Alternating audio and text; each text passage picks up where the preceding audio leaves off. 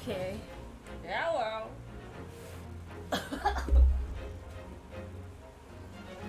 I never parkour around the house so much. Just to get to the street.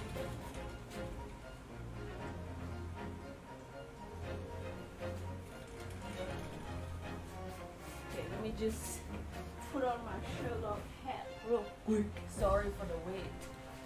I was eating food. I was hella eating. Fine. Thank you for liking the stream. How's everyone doing? You're still here recovering, you'll be in and out, all good. Maybe the case will make you recover faster. Well, last time we were here, we saw someone being in a locked carriage on fire.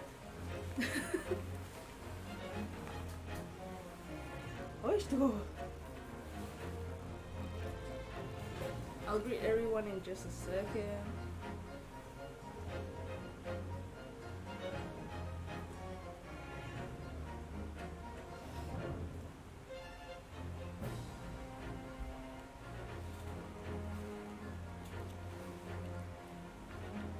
You're trying to hunt squirtle? Hey! You're also getting the moist.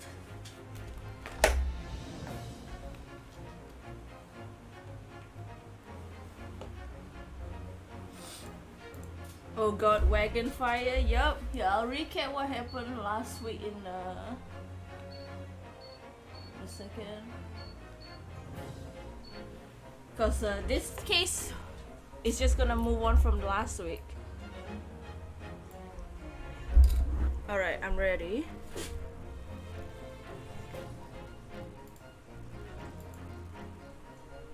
Just turn on the face cam.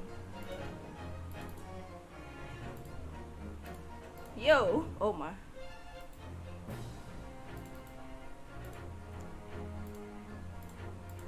Hello! You wanna see you soft reset Mr. Mime? Oh, Mr. Mime! You be looking for some time doing chores, so hype for this case, yes! It's a... See, Ace Attorney is the best one to look because it's just like having the TV in the background. Except the TV is real dumb and it's me. Kelly! Okay, let me greet everyone real quick. What's up, Nagito? The Shawn Shack, Golden, Gumtrabu, Oddity. I saw Jeremy and Bobby and Duragonku. How's everyone doing?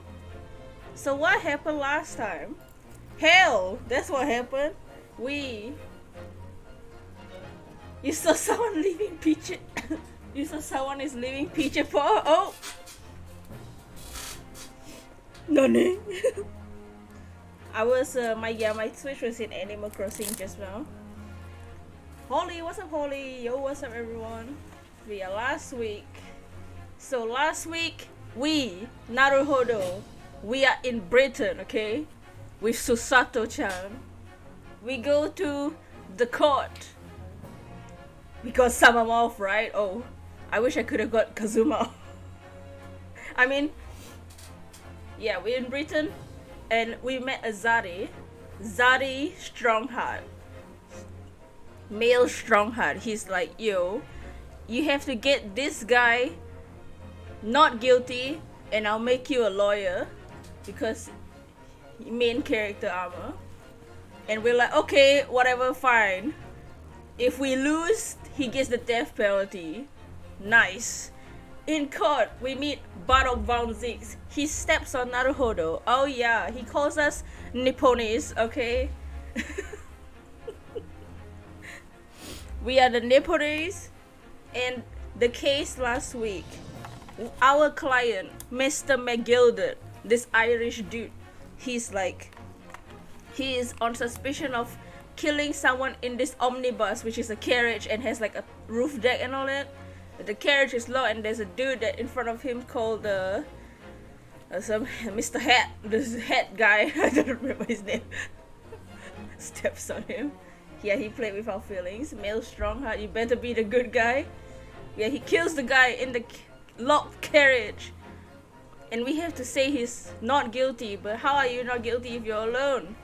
Oh, there's 2 people on the roof deck. We say that the victim was killed on the roof deck and thrown from the roof skylight into the carriage while our client is sleeping. Under the client, there's a freaking storage area. In the storage area, there's a girl, Gina. She's like, oh, you what, mate? and our client's like, okay, little girl, you can go.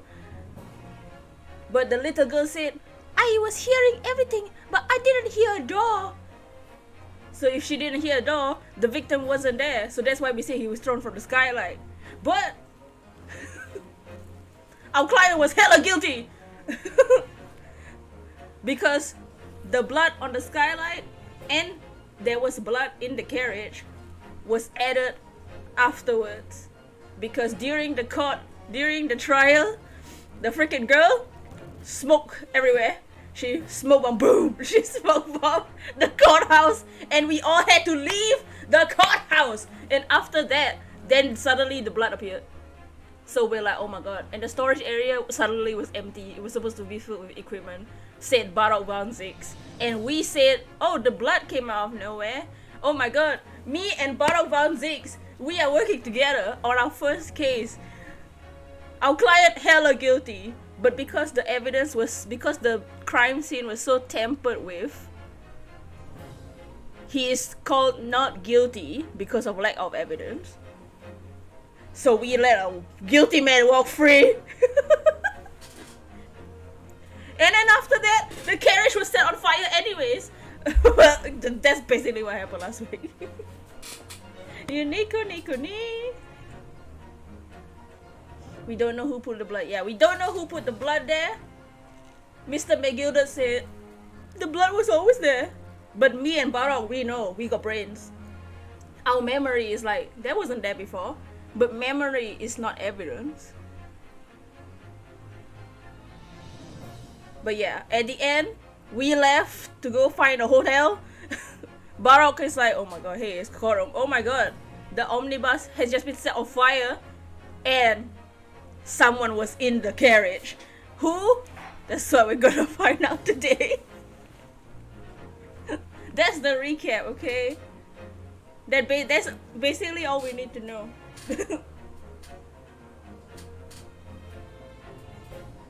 Rip evidence and the crime scene. That man is definition of smug, especially after the trial. Here we go! So now we are starting episode 4. The Adventure of the Clouded KOKORO.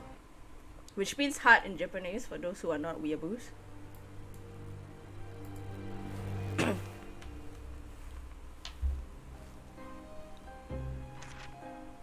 I begin to think, Wilson, said Sholmes, turning his head languidly in my direction, that there is more to this case than that which we have observed. Indeed, that there may be another part to this story that we are yet to discover. Yeah, because we got 2 good cases. His eyes wandered, following the steam rising from his cup of herbal tea, leading him to the distant memory of that snowy evening.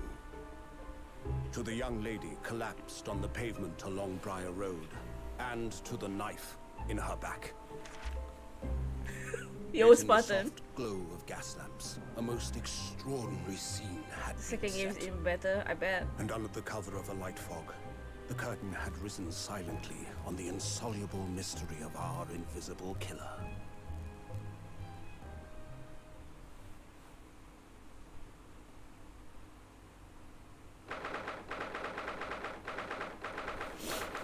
Okay.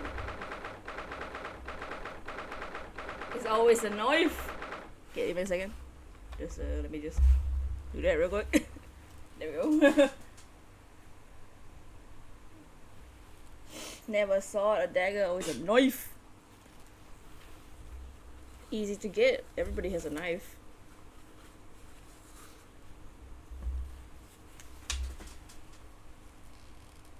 Screw the choice, you're gonna glue your eyes to the case.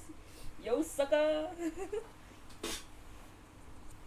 What's up, Spartan? 19 February. This is the Lord Chief Justice house. The Lord Chief Justice is male Strongheart. Did you sleep last night, Mr. Naruhodo-san?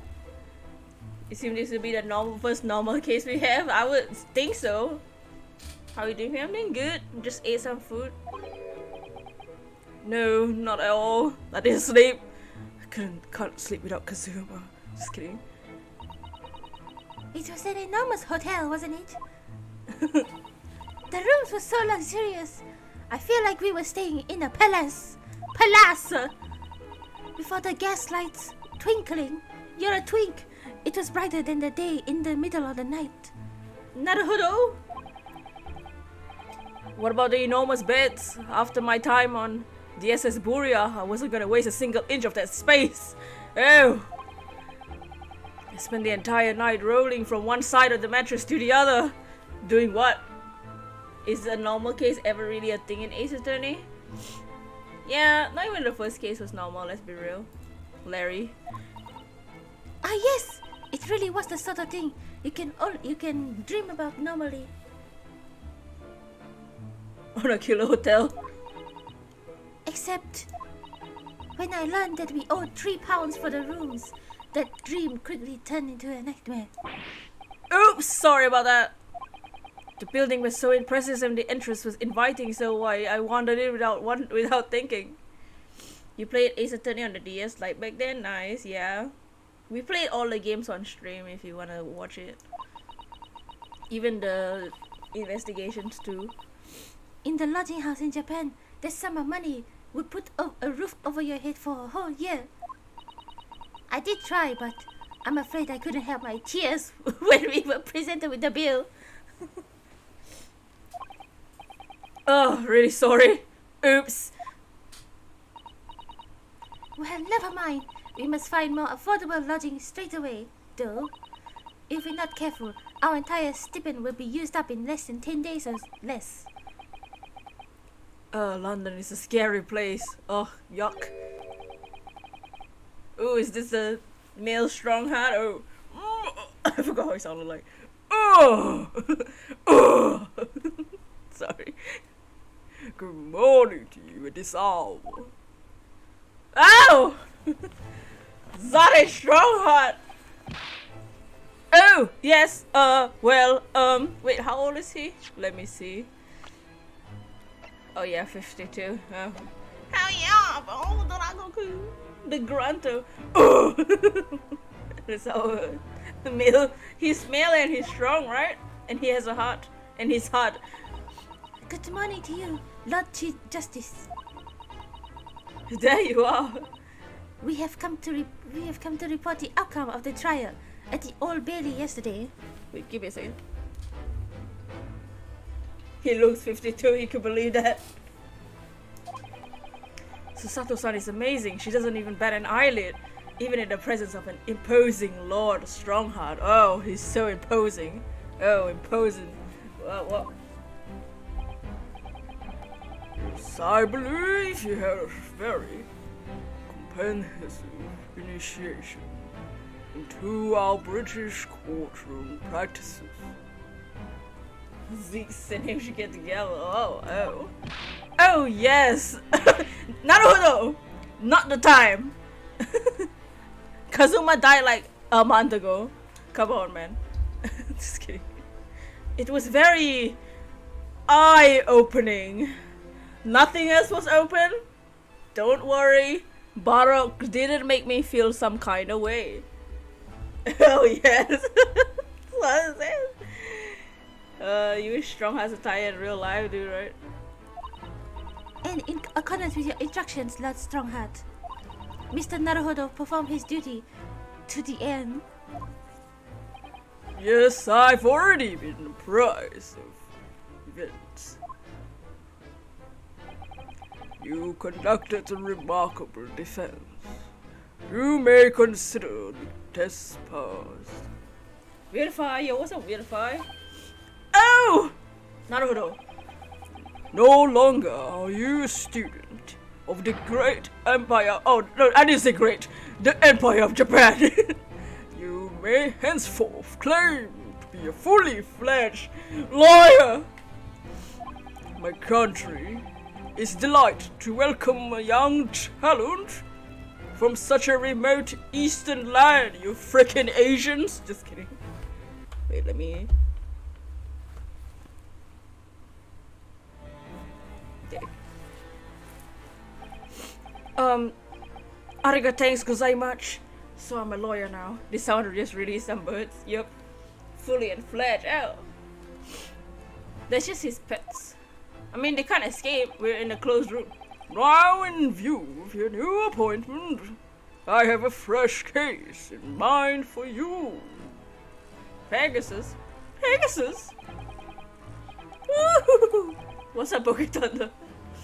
I'd like you to take it on at once. Whoa! I trust it won't be a problem. Another case already? Nothing trains a lawyer better than practical experience. I'm sure I don't sense dissatisfaction, do I? Dots. It's just that yesterday's trial ended unusually. I haven't come to terms with it. What's to come to terms with? The man was cleared. What more were you hoping for? Dots.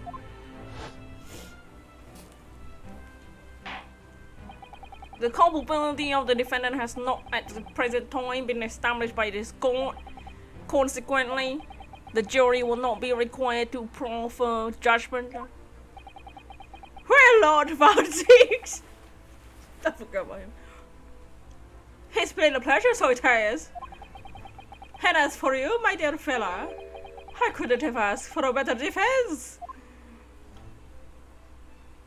Look at this guilty man. I can't believe he's what.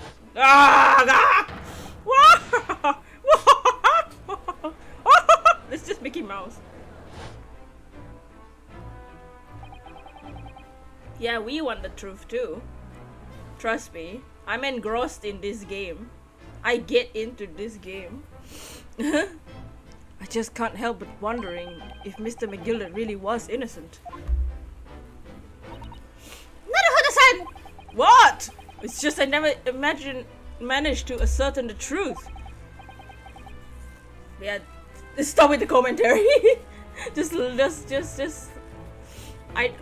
This is a blind playthrough, please.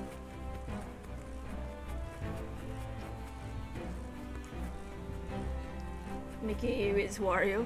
Then the trial ended. Guts. Well, you needn't let it trouble you for a second longer. Sorry. Yeah, please don't try and subtly spoil the game like that. I can kind of see how you're speaking. You're trying to giving hints of the future of this game. Yeah, please don't. Just let us enjoy the game. This has been happening since last week. I've been trying to ignore it. What do you mean, that strong heart?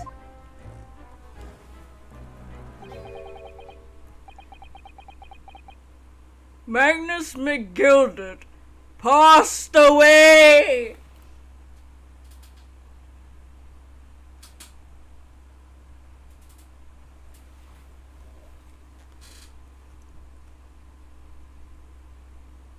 Immediately following the trial,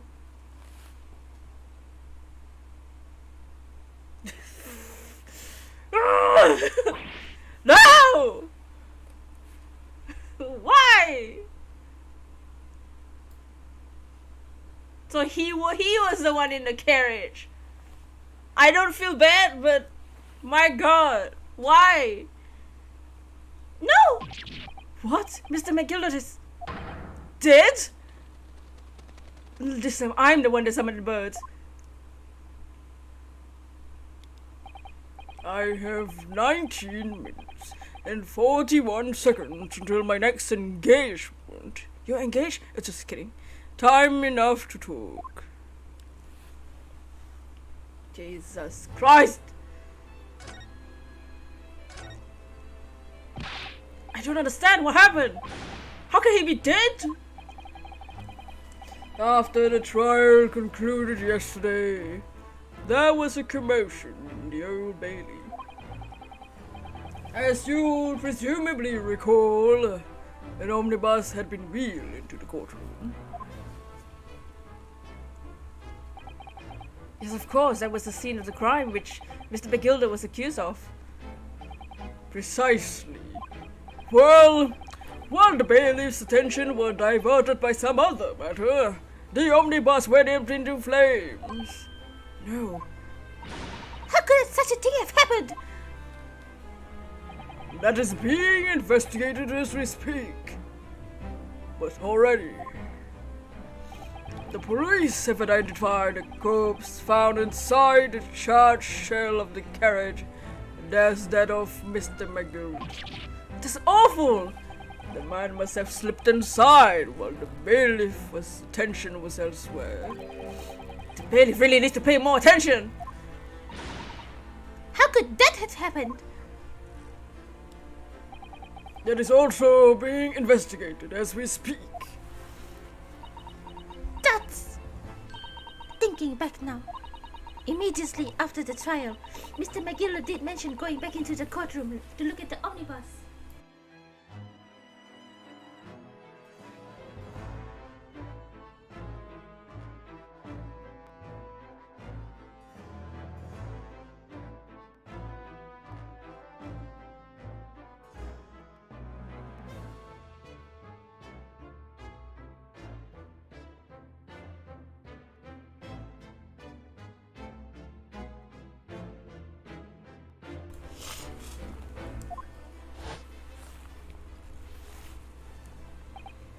Well, I'll be making tracks now. It's time for a daily inspection. It's a dip out. Have a nice dream. Goodbye, Spartan. Thank you for hanging out. So, sorry, what inspection? They're going to examine the omnibus again, so I'm told. I asked if I could put a present for it myself. And they let you in. And now you're dead. What a hoe.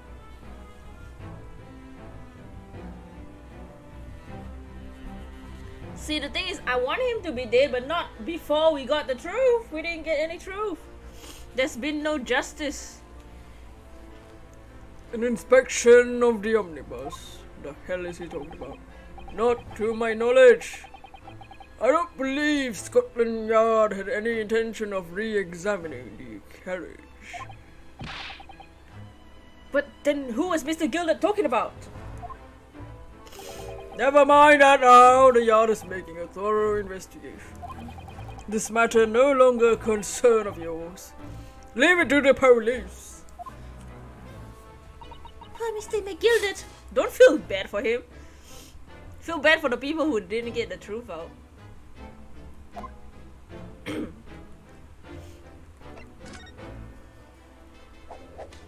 Oh. So, how did you find your first taste of our country's Supreme Court? Oh, well, I don't know. I mean, it was... wow! Naruto! Naruto-san means that the whole experience was steeped in the solemnity of Great Britain's long history. It's really a world apart from our own judicial system in Japan, which is only a few short decades old. Wow, Susato-san has such a way with words.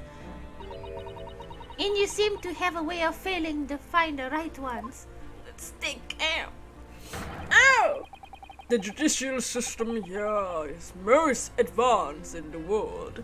Learn all you can. That's the most advanced in the world, is it?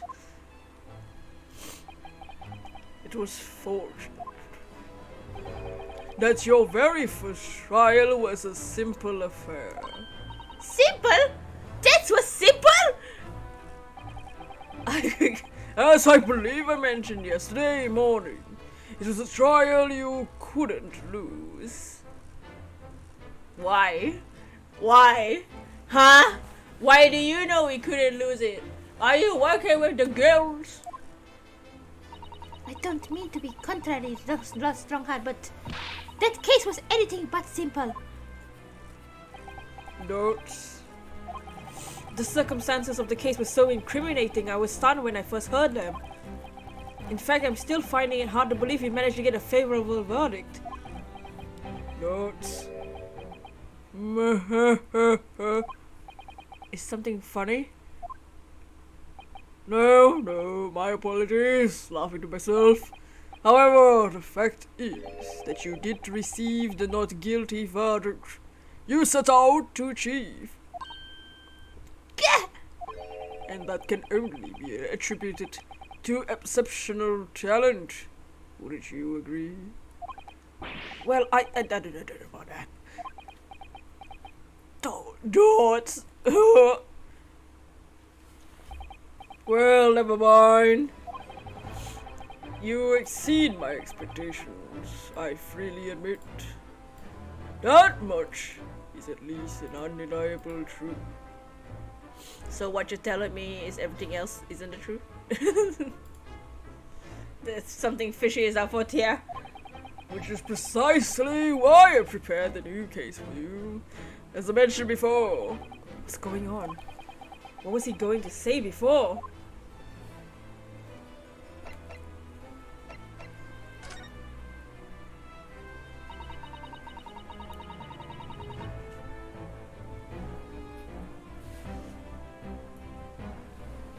Could you perhaps give us more details about the new case you mentioned before?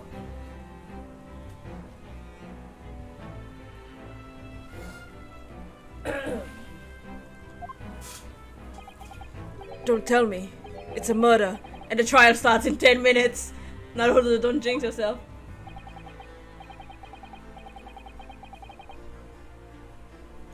Don't worry.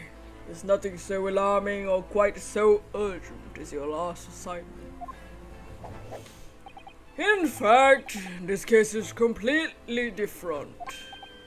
Oh, I see. Did he just read my mind? That is to say, no one has died as yet. And the trial will not be today.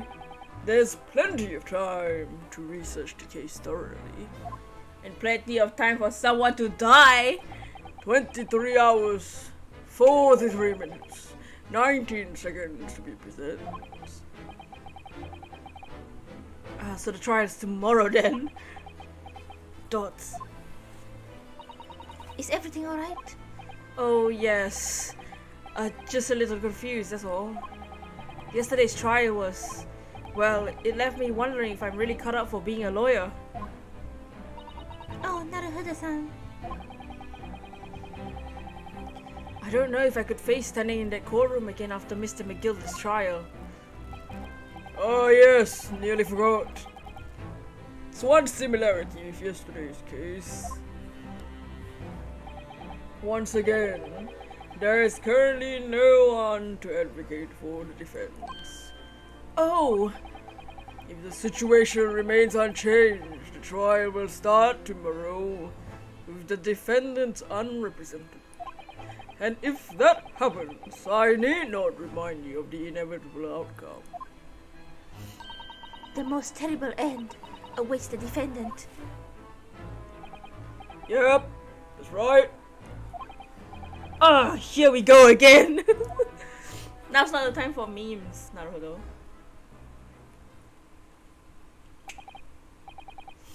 Your time is up. You'll have to excuse me. I would advise you to begin making preparations for tomorrow's trial. After all, the clock is ever ticking. Never mind.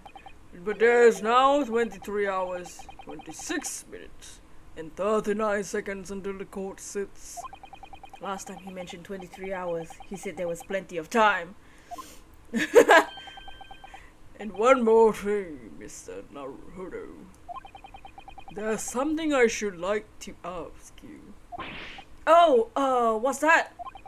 Yesterday you remarked upon something. That you intend to see through the will of your late compatriot, Mr. Asogi. Vulgar! I would be interested to hear exactly what you mean by that. Inside 34 seconds. Oh, well, Kazuma always used to say, you see, that he wanted to learn how the greatest judicial system in the world worked so he could change, Arkakan! Fatty. Oh! Whoa, Mary. Oh my god, wait! So he could change hours in Japan. Now that he's gone, I like to work towards that myself. And that's another thing. Oh! Okay, that's me. Arkaku, no! Thank you, Arkaku. What the hell?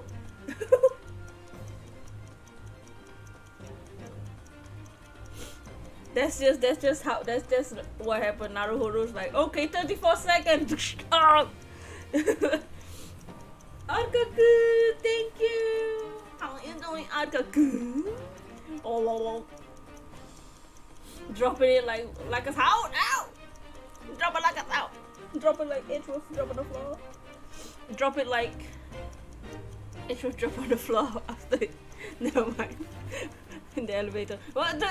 Arkaku! Oh, thank you. Yeah, I'll put that away for now. But thank you, Arkaku. Do you need a hit? Oh. I need a peach. That's what I need. I need your peach. Ah! How you doing, Arkaku? Oh! Another thing. Continue. Oh, on the way here on the steamship, he said something to me. There's something very important I have to do, dude. Something very important. I'm pretty sure it's been more than 30 seconds, Strongheart. You turn around. Ow, my. I mean, we got a lot of gears here in this room. You wanna grind?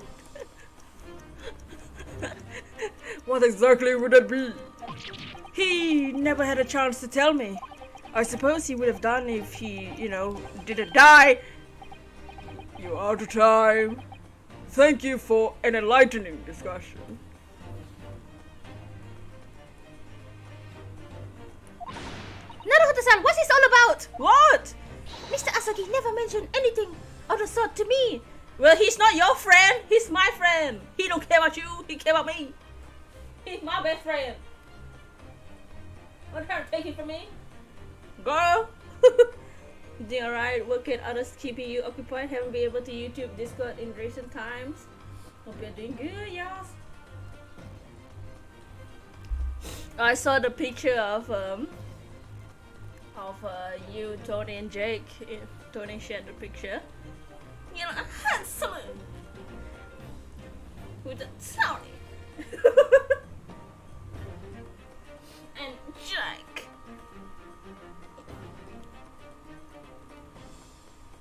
Friend, you should have been lover. Oh!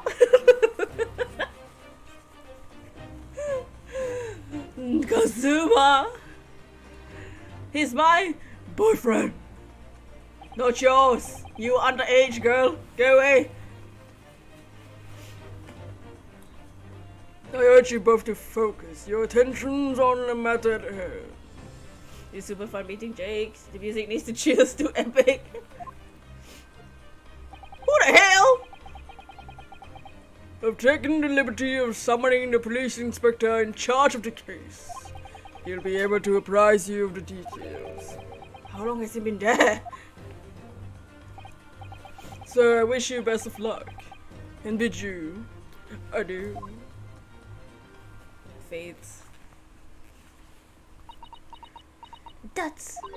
There's something very important that I have to do.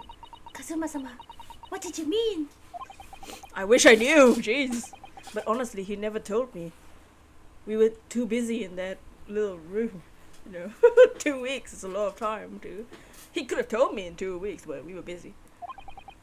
Anyway, we better talk to the detective, don't you think? Yes, you're right. You're right. I hope I'm just imagining it, but I wouldn't say he looks pleased to see us at all. What should he sound like? Is he eating french fries? You debating to yourself if there's a bruise under your thumb's fingernail?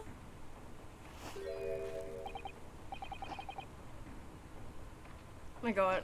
It's like Emma with her freaking munchies. With her freaking snackoos. It's wedges, dude. I freaking love wedges, but who the hell eats wedges like that? Whoa. Look at him, he can grow that little bread by himself. Oh! Arca, I didn't know you were in this game. And Dragon is eating. Ow! Is that right, boy? Could we trouble you? What should he sound like? He looks like a thumb. Oh my lord.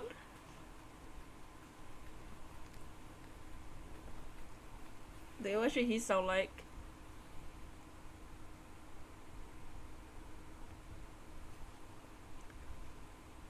You look like the inspector in the cutscene where you didn't see that the carriage was on fire.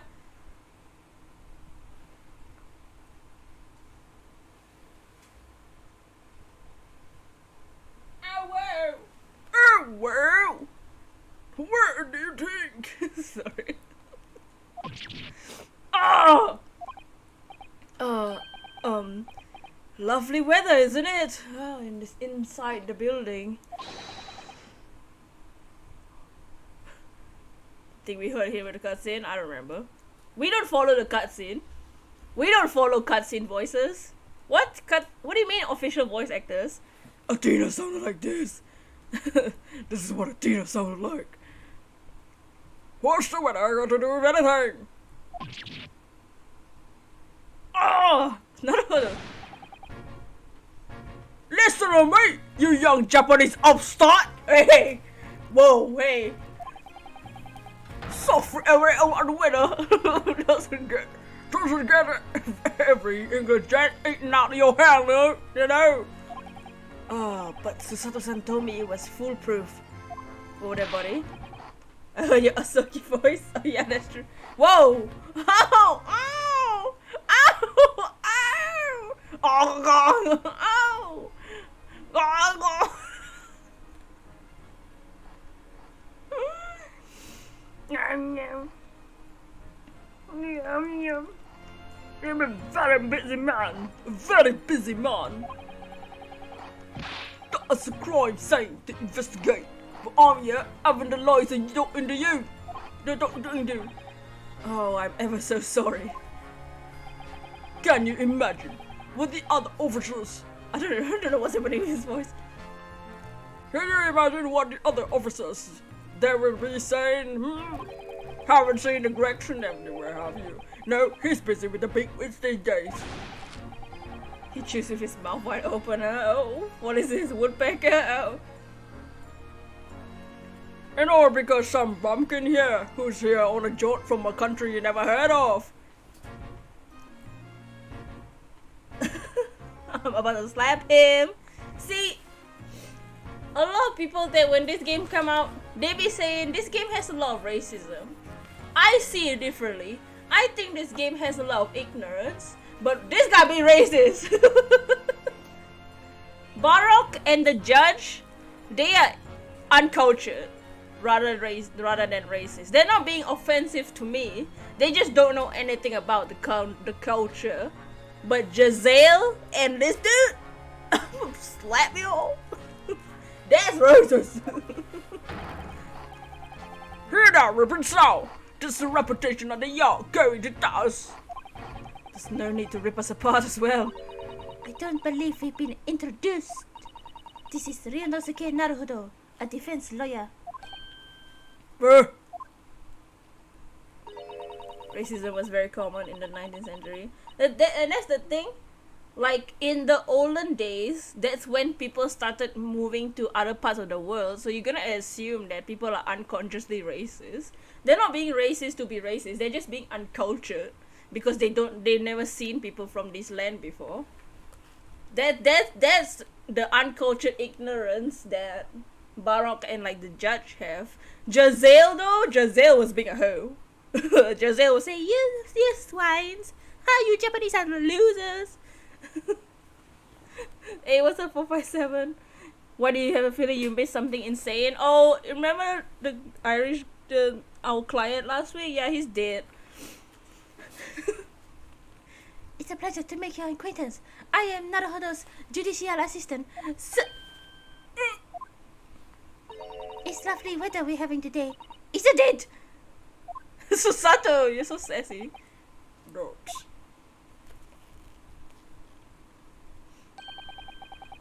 It's unseasonably fine, I grant you.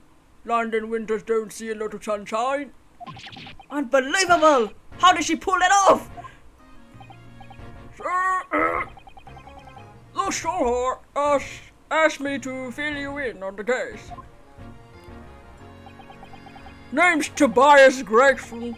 Inspector Gregson, to you. I'm from Scotland Yard. You mean the Mr. Mime ripoff? Yeah, he's dead. He was the one in the fire carriage last week, and he died inside. I'm gonna sneeze.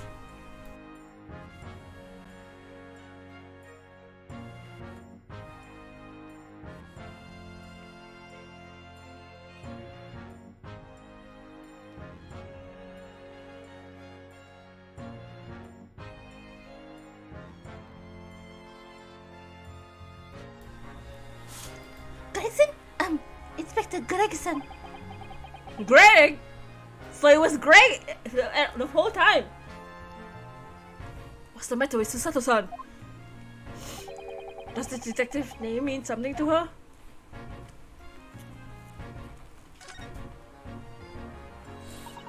Inspector. Are you perhaps D? Inspector Gregson? Yum yum yum. Asked you to fill in the details. Why would he do it personally? Ow! You're acting like you know this man, Miss Susato. He's a London detective. Oh, I do know him. Very well, in fact. Very well. Yes, he features prominently in the adventures of Sherlock Holmes. Oh, in that publication. What's it called again? Rand's magazine? That's right. Inspector Grayson and Mr. Sholmes enjoy a wonderful friendly rivalry. Really, you rival the great Mr. Sholmes? That's incredible. Well, I don't know about that. Mr. Sholmes is a professional like myself, of course. He does come up with the goods from time to time. Whoa, the goods. Mr. Sholmes is equally complimentary about you, Inspector, isn't he? You've earned his highest praise. Gregson is the pick of all the bad and all the Scotland Yarders. Those are his own words. Petrashkin. That's his highest praise. Well, Mr. Sholmes isn't particularly known for giving compliments, you see. That is not. Thanks to that magazine, my name's known all over London now. The goods. That's great, isn't it? I have to admit that to start as well with I was a little, well, flattered by all the attention. Everyone wanted to shake my hand, and the reputation at the yard went through the roof. Well, that's wonderful. No, it's not. It's nothing more sinister than the man on the street. People are always looking at me. They're whispering rumors about me under their breath, I'm sure. Rumors? Are you quite sure? He's changed since he started appearing in the series. The fame's gone to his head, stuff like that. Gosh, do you really think people are saying mean-spirited things about you? Like I said, they whisper, so I can't catch everything they're saying. But I know what the fuck they like. I'm sure that's what they're saying. I'm sure it's eggs, it's eggs. That's... I get the feeling this detective could be very hard work. Oh dear, perhaps a sudden rise to fame does change people. He's right there, Susato, Jesus. So, about the case that the Lord Chief Justice mentioned before. Nothing to tell, really. As far as we're concerned, to the yard, it couldn't be simpler. Oh dear, that probably means that as far as we're concerned as lawyers, it couldn't be more complicated. I wish you were wrong about that, but I have a nasty feeling you're right. A young woman was walking on pavement on Briar Road while she was stabbed from the back. Fortunately, it wasn't fatal, but she lay up in a hospital unconscious. That's despicable! What sort of coward would attack the poor woman from behind? A lot of woe.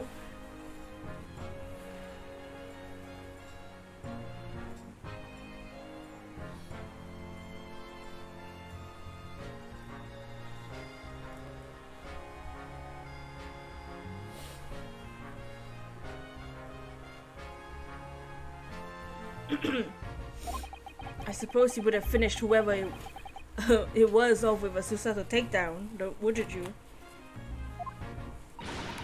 That is neither here nor there, Naruhodo-san. Brace yourself, Ryunosuke. You've angered her now.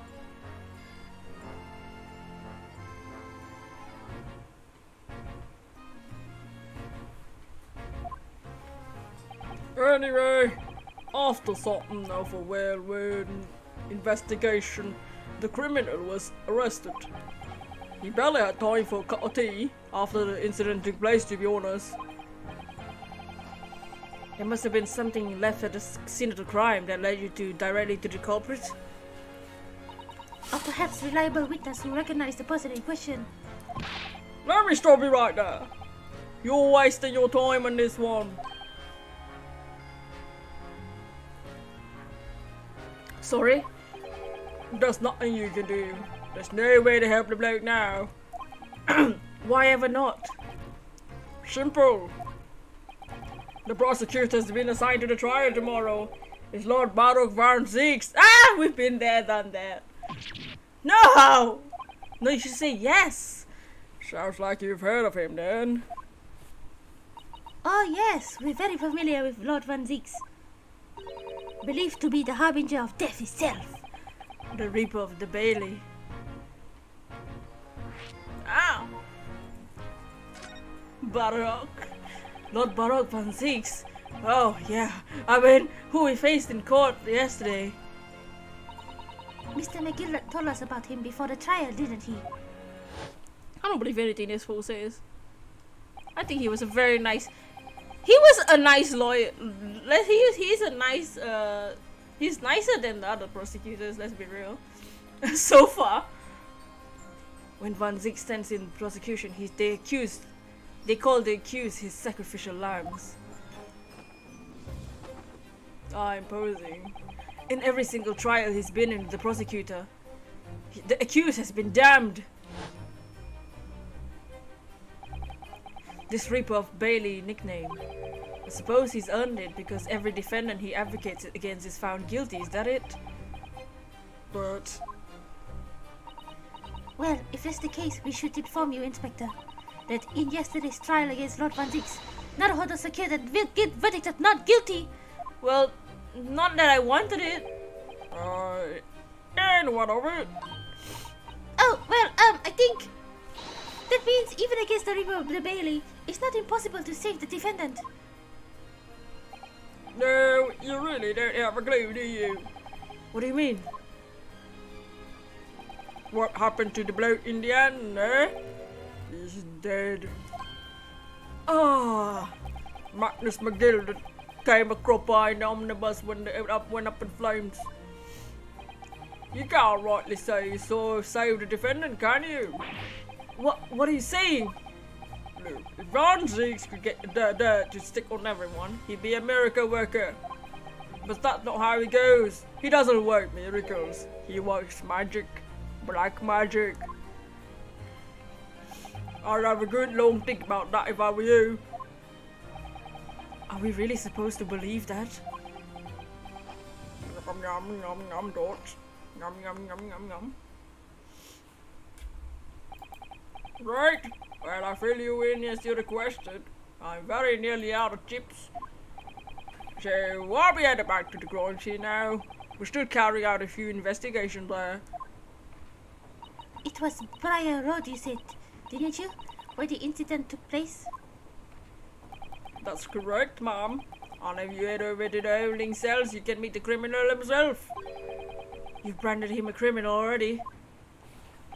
He's good at it, is shaking like a leaf inside his cell. He is.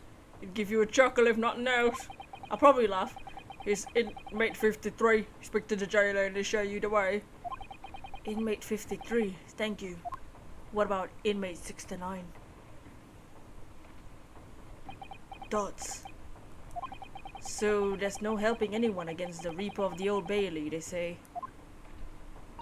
Is something troubling you, Naruto-san? Dots.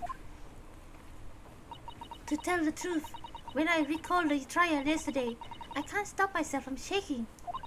The idea of facing the Reaper in court again is... Well, if you think it's too much for you, there's no shame in turning the case down. It takes courage too. Honestly, last week's case, Barok wasn't the issue. I wasn't afraid of Barok at all. I was working with him. Dots. But if the man they've arrested is innocent, you could well imagine he'd be shaking like a leaf in his cell. And I, for one, wouldn't find the sight of that funny. So, If I'm honest, I'm still reeling from the shock of yesterday's events myself. And I'm not sure if I'm able to help this man, whoever he is. But I like to try. So I think I'm gonna make some inquiries. Will you help? Toots, did you really think you had to ask?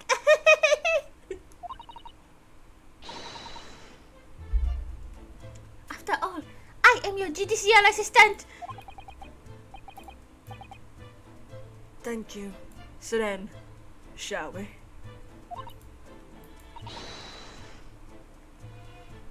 Yes, let's go. Yeah, let's get out of here.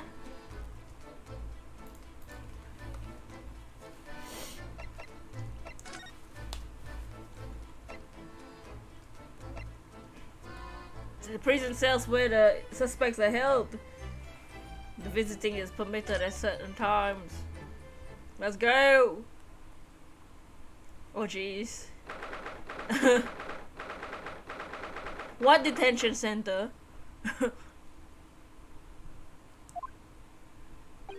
So these are British prison cells? Oh, they're ghastly. It feels just like a dungeon. And having experienced it myself yesterday, I can assure you that our wooden cells feel a lot cozier than these cold stone walls. Don't, Naruto-san! You're making it seem worse! Apparently our client is in this cell here, but it's so dark at the back there I can't make him out. I wonder what he's like. Prepare some voice ideas. Inmate 53, your legal representative here to see you. Stop idling and stop in the back of your cell and show your face at once. Am I a cat? I said with no name. Calling me by a number is utterly unbelievably unjust, reasonable. I refuse to answer. What? Dots. Naruto-san, what do you think is going on here? I have no idea, but I wasn't just hearing things, was I? That tirade of complaints was in Japanese! Oh my god!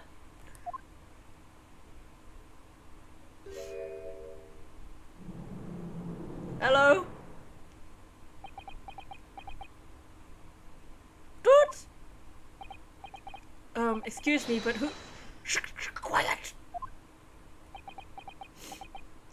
You?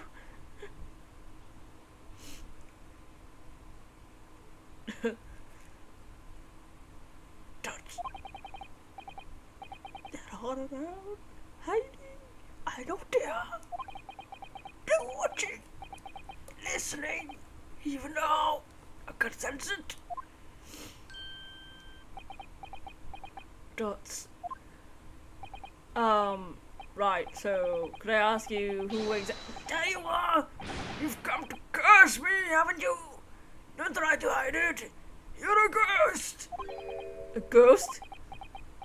Toads. Susato. What the heck? Mimi, you know I'm prisoner-san. Are you Prisoner-san? Japanese by any chance? Oh yes! Finally! A Japanese!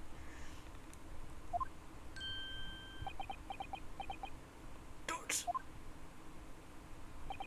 This is beyond my wildest dreams.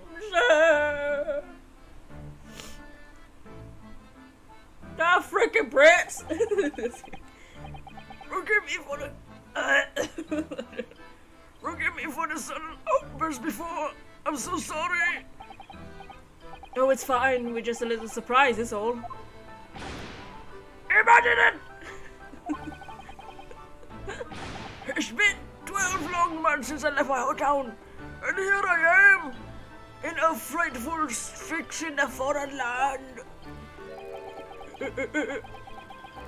So, hearing the sweet sentimental tones of a compatriot's voice in this damp, dark hellhole, what a most, did he just dab? Most monumentally moving moment. Oh, I think he dabbed. Would have guessed this new client Lord Strong has assigned us to us would have turned out to be a fellow Japanese. Yo, sick.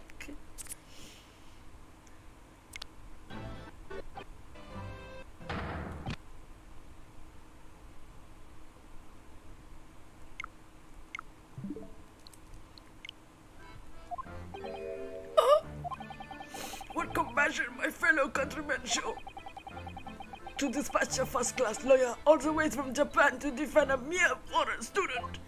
Foreign student? Whoa! Noble, nurturing, never failing Nippon yo!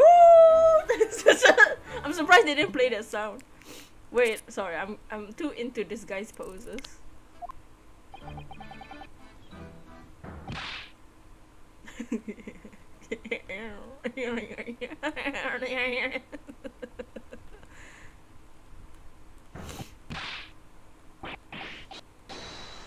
Oh, now that's a dab.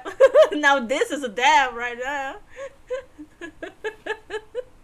Oh, that pose. He's from JoJo. Never failing. This is a JoJo character.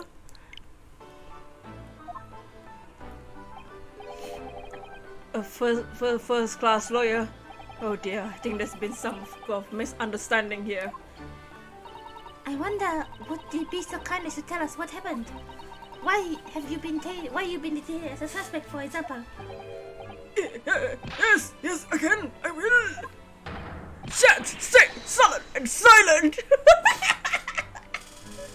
He's running from the jungler. Oh, his butt. I'm not quite sure I understand what he means, but he seems happy. Yes, he does. I hope it's actually a good reason to be. Thank you for your cooperation. I'm a lawyer, as you said. My name is Ryonosuke Naruhodo. And I am Naruhodo-san's judicial assistant, Susato Mikotoba. He's great. I am a visiting student, here sent by our government. Notably notorious, named Natsume! Soseki Natsume.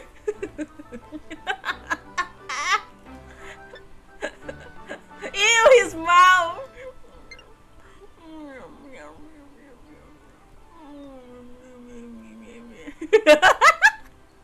I can't do this guy. He's so sicky Natsume. He's so sick.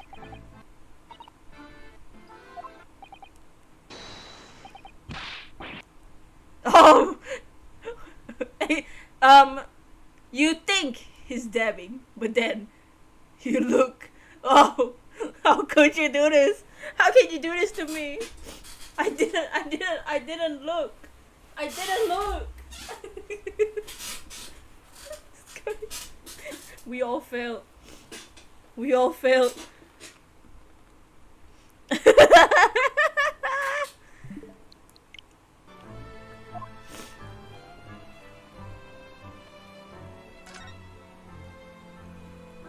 Why? Just why? Seriously?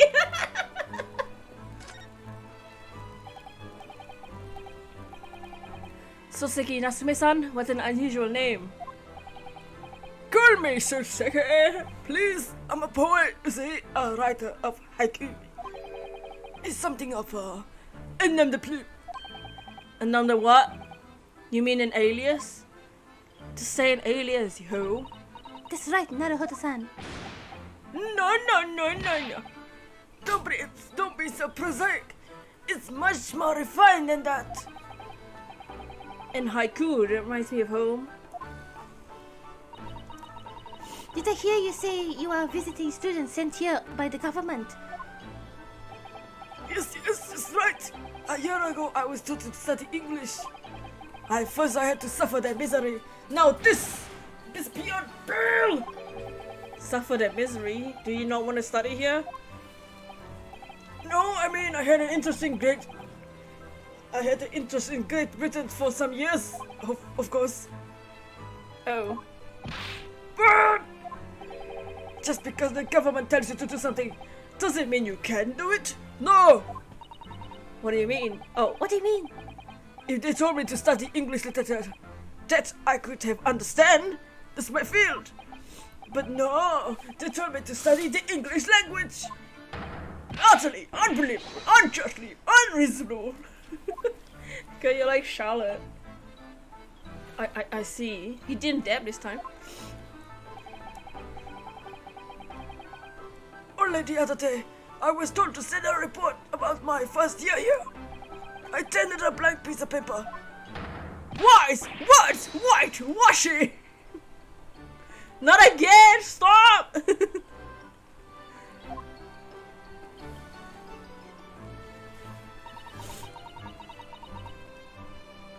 You must be a man of great standing.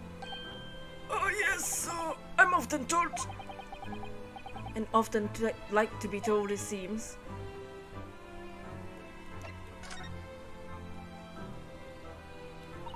Could you perhaps tell us exactly why you've been arrested, Soseki-san? I didn't do it. I didn't commit that atrocious murder. Murder? Oh no, that's alright. The woman didn't actually die, did she?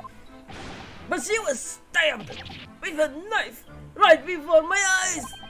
Before your eyes, you mean you saw the attacker? Dude, I didn't see anyone. What? If I seen the person who did it, do you think I'll be locked up in here? Oh dear, it seems this case is becoming rather complicated. Why me? Why me? Nothing! Just kidding. Why did that silly woman have to be stabbed in front of me? It's because in London, it's incredibly, inexcusably, irritatingly, inconvenient. Oh god, suddenly he's from Neon Evangelion. So Soseki-san was there at the scene, but he didn't see the attacker. It's vital we find out more about the case.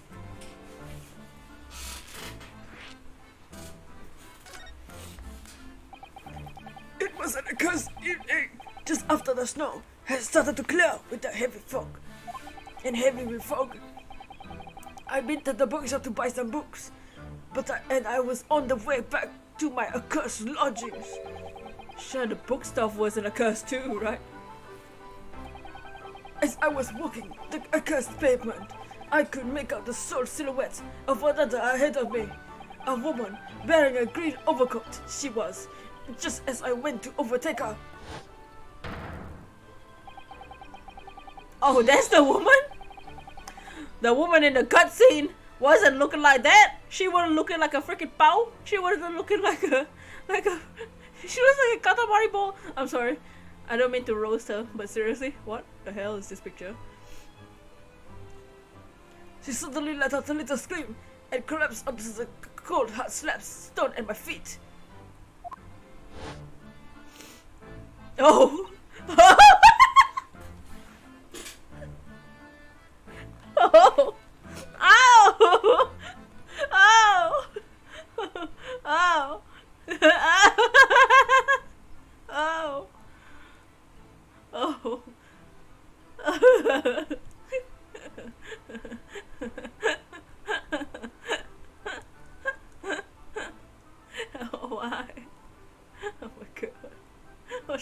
with this game.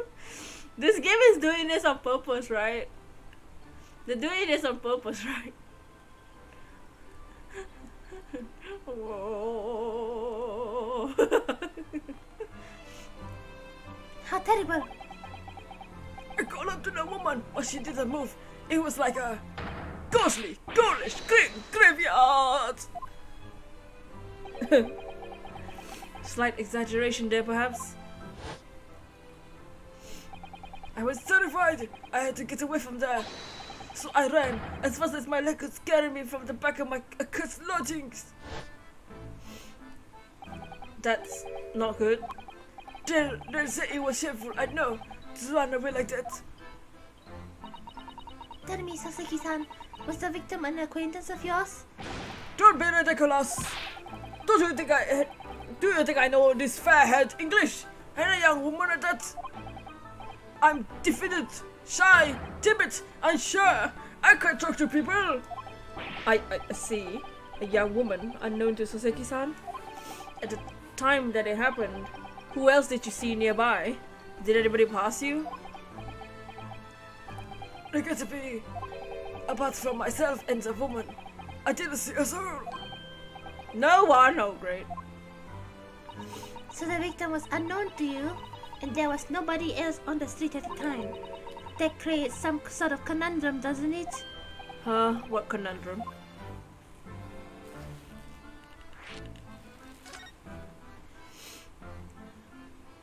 What do you mean, Susato-san? What's the conundrum? Well, if what Sasaki-san told us is true, there's something I can't explain.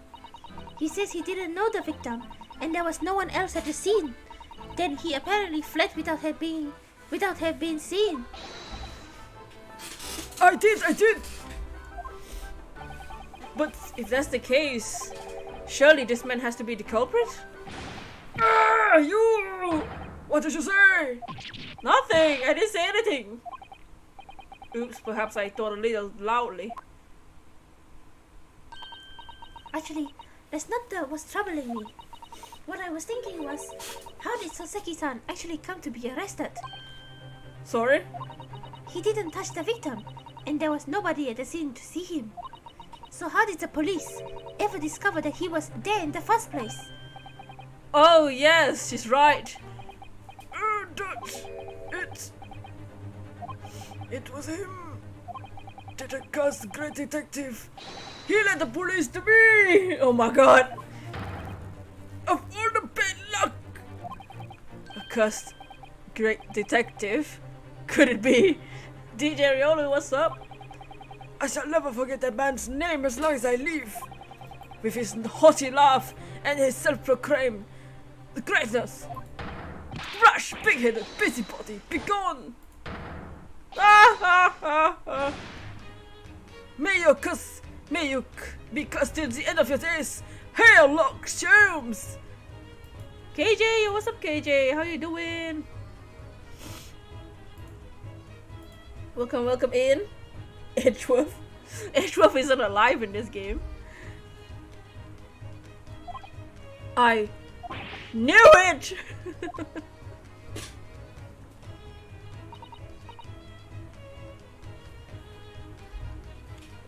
Mr. Sholmes?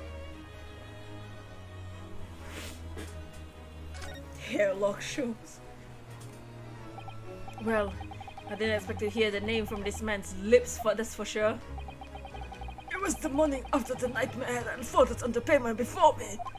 I was gnawing on a sliver of hard cheese when some men suddenly burst through the door. In a cleaning mood, so you've been cleaning the room and stuff. How is you? I'm doing good, just chilling, having a fun time with this game. They started shouting at me, "This is the police! Put the weapon down!" Yes, it was a thin slither, and it was hard, but I wasn't eating a weapon. Disgusting! Dietary! Discrimination! Devils! What was that pose?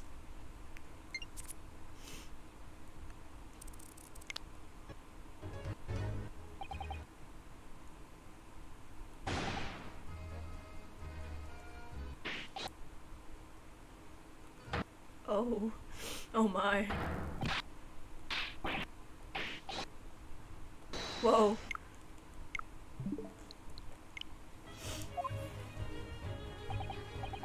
That first pose. You clearly had a trying morning yesterday. And there he was, in the middle of all the policemen, grinning like a Cheshire cat. That Sherlock Holmes! It's actually just Herlock.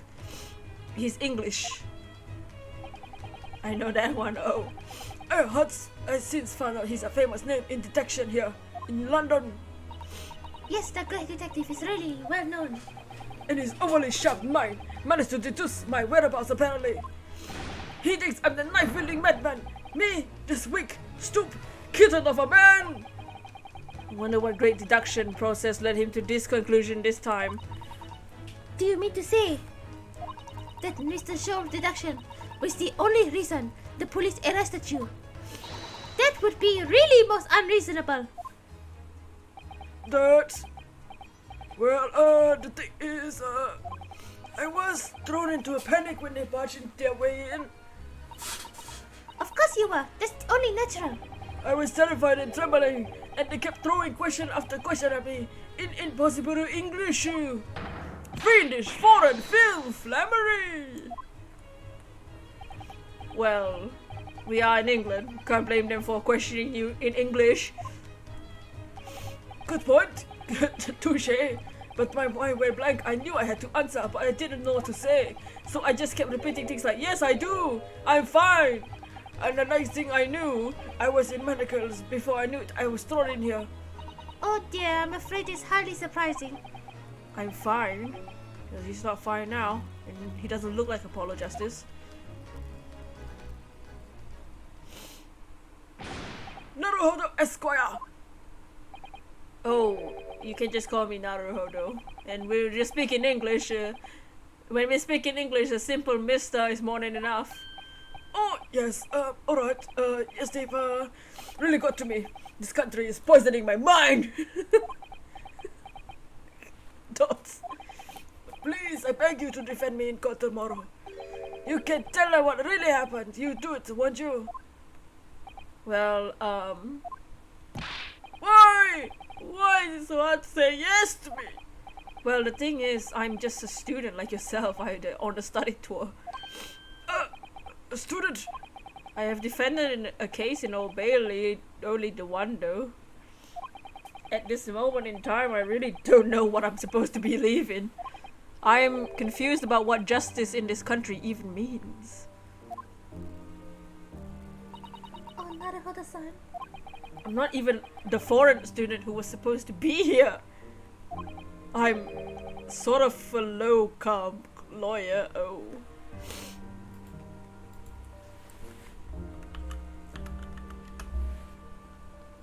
It means a temporary.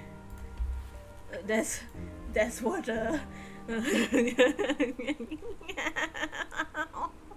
what do you mean? What do you mean? What do you mean I'm a low-carb lawyer? I'm a low-carb lawyer. He said that, not me. But an armband! That's a mark of a defense lawyer from our great empire! It's a keepsake from the man who should have been here. He was my best friend. A keepsake? Dots? Sure does. I know exactly what they're saying about me. Oh, who do you mean? The lawyers, all the British defense lawyers, they won't defend me. Goodness, why? Why do you say that?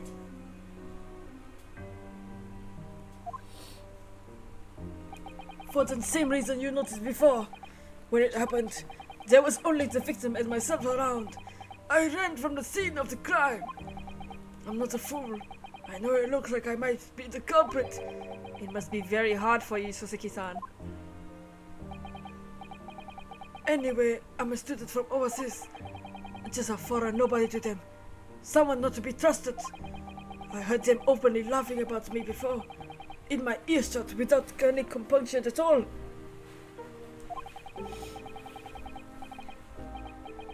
Any trial for this man would be a waste of time. And of course the foreigner did it.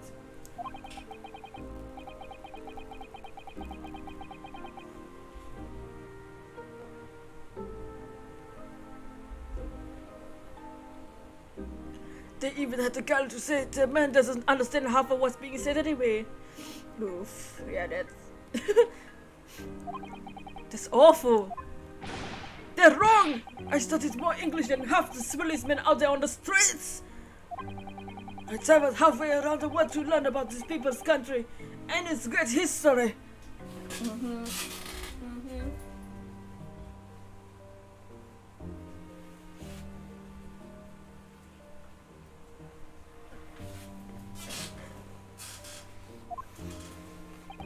But no one here wants to listen to a man with a strange accent.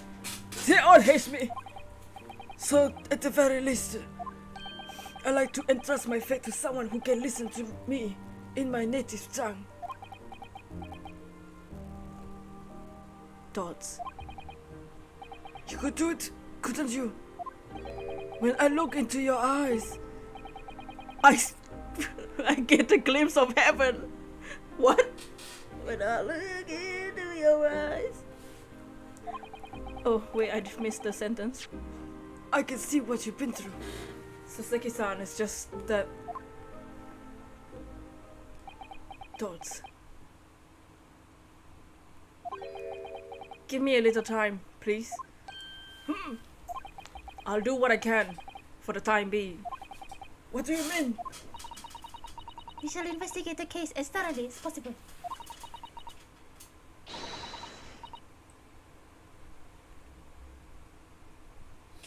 If we can find some clues, it will give us a much better chance, I'm sure. Oh yes, thank you. I'll be here, all alone, waiting for you. Low come, students, Naruhodo's Esquire. We should be getting going then, Naruhodo-san. We have a case to prepare for. Alright, I'll see you then.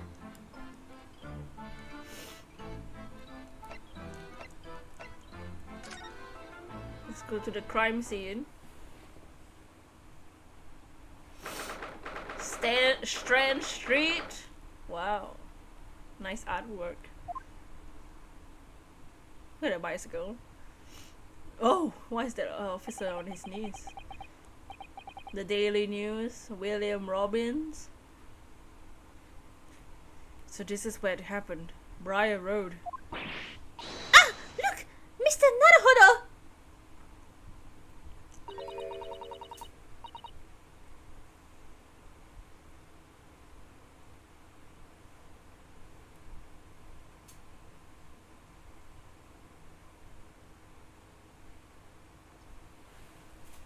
Have to investigate.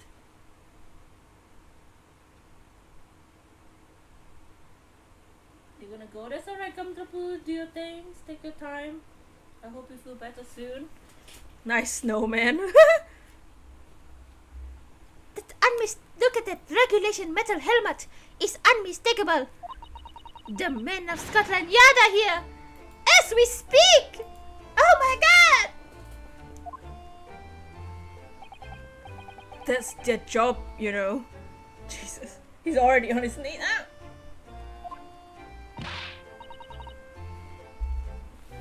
But Mr. Naruhodo, to see one with my own eyes. This is when her inner Maya. Her fangirl. The fangirliness. They are often depicted in the Adventures of Sherlock Holmes. Never dream I'd come this close. Wow! To a real Bobby helmet. What? The helmet? Of course. I had to try on one day. I hope your happy dream comes true.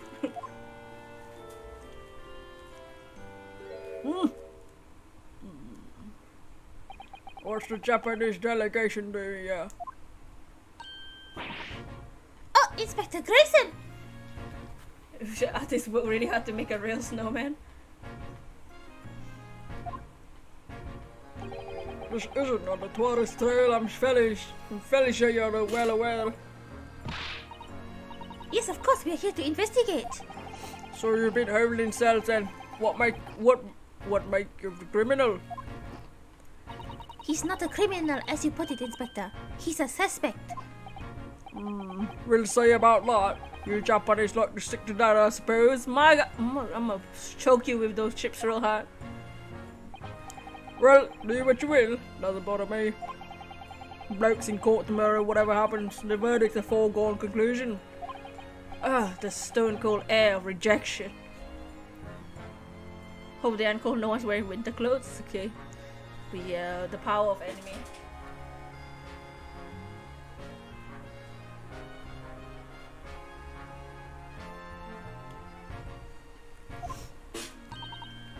Take heart! London this time is full of stone cold air. Oh my god, I think she read what you said.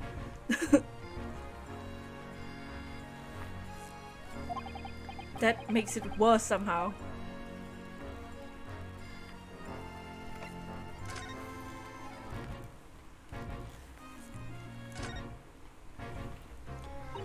Tell me about Scotland Yard, Inspector. Ever since I heard about it in the Adventures of the Sherlock Holmes, I've been fascinated by the place. The Yard is most sophisticated police and organization you will find anywhere in the world, ma'am. Oh, and you know I always dream of wearing a real Bobby helmet. It does make them look the part, seeing that the policeman with his helmet on. You certainly get the sense that this is a man who will take no nonsense and do his duty protecting the city. Oh yes, doesn't he look wonderful? Being in London, Bobby, is hard going, I tell you. Oh really? First thing in the morning, you know what he does? Goes round and rouses all the laborers to his beat so he can get off to work. What? He wakes people up? Yep, raps on their windows with a long pole. And myself going back in the bit. I had no idea. The Bobby works for the people of the town. It's just another one of his duties. After that, he's tirelessly patrolling the streets all day long. He has to cover 20 miles a day. It's regulation distance. Can't really imagine how far that is, but it sounds like a long way. Let me see. 20 miles, that's approximately the distance from Tokyo to Yokohama. On foot? That's definitely taking things a step too far. When it gets dark, of course, he has the most important job of lighting the gas street lamps. Oh my. I suppose between all those duties, Bobbies are expected to investigate cases as well. And chase after criminals trying to evade the law. I'm not sure you could call it in between exactly, more like alongside, but yes. They're expected to handle those jobs as well. We do have men keeling over from time to time, may I admit. That's... I always dreamed of wearing those helmets, as I said. But it's with a heavy heart that I shall have to relinquish that dream to you, Naruhodo-san. Your heavy heart will be my heavy head if you do.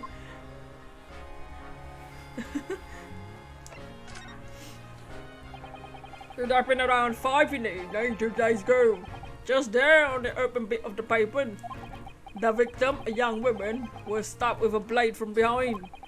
Is that right? The lady is still unconscious now? You mentioned she's being treated at a hospital. I never said she was a lady. Truth is, unless she comes round pretty smartish, we won't be able to find out about her age at all. About her at all. I suppose that means they haven't been able to take a statement from her, of course. Here's a map of the local area I have on me. You can take it if you want. Really? Are you sure? It's yard policy to give lawyers defending the old suspects the odd bit of information to go on. I haven't actually accepted a job yet, but still. Thank you, Inspector. We gratefully accept.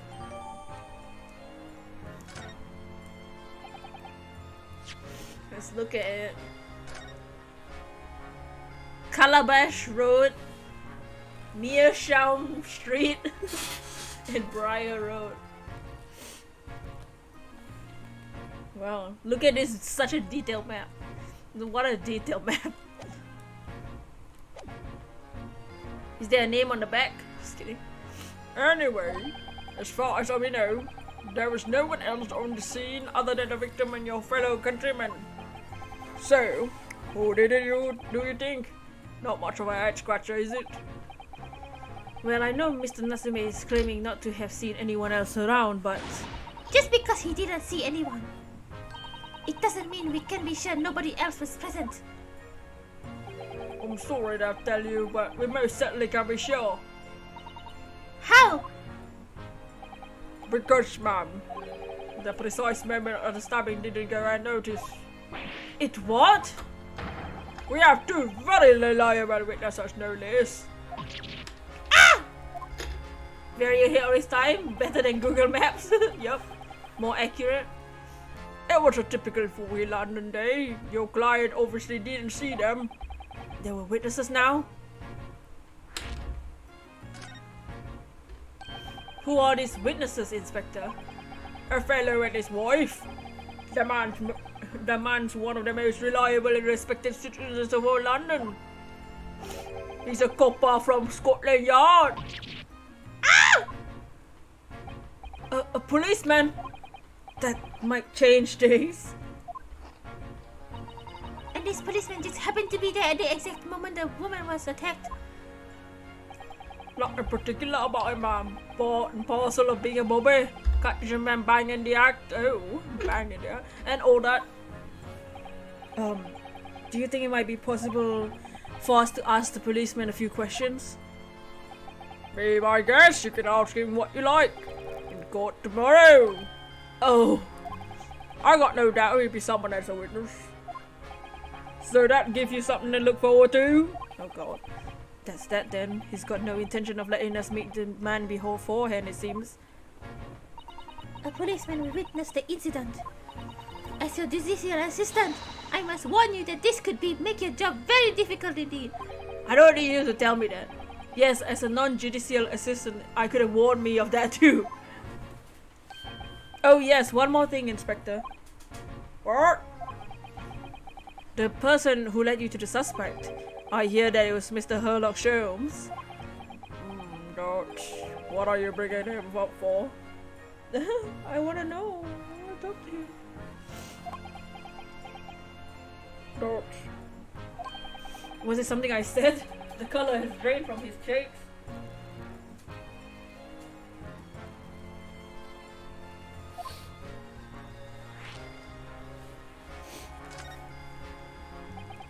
Dot.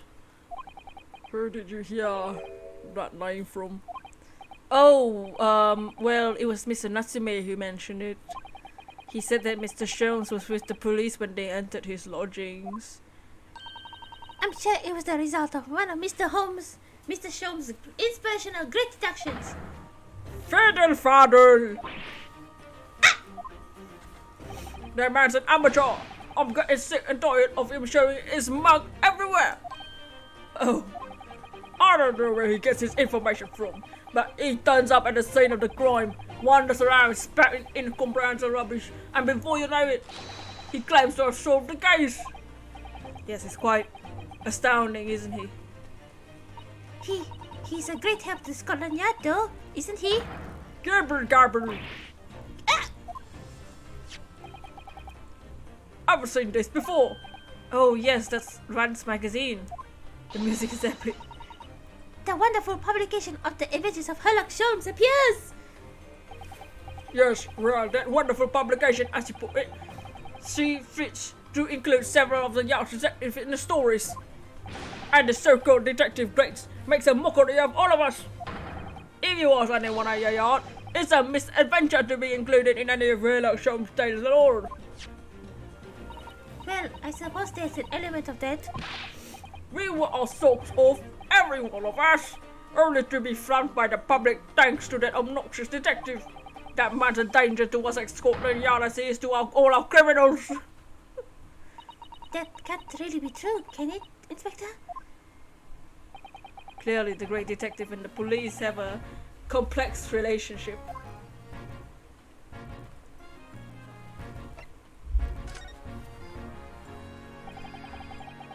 That twitchy Japanese bloke goes on trial tomorrow. Are you getting to defend him or not? Well, thoughts? Makes no difference to me, but I would just say this. No London lawyer worth his salt would touch that case with a barge pole. Because the prosecution is being handled by Ripper or Bailey, you mean? There's no way to save the man now. It's a waste of time trying. It's a bit strange, though. Sorry? The Reaper, he hasn't appeared in court once for a good years now.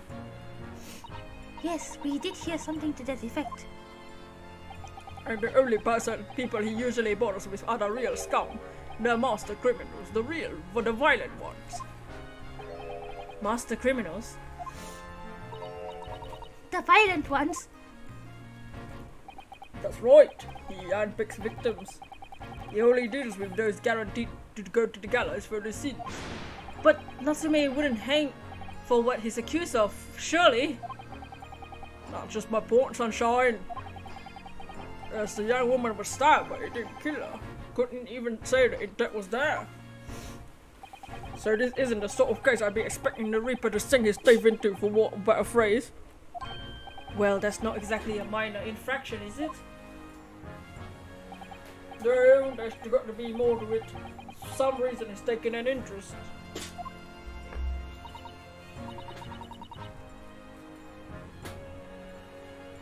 Really? For what reason, Inspector?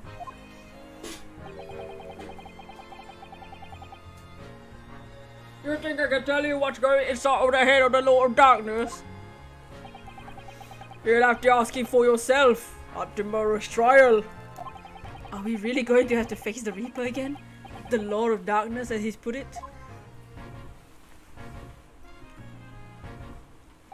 Well, I don't think we're going to get any more useful information out of the detective. Naruhoto-san, can I make a suggestion? Oh yes, what is it? It seems to me that we must speak with him about this. Does. By him, do you mean Mr. Sholmes? Yes, Mr. Sherlock Sholmes. Exactly. Look at those shining eyes. You can't wait, can you? Well, Mr. Natsume did blame Mr. Sholmes for all this, didn't he? Yes, he did. He really did. It makes him an involved party in the case. Are we just going to ignore that? I hope not. I assure you, it's not my selfish desire to meet Mr. Sholmes again. The trouble is, we have no idea of the man's address. Even It's Baker Street. how do you know that? Yeah, 221B. It's in the stories, of course. 221B Baker Street, the most famous address in the world. Oh, I see. Well, there's nothing to stop us from going, I suppose. We better try and find our way there before Susato-san gets any more excited and unpredictable. Hurrah! I'll summon a carriage. So we have to reunion. We're here to have a reunion already. With the great detective, Mr. Sherlock Sholmes. Should I investigate this place first? Oh, this is Scotland Yard carriage. They use vehicles like that to rush to crime scenes and cut away criminals.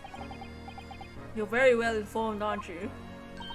It's long been a dream of mine to ride one of those through the streets of London. Well, just pick up a stone and throw it at one of the windows then. But that would mean being arrested in order to ride it, wouldn't it? Still, if it's the only way, help me find a good stone! No, I wasn't serious. Susato! Jesus Christ! Now's not the time for your nonsense. This patch of pavement must be where the incident occurred. Yes, it's very wide open space, isn't it?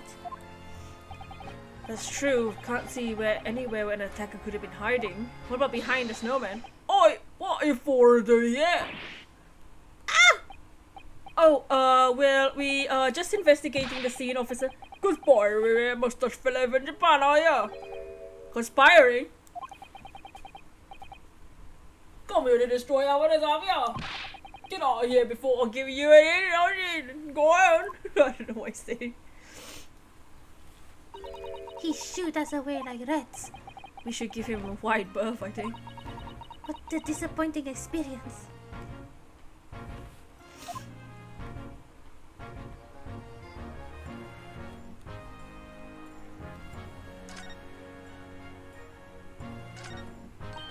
Oh, a British bicycle, look! Though the wheel is so misshapen, I'm sure it couldn't be ridden anymore. Hey, what's up, Stone? How you doing? Someone must have been doing some breakneck cycling. It seems bicycles have become extremely popular in London recently. There's even a movement to change women's dress to allow them to ride as well. Bicycle fad won't last. I don't see why anyone would ride something like that. Dude, do you dislike bicycles? No, not at all. I mean, it's not that I dislike them exactly. It's just any occupation that involves taking both your feet off the ground seems reckless. If you ever tried walking on stilts and fallen into a river, I know you agree with me. We had to hire a bicycle sometime. You can sit behind me while I ride you around.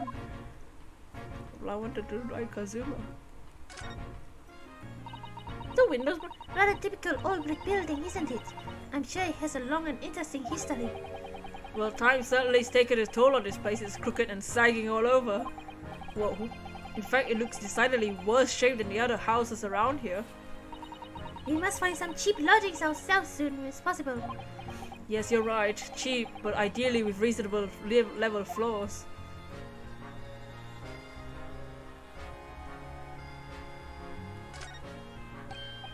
Oh, look at the windows of the building over there.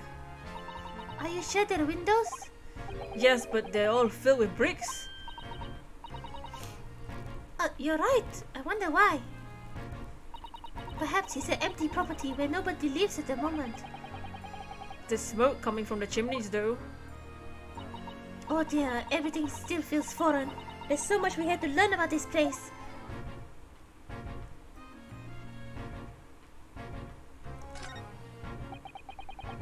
The clouds look so big and heavy in the sky, don't they?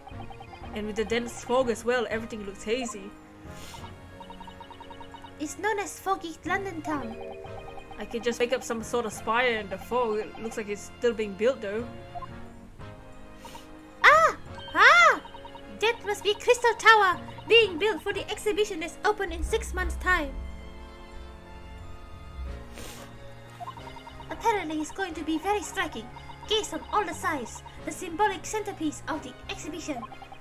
It's to be the largest exposition in history, is it? Can't even begin to imagine.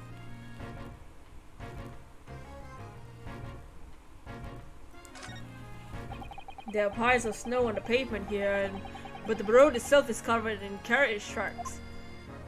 It seems carriages are often traveled down Briar Road.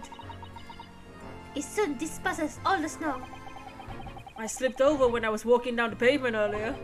It seemed to be far safer to walk on the road instead.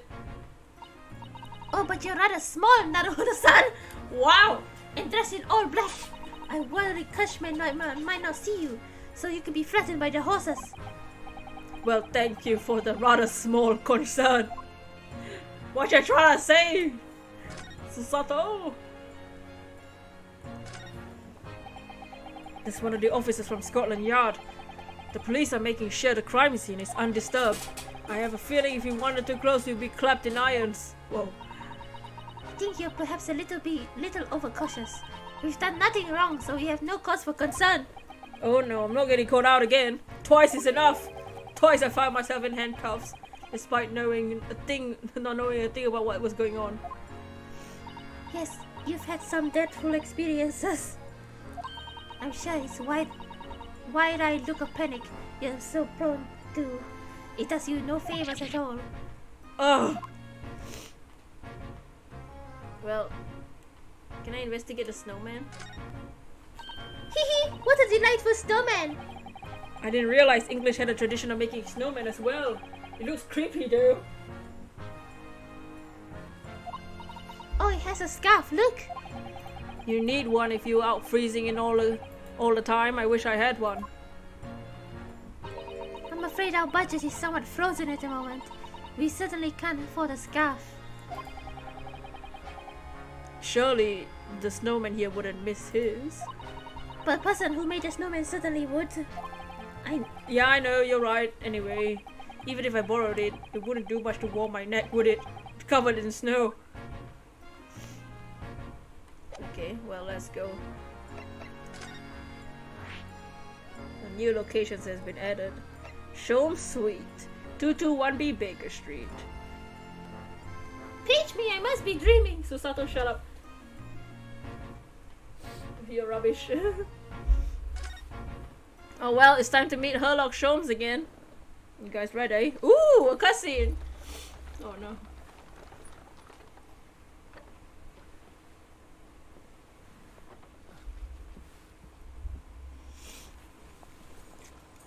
Thank you very much. It's just up there overlooking the street. Good day. Good day. Thanks again. Thanks again.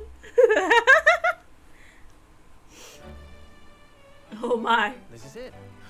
The residence of Mr. Herlock Sholmes. Wow. Fancy.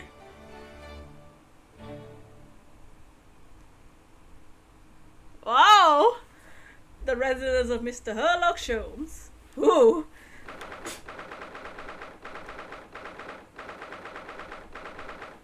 Tag yourself.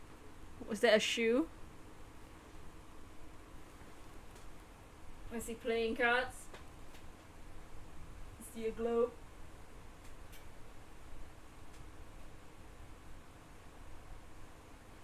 It's very pretty. Nice place. Look at that hourglass. I know there's just random shoes everywhere. Is there a clown shoe? Please don't be. So this is where the great detective makes his living. Feels surreal to be here somehow. Oh hey, a violin. What's she doing?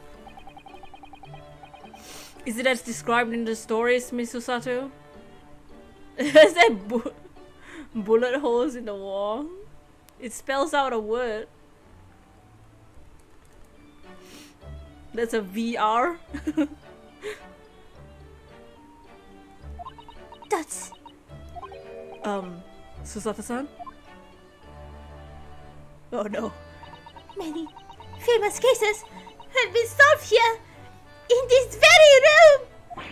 Oh, I suppose they must have been, yes. I never read the stories, so it's hard to get quite as excited about it as she seems to be. The detective chases the villain relentlessly as he disappears into the fog down in the unlit London street. Oh, the thrill of it! The romanticism! Can you feel your heart thumping in your chest? Your doki doki, yes! Can't you, Naruhodo-san? Oh, I suppose I can, yes. So if you don't mind, I'm just gonna slide over this way. I'll just stand here and soak up the atmosphere for a while longer. Oh, Please don't mind me. okay. Do your thing. Hey, go for it. I don't, sure. She's obsessed.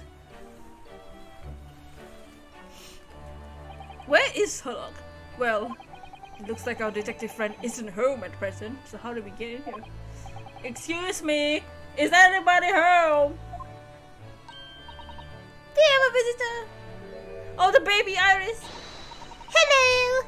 Is this a big case for her, Mr. Sholmes? Hello? Dots. Wait, aren't you? Oh, how rude of me.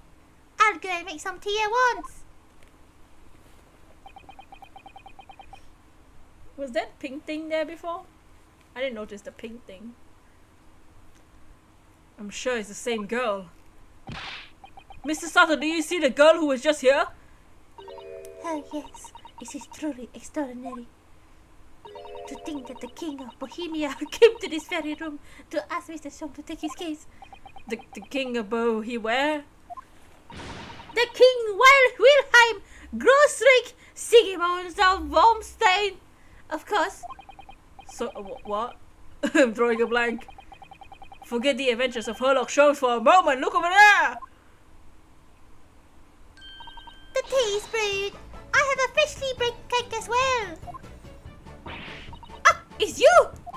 I knew it! Susato recognizes her too! The baby! Ah, there you are! And taking that with you as well. I was looking forward to the trial run of my experimental smoke grenade launcher. Oh, good day to you. I'm, well, the inventor, I suppose, of the machine. It's the girl who turned up at the end of Mr. McGilder's trial in the defendant's antechamber. I never met a lawyer for flies before. Poor you, having to get straight to work when you only just arrived in London. Oh, yes, it was challenging. Well, try this tea. It's my special blend, you know. Thank you. Is tea supposed to look that color? Oh my, what a fragrant yet mellow flavor. Today is a winner. I tried blending different leaves design to alleviate fatigue, you see. You must be exhausted after your long voyage here. You have another ticklish trial tomorrow. Oh, and you're to defend a Japanese man. I do wish you lots of luck.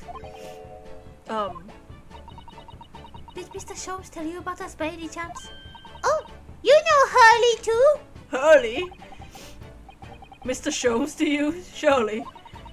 Mr. Sholmes was a fellow passenger on the boat that brought us to Brigade Britain, you see. Was she really? I had no idea. I'm afraid Hurley's out on the errand again today, even though he just returned from overseas. Wait a minute. We met this girl for the first time ever yesterday after the trial and only briefly at that. How on earth does she know so much about us? Did she deduce all those things, do you think? And perhaps more to the point, why is she here in Mr. Sholmes' suite? Oh, silly me! I haven't introduced myself, have I? Aw, look at her! She's so cute! Well, baby, it's a great pleasure to meet you both. My name is Iris Wilson. Hey, welcome back. Herlock is not here, but the baby is. I live here together with Hurley. Iris, is it what a lovely name? Sounds like a twin of Dahlia Hawthorne, I don't know. What's the matter? No, wait, this can't be. Did you say that your name is Wilson? What's the matter with you? Why is she so flustered all of a sudden? Yes, that's right. What are your names? Oh, I'm Ryonosuke Naruhodo, a lawyer from Japan. Oh, sorry. Okay. Okay. I'm Naruhodo's judicial assistant, Susato Mikotoba. It's wonderful to meet you. Lovely. Susie and Runo. Got it! Susie! Yo, Susie! Yo, Susie! Sup, Susie? Runo? Why am I Runo, bro? Susie. And Runo. There's more to this girl than meets the eye. I have so many questions for her. I don't know where to start. Yes, and so do I.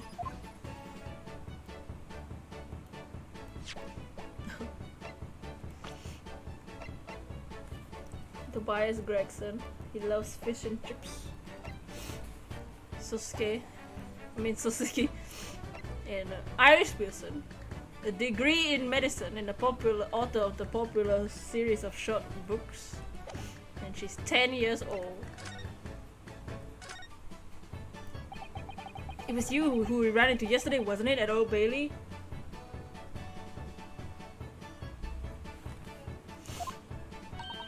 Yes, that's right.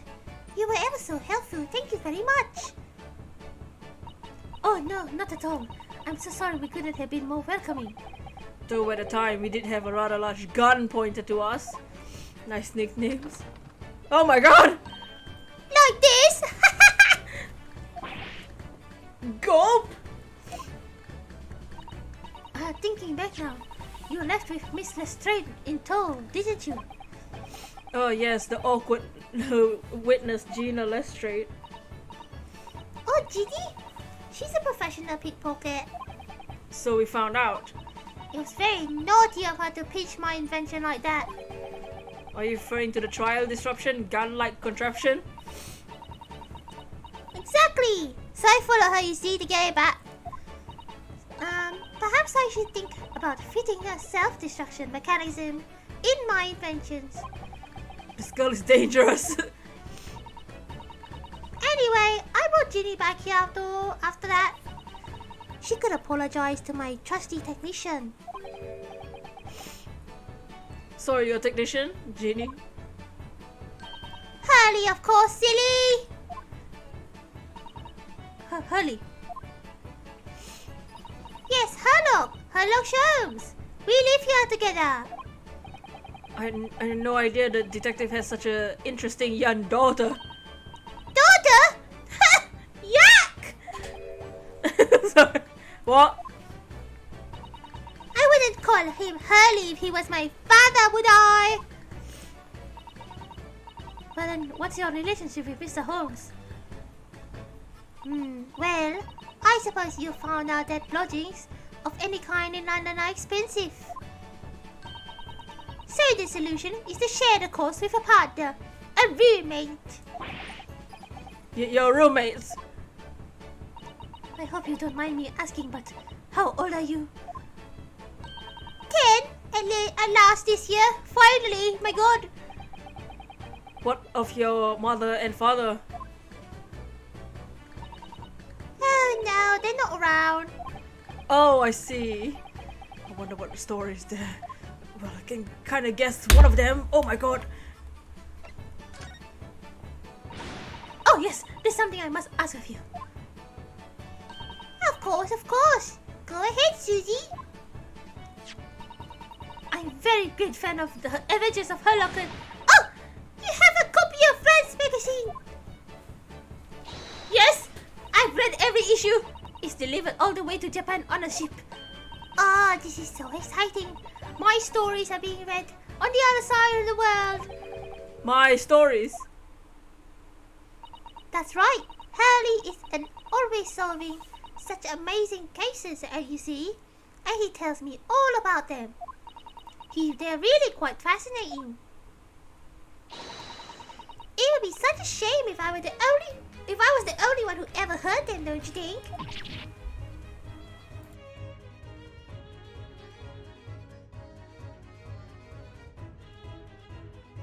So I'm allergic to Herlock. Goodness! Last night, he was telling me about a new case he just solved on a steamship traveling from a faraway land.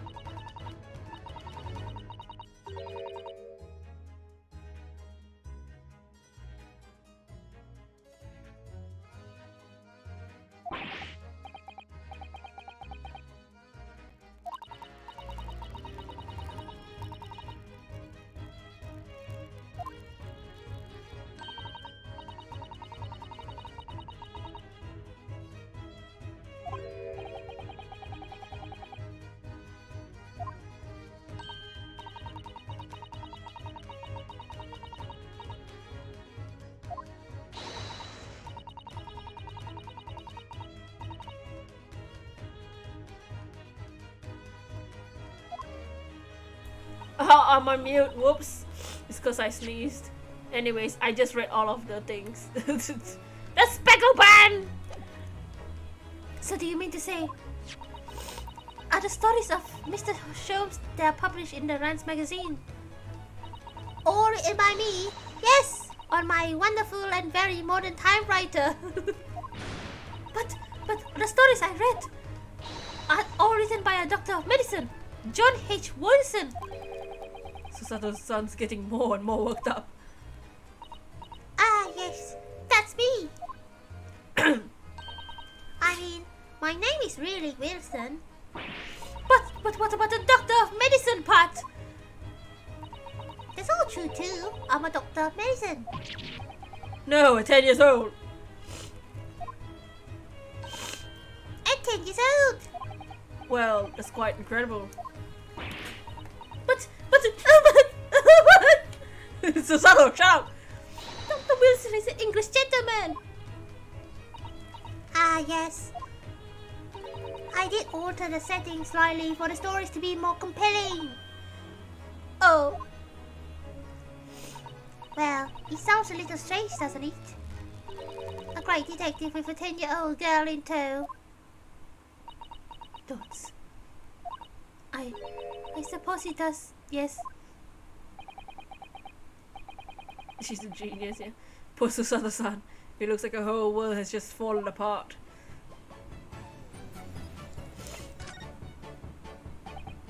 About before. Yes, what's on your mind, Bruno? Do tell me.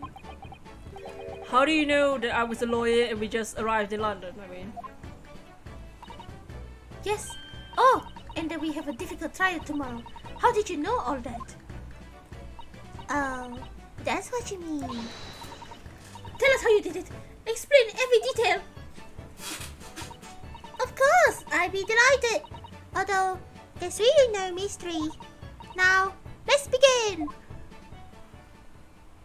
oh my. Iris Wilson is proud to present her logic and reasoning spectacular. Oh no. Another one. Ah! Whoa! First of all, I already knew you were a lawyer, Bruno. After all, I met you yesterday at the Old Bailey in the defendant's antechamber. But you also said we've only arrived in London. How did you know that? I observed a passport and a travel ticket protruding from your breast pocket. Oh! So I was reasonably confident that you've only just arrived in the country. And on top of that, you accepted a case against a particular prosecutor, telling me you were unaware of the court's affair, London's court affairs. Barok is like, who's talking about? Why don't involve me in the conversation? The Reaper of Old Bailey, I walked right into that one, didn't I? What the? Then I noticed a red ink stamp on the back of Susie's hand. You were given that when you visited the local prison to meet with a suspect, weren't you, earlier today? They used those stamps to keep a close eye on comings and goings, you see. I didn't realize. And a red stamp is only used for people visiting foreign inmates. So, that told me, even though you only yesterday concluded the trial of Magnus McGilded, that the two of you had already caused to visit a foreign inmate at a local prison. However, neither of you wearing a particularly sad expression on your face.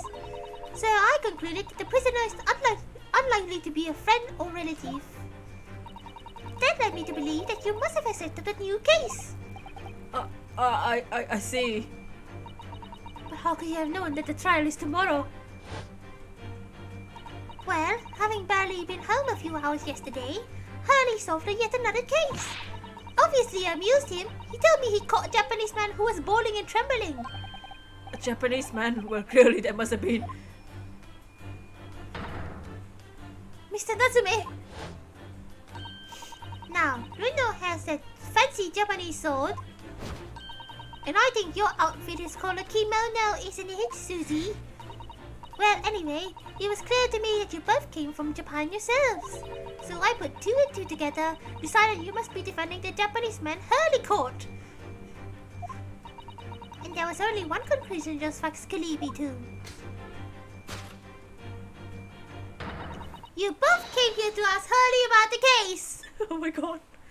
She's so much smarter than... What the hell is Herlock doing? There's a note on the mantelpiece that says the man's trial will be tomorrow. Nice sword, sucker. I don't want to see my sword. That's Kazuma's sword. He put his sword in me. I mean, he gave me his sword.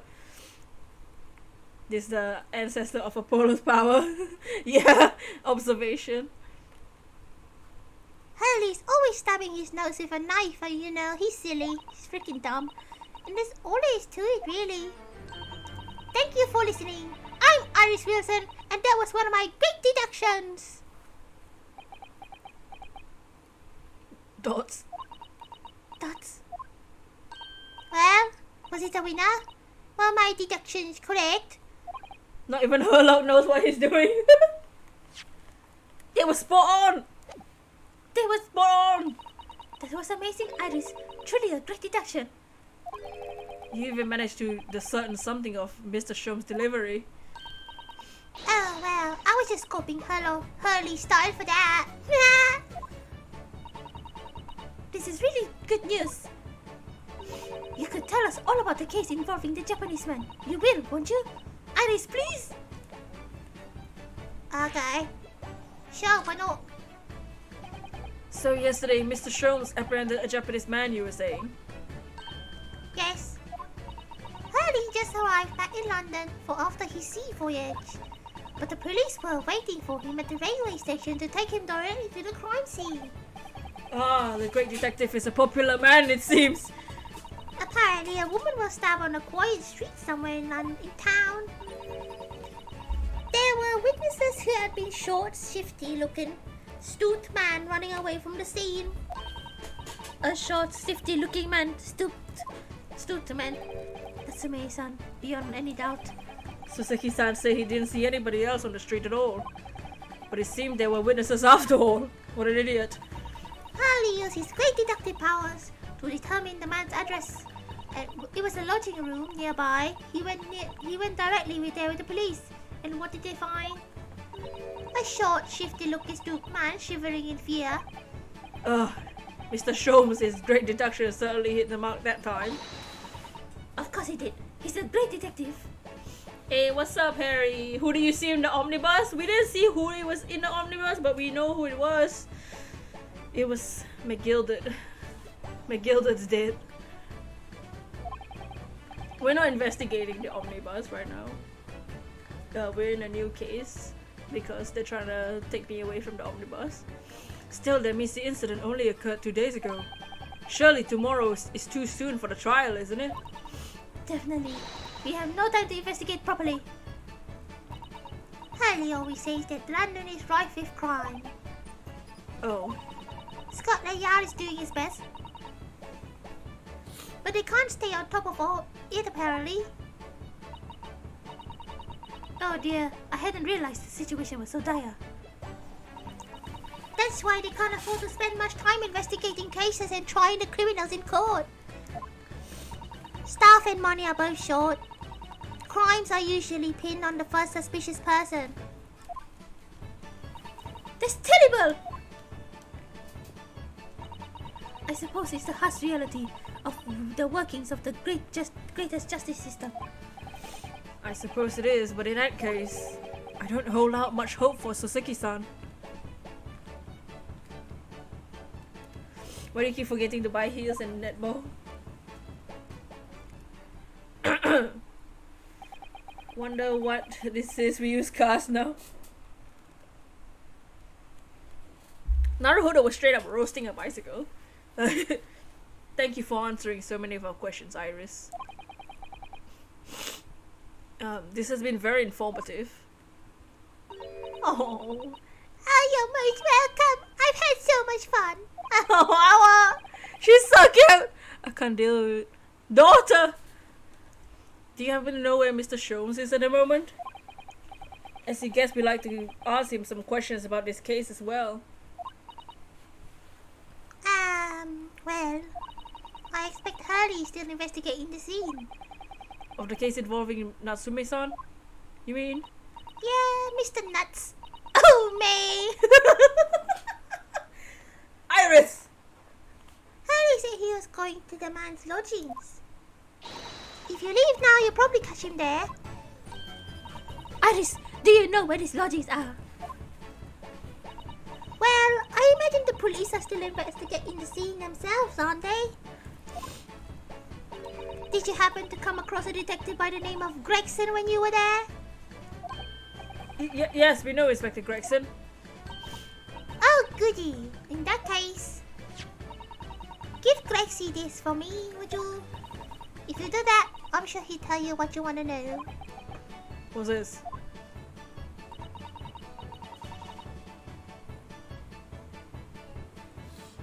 Is this the final case? No. A 5-shilling piece in a postcard, it seems.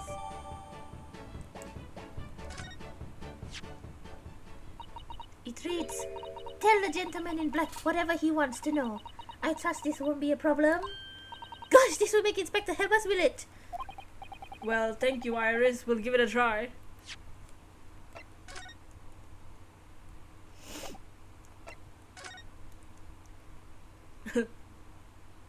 Tell the gentleman in black.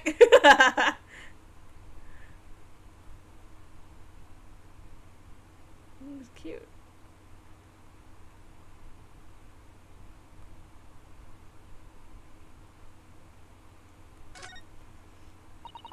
This is the 5-shilling piece, isn't it? I believe it's called a crown. Yes, and you can train a Scotland Yard detective to do whatever you want with just a single one. Iris must be the most powerful 10-year-old in the world. How much is 5 shillings, by the way? So what's it really worth?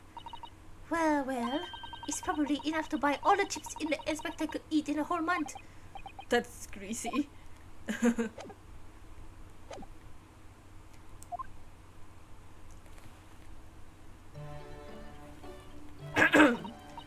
luck then. I'm going to return to writing my manuscript, The Speckle Band. I'll be making more special blends of tea, so come back again soon. We'll be delighted. Thank you so much, Iris. You heard the cloud. Well, Naruhoto-san, it's back to the scene of the crime. Nice. So somewhat dubious that they would exert any influence over the man of Scotland Yard at all. We headed back to the scene with Iris' curious note, with one of the heaviest silver coins in hand.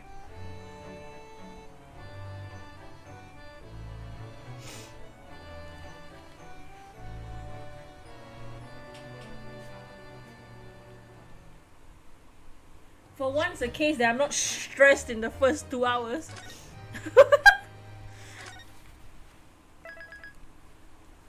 Oh jeez.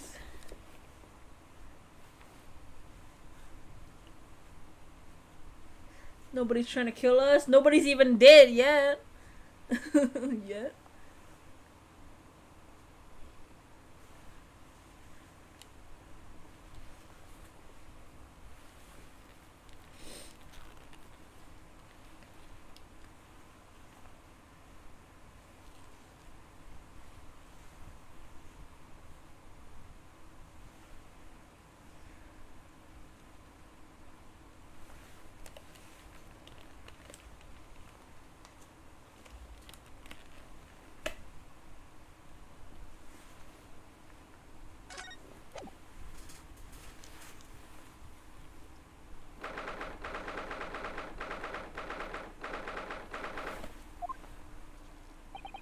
It looks as though the police are still here, carrying on their investigation. Perfect. So let's find Inspector Gregson as quickly as possible. Yes, let's see if he'll take a break from his chips to look at that silver tip Iris gave us for him. Hey!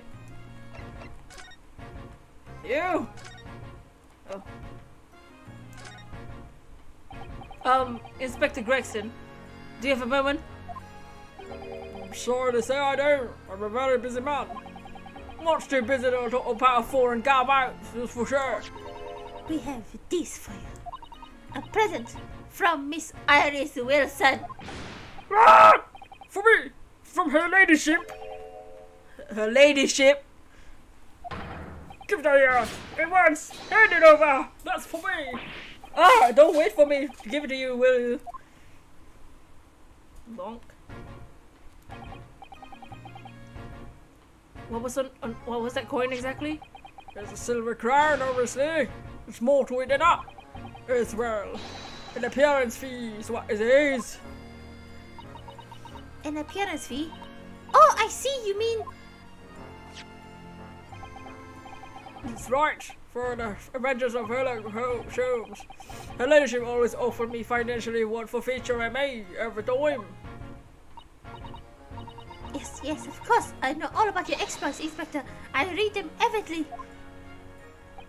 Gosh, her using my name without my say, so does make me the butt of a lot of unpleasant jokes, but still.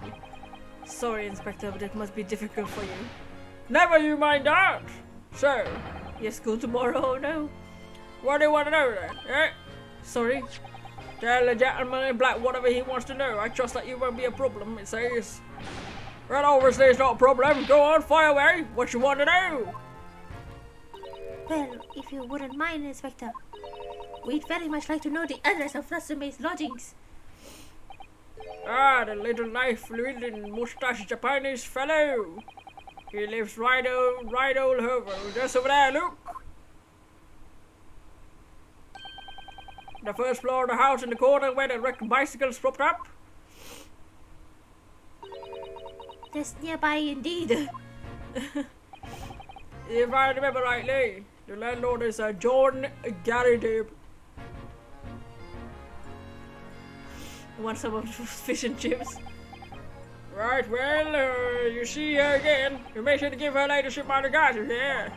I admit it. You tell her that Gregson sends his very best wishes. Don't worry, Inspector, we will. Right, bye for now then. Long live her ladyship. The Queen is like, excuse me? Well, at least he told us what we wanted to know before he left. Yeah, so shall we go and find out what we can find in Natsume's lodgings? Definitely.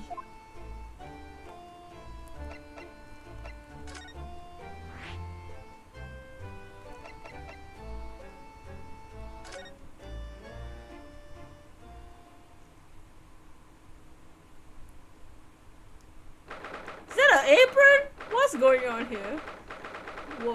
Whoa, there's that lion? Okay, I'm gonna be right back before we deal with Sherlock Holmes because I guess he's here. What is that? Okay, I'm gonna be right back just to get ready.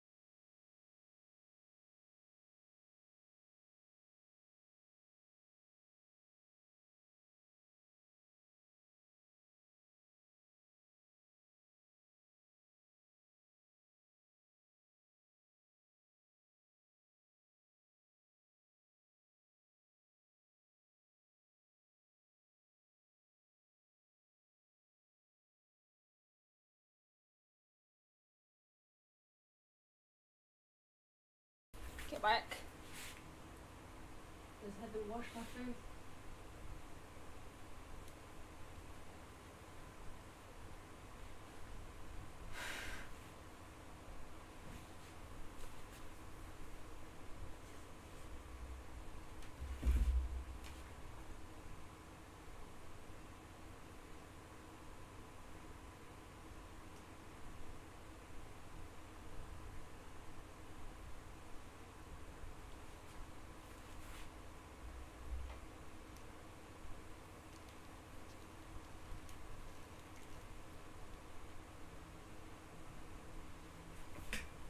Or what? We're ready to get back into the games. I need to get better at the freaking British accents.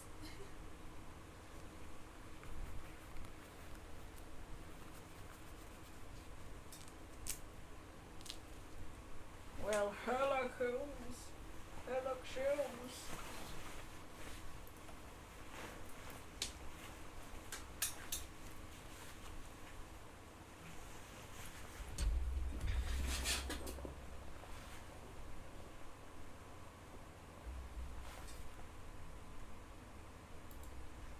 Sounded like the judge did. Wow, wow. Hey, my god. I'm running on my own.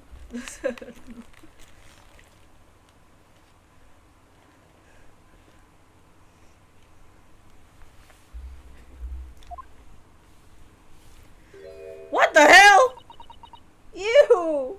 I wasn't expecting that coming back. What the hell?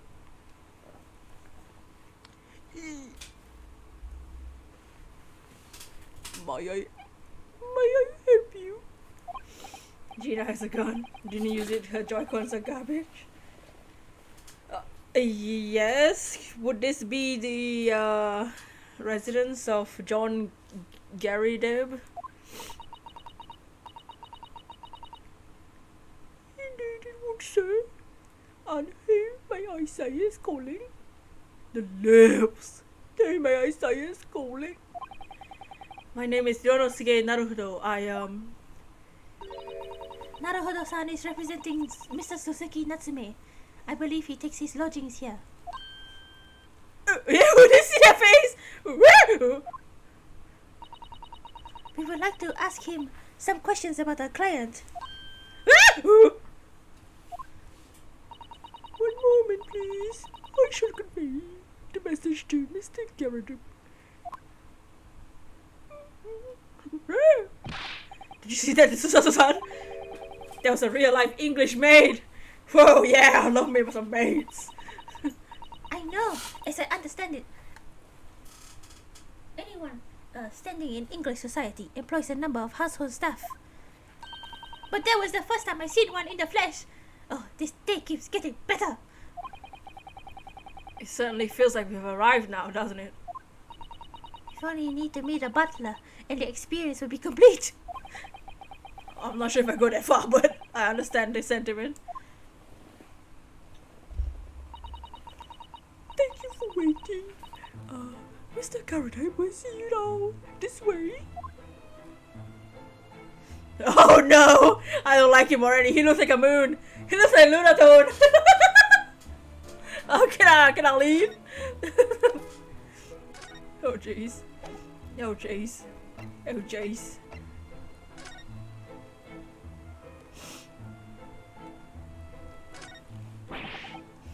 There's a full-size cannon. What's it doing in here? Oh my, it's real! I thought it might be a replica. What should Lunatone sound like?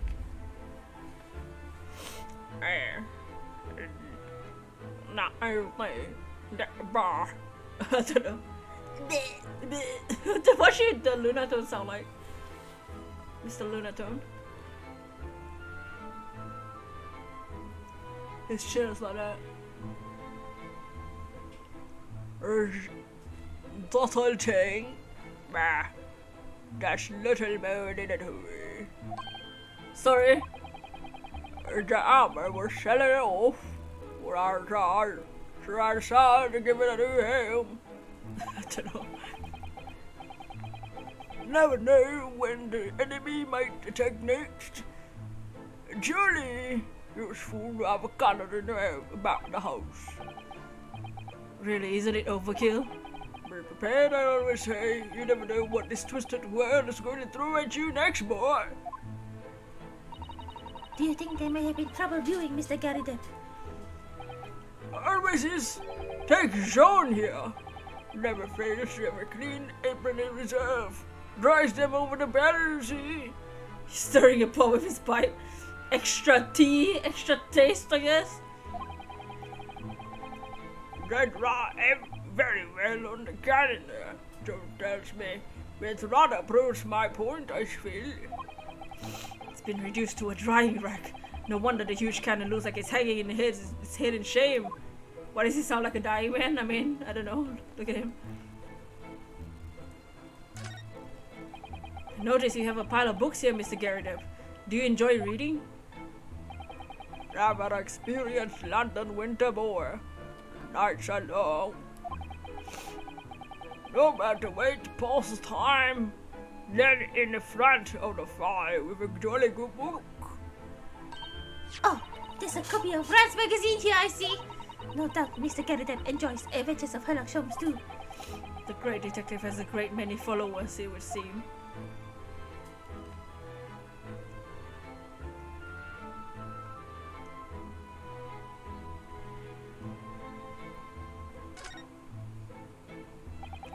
Good day to you. Don't get it at your service.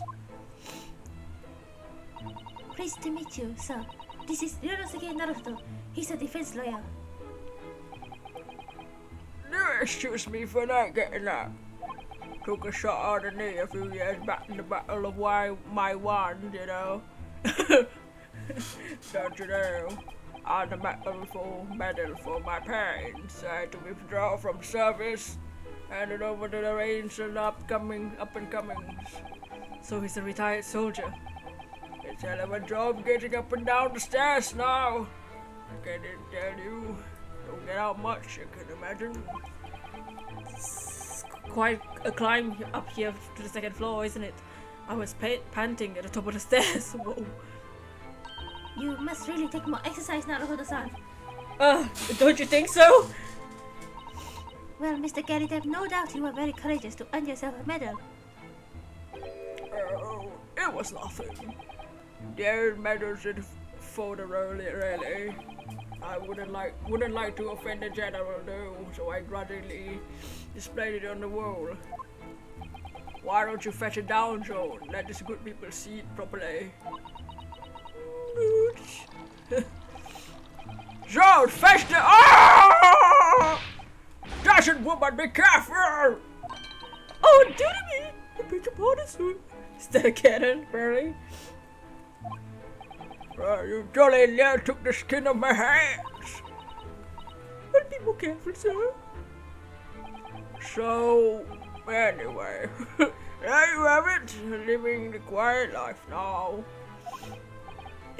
Yes, I see. Now that I hear you want to know about the chap loading downstairs, alright? Yes, we'd be very grateful if you answer some question for us. Only to please, naturally. Especially if it helps to keep the peace here in Lightly.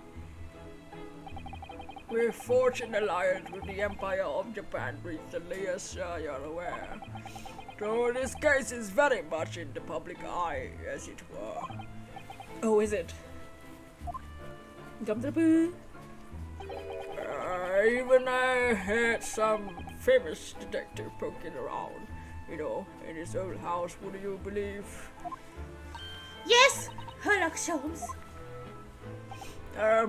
Could have been, didn't get the chap's name. Not really my cup of tea, all that detective business. Oh, but you have a copy of Rance magazine here, so... No, Anyway, the chap's investigating the foreigner's room as we speak.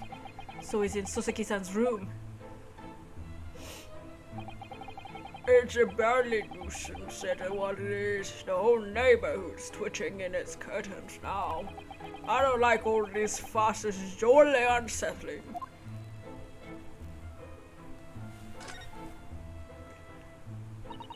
about Mr. Natsume then, Mr. Gariden? Please do tell us. Yes, the Japanese chap.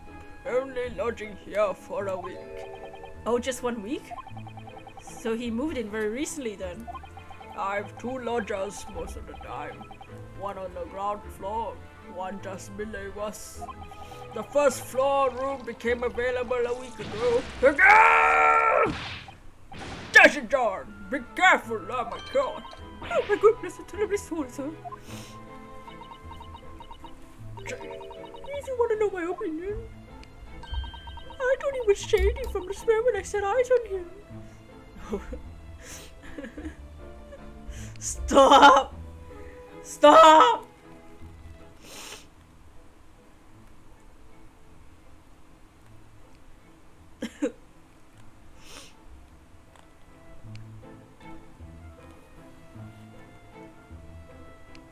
Her face is a literal burn.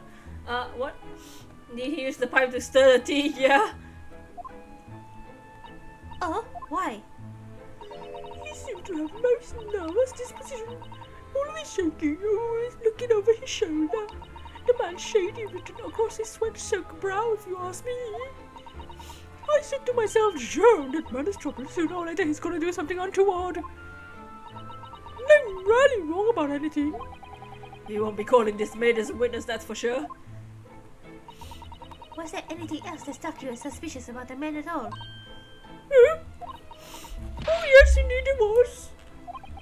And she's dying to tell us.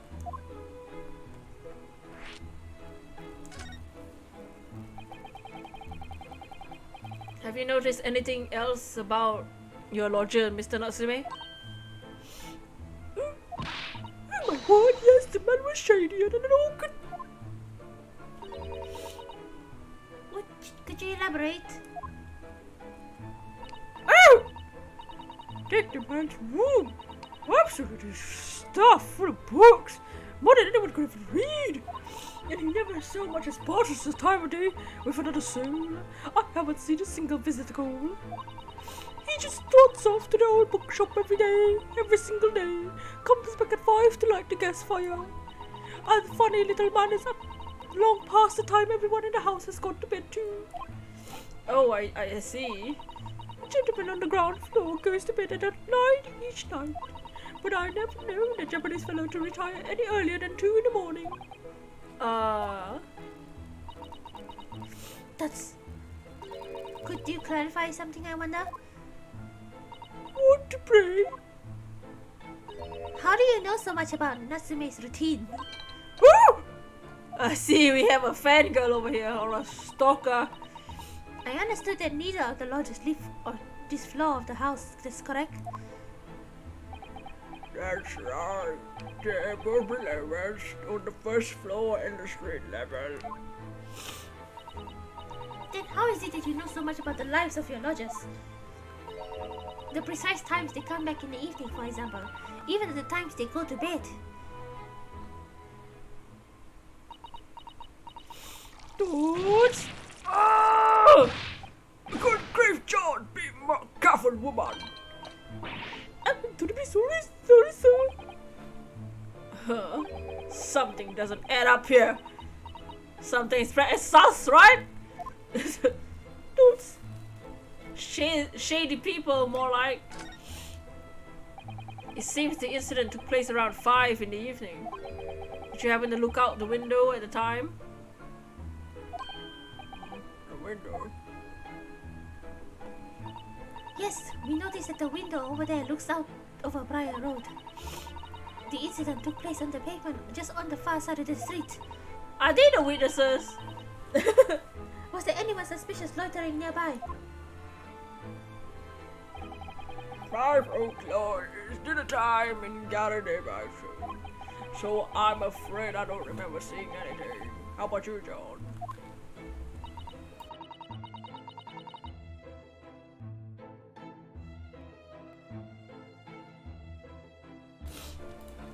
No, sir, you would have been dust outside already.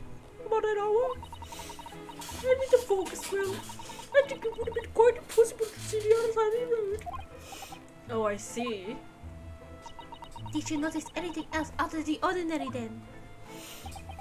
Such as... Anything at all? Even if it seemed unrelated. Well... Yes, was there something then? Well, it's nothing particular. Sit down, girl! For the love of God, John! What were you doing? Oh, dear me, what have we done? I'm awfully sorry, sir. Don't be more careful, woman! Of course, sir. If I may, Mr. Naru, hello. Oh. Yes. I have an exceedingly good memory, and as far as I remember, nothing of any significance took place here at an hour. Nothing at all. Oh, really, Mr. Garrideb?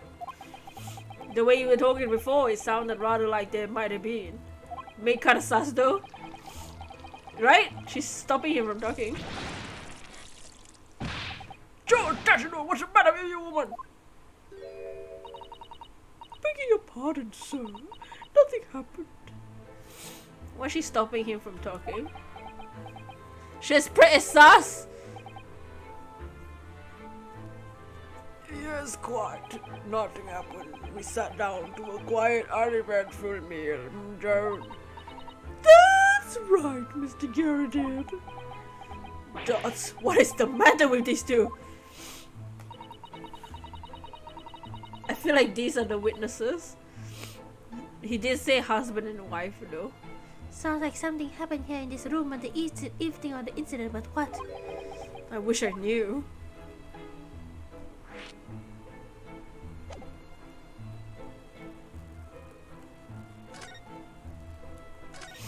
Let's examine first. The uniform looks fairly ancient, doesn't it? It's clearly been looked after though. I don't think, not much better than rice, really. Oh? Wore that ceremonial garment right in retirement mass, you know. But I'm not one for dwelling on the past, me. Would have been gladly thrown out, but you know what it is. Anyway, doesn't hurt to look at the old piece and memorabilia lying around, does it? Oh, I see. Perhaps we should leave the past in the past. That looks like a Medal of Honor. It's showcased on a very grand banner. It's displayed with some pride, I would say, although it bothers me that it's not straight. You're not straight! OMG, a Lunatone! That's what I was thinking! He looks like a Lunatone. She can be a Sorok. That old thing. Sorry?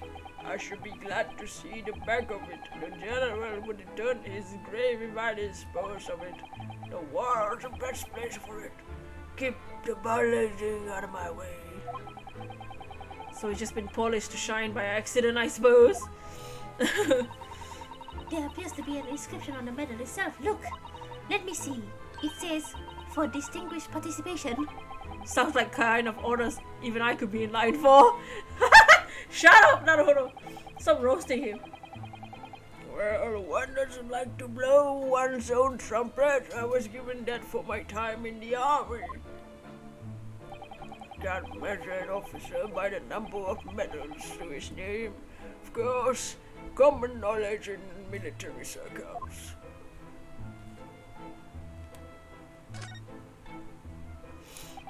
That portrait of Garrideb is staring at me. Oh, that's him! I was looking at the lion in front of him.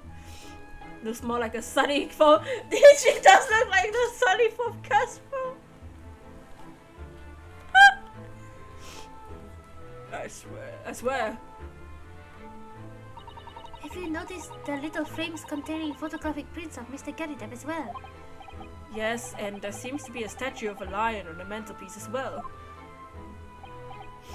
Yes, seem to have come back from a local pawnbroker with a little trinket. Seem to come back? What do you mean? Chap who runs the place is a bony wizard. Went in to sell him something, came out with that thing. Point in fact, now that I think about it, I rather often find myself leaving the place with something I don't need. lion ornament doesn't seem surplus to requirements. Susato-san doesn't pull her punches or throws for that matter. Why is the floor all messed up?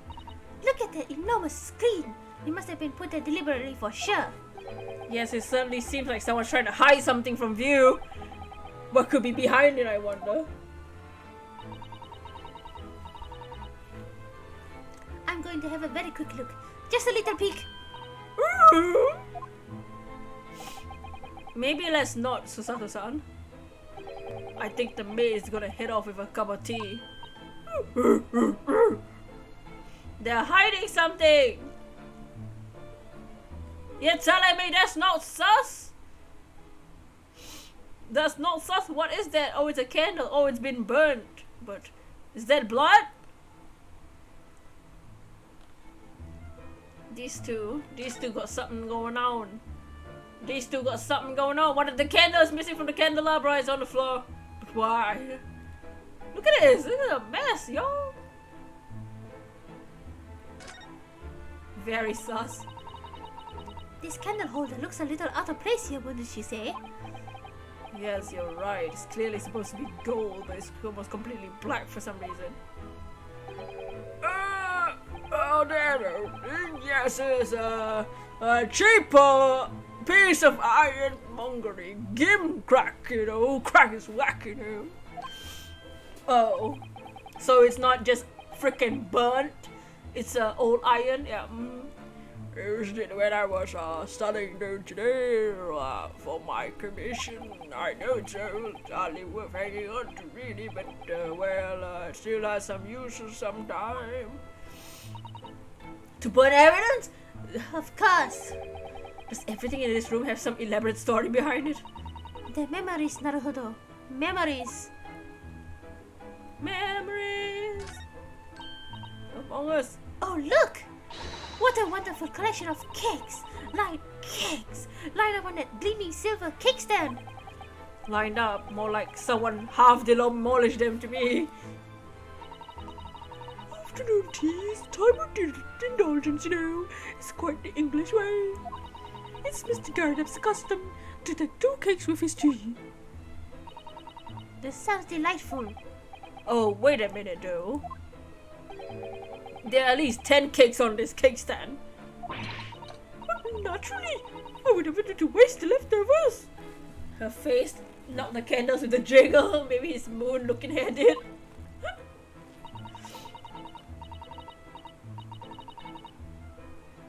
Whatever Mr. Garrett does to eat, I say to myself, Joan, you shall have to tidy up. How magnanimous of you. Right. This window looks out to Briar Road where the young woman was attacked. Oh yes, I can make out the policeman on the far side of the road investigating the crime scene. The glass on is rather murky, isn't it? You can't see very clearly.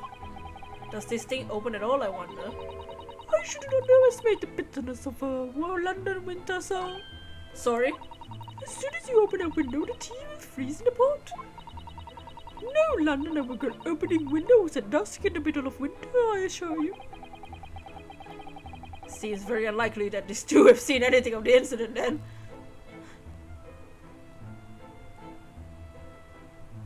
Think they're hiding something behind that blue cloth. Yeah, we can't look at it because they're in the way. They're like, you wanna open it? I wanna open it. Susato was gonna look inside. It looks like there might be a cabinet or some sort. Like we can kind of see what's behind it. Looks like a cabinet. And the floor is burnt, and the candle missing from the candelabra over here. The candle is on the floor. Look at the crockery on the display here. It's rather unusual. Yeah, it's freaking broken. That's what. What is even happening here? What is that? Everything. This place is a mess here though. The cakes are all smushed. The candles missing. Things are burnt. The freaking side wall is broken. Oh my, gentle London dresser, isn't it wonderful? Though the shells are broken and the crockery is, oh dear, it's in pieces. It really is. The word cracked wouldn't do Chinaware justice. That's... Ah! I wonder. Perhaps the cannon was fired at it. Are you stupid? There's probably something like that. Let's not delve too deeply here. Lunatone looking real sus. Yeah, Lunatone in cat form looking real sus right now.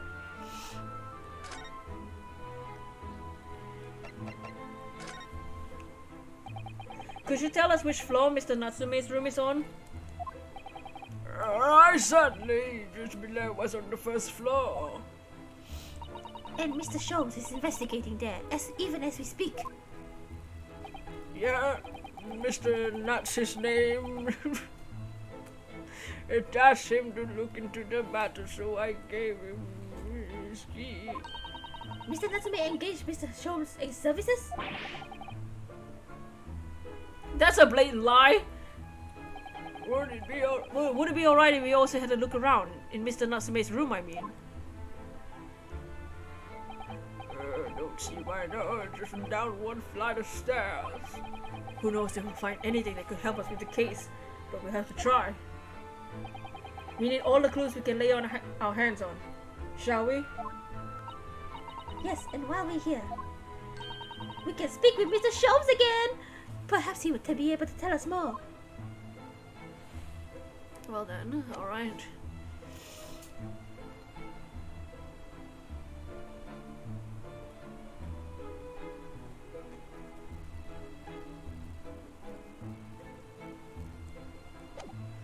Let's go.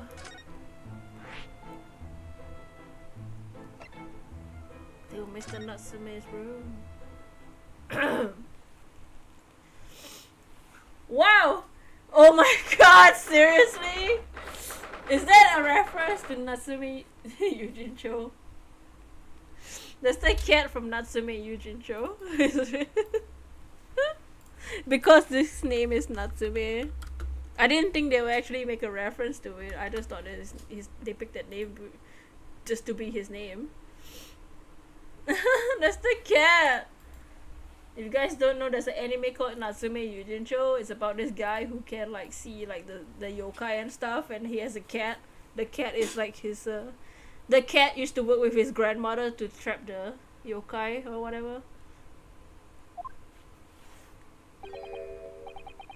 What? Just look at this place! The cat looks similar to that cat on the freaking thing.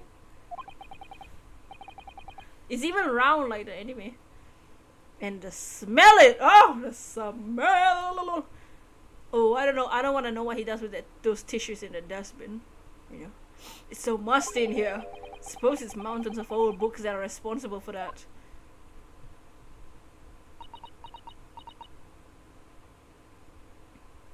I don't think I've ever seen so many books in my life. No, me neither. It's so dark in here too. Wake the cat up. Is that the window over there? It was the window, I think, yes, once upon a time. For some reason it's been closed out with bricks and mortar.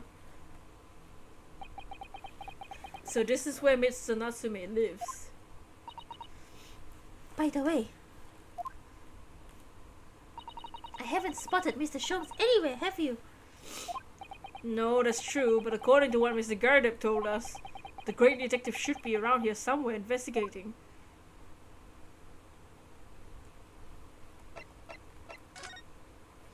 Has he been trapped in the books? I wonder what's in those books. Yeah. Oh look! It's a beginning cat from home! It's a bit big and bulky, sure, isn't it? Surely Mr. Natsume didn't bring that Maneki Neko all the way from Japan with him. I hardly think you're in position to comment, Naruhodo-san. Are you forgetting the enormous Daruma doll you bought with your luggage? Don't call me out, girl! You gotta go eat, alright? Well, it can be dangerous traveling abroad. I wanted a lucky charm. I imagine Natsume wanted the same. This cat is sure to bring good luck for him. It's not doing a very good job so far, is it? You mustn't say such things! I didn't say anything! Why are my eyes such a giveaway? Smash it, it looks sus. No, it's good luck.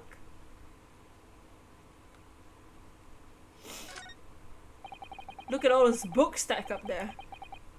So they're almost reaching the ceiling. They're all works of English literature. They all smell. Oh. This volume of books to hand, you'd never be short of reading material, would you? No, what a dreamy idea. Bad dream, maybe, for me at least. Mind you, I don't imagine the book that's at the bottom of the pile will ever be read again. Ah, so reading is an experience that comes but once in a lifetime, just as the tea ceremony teaches us. I certainly didn't expect the conversation to turn down the path of tea ceremony philosophy. What is that thing in the back? It appears to be some sort of meter on the wall here. Looks very robust. Wonder what it's for. There's a slot for inserting coins here too. I believe there's a gas meter, Naruhodo. A gas meter? Yes, it seems there's a piped gas in this district, which consumers pay for by putting coins in the meter. So if we were to put a coin in the slot, that would be enough gas to use the lights and the gas fire for the whole night. so if you're too poor to have a coin, you have to spend the night in dark, freezing cold. That's right. As would a rich man would only carry crisp white notes. London is a scary place.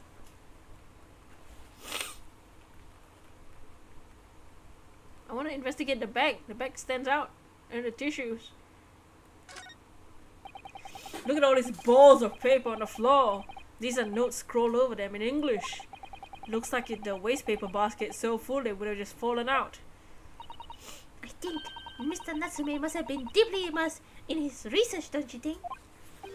Or deeply adverse to tidying up his mess. Dots. I wouldn't like to speculate which is closer to the truth.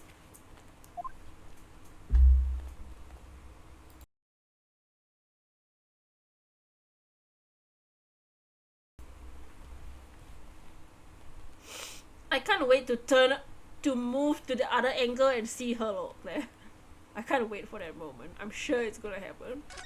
It's happened like, what, 4 times last time we saw him? The desk seems to be wedged into a crevice between the mountains of books on the other side. I suppose Mr. Natsume would sit there and read while stroking his cat. Whoa. I'm surrounded by on all sides by those towering tomes. Surely he dreamt of books every night as well. Yes, he must have done, mustn't he? Oh! What's this? It's a receipt from a second-hand bookshop. Your books. Oh yes, Mr. Natsume's name is on it and the date of purchase was 2 days ago at 5:45 p.m. That's the day of the incident. That's just a short while before he was embroiled in a terrible attack. He must have been on his way back from buying some old books. A receipt discovered in Natsume's room for books he purchased from a second-hand bookshop before the incident.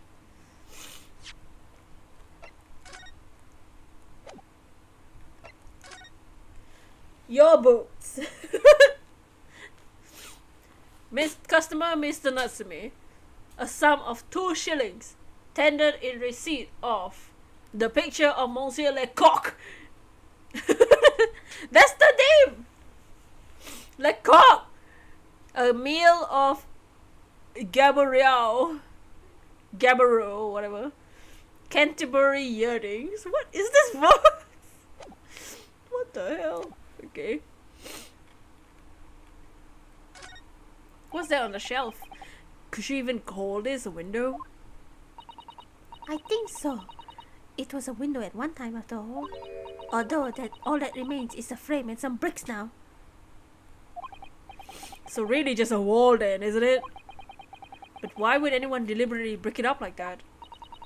I'm afraid I have no idea. Ah! Perhaps Mr. Natsume painted the brick design on a fit of whimsy. Oh, that is alarmingly feasible. Anyway, whatever the reason, the lack of ventilation in here makes it very oppressive. This place. It does. I imagine being cooped up in a room like this would be extremely trying. I can't investigate that. It's not suspicious at all. Okay, fine. Okay, let's look at his cat.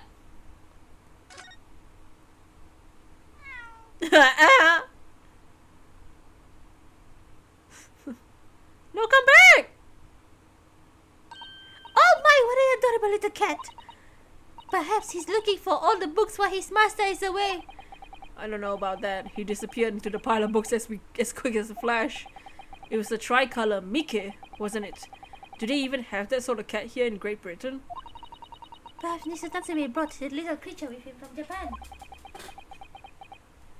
That's made me feel homesick now. Already? We've only been in the country for 2 days. Mr. Cat! Come back! No! Oh, I should have left the cat there. I wanted to know.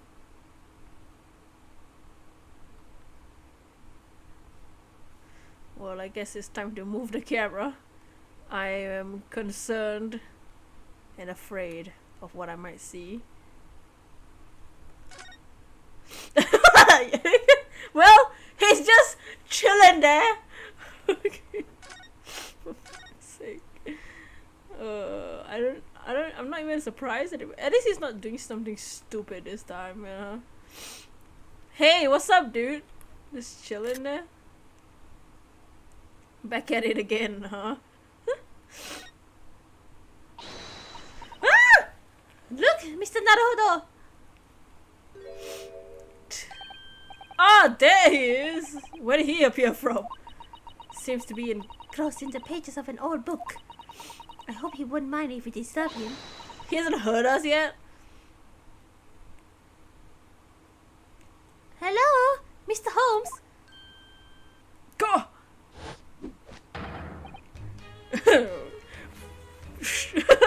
Ah! You too! Okay! Now, let me see. Where was it that we met? Oh, Mr. Holmes! We were together on the SS Buria. Yes, of course! The Buria! Let me see, what happened on that voyage? It was Kazuma Asugi. He died tragically. You were a great help to us. Hello, look! Ah, yes, but of course, the case of Mr. Asugi. Definitely remember. It was the one with the snake, was it? Stop! Oh! Well, you seem to remember something of it at least. What an honor to be remembered vaguely by the great Herlock Holmes. This is Mr. Oh, no. Dear madam, hold your tongue! I pride myself on my superior powers of recollection. Your names are safely recorded in my brain attic. Not your mind palace. My brain attic. Miss Naruhodo and Mr. Susato. Let's try the other way around, Mr. Sholmes. I lose the first round. Stop! This guy's too cursed, man.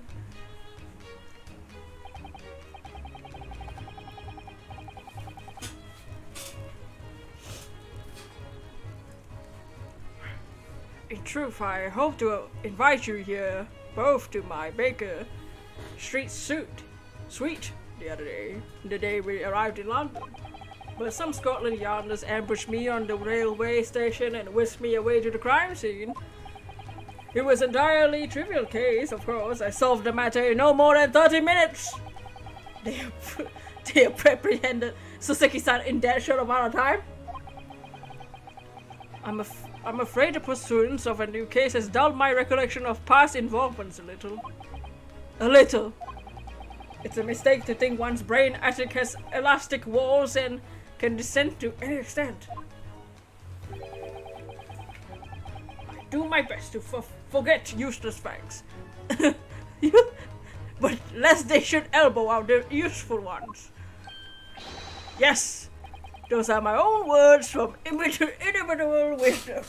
You know, from an adventure entitled Study in Scarlet.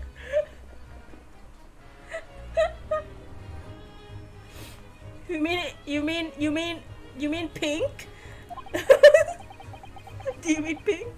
Casually sitting there while you people stalk you? Please, no need to quote yourself. I don't always remember the pearls of my wisdom, but fortunately my associate pens them beautifully. He means Iris, I suppose. Mr. Sholmes, we have some extremely important questions to ask you about the trivial case you just mentioned. Goodness, what an honest expression. My dear madam, I should only be too pleased. And this murky room is an apt place to discuss the murky case. Oh yeah, wanna talk? I wanna know more. We know this to be the lodgings of a Japanese foreign student by the name of Soseki Natsume. It seems you assisted in his arrest, Mr. Sholmes, for the stabbing of a young woman outside here on Briar Road. Natsume! Yes, I believe it was a name rather along those lines. But Mr. Natsume denies it. Was it really justifiable to arrest him on so little? I'm sorry, Mrs. Sato, but I have not the slightest idea of what you mean. What? I can't believe he was looking Susato-san squarely in the eye while feigning ignorance. I assure you, I'm not merely feigning ignorance. It would appear as the pair of you are under some misapprehension. Oh, how? I assure you I have no recollection of accusing your stooped compatriot of the crime. But that doesn't make sense. The good detective of Scotland Yard made the following request of me, and I quote verbatim. We need you to ascertain the identity and whereabouts of a man seen fleeing the crime scene. A man seen fleeing. There were a number of books scattered on the pavement at the scene. From the book plates, I was quickly able to determine the bookshop from which they had been purchased. On speaking with the proprietor, I was immediately led to this address. Elementary, wouldn't you say? I believe there's some receipt around here somewhere from the establishment in question. So you don't think Mr. Natsume is the culprit then? That I could not tell you. But it was aggravating my faculties. That's why I returned here. However, this place is such a trove of fascinating books, I found myself quite lost in bibliophilia.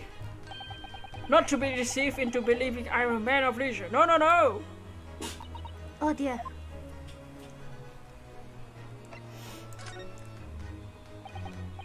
Tell me, have you encountered the landlord of these lodgings? Yes, Mr. Gary, the retired military man. It was the first time I ever met a soldier from the Great British Institution that is services.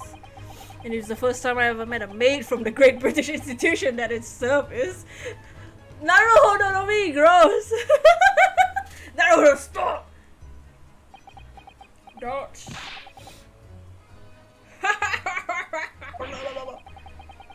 I didn't think it was that funny. I do apologize. As you may be well aware, many household in London employ a maid. Yes, I read as much in my Great Britain primer. So conversely, whether or not a household employs a maid has come to betoken the social standing of those dwelling therein. Betoken their social standing, sorry? Put simply, my dear fellow, those who employ at least a single maid are considered middle class. Those who do not are beneath that. In the upper echelons of society, of course, households employ enough staff to constitute a large family. Goodness, how extraordinary. As you can appreciate, for those only on the precarious boundary between middle and lower classes, being able to afford just one maid is of the first importance. I had no idea. It is precisely for that reason I find great stimulation in the situation upstairs, specifically in the retired army veteran, Mr. John Garrett. Oh? affable as he is, the fellow is hiding something. Yep, for sure. Whether or not it imposes on the circumstances of this case, I'm yet unable to ascertain. Thoroughly lost on what he means to say.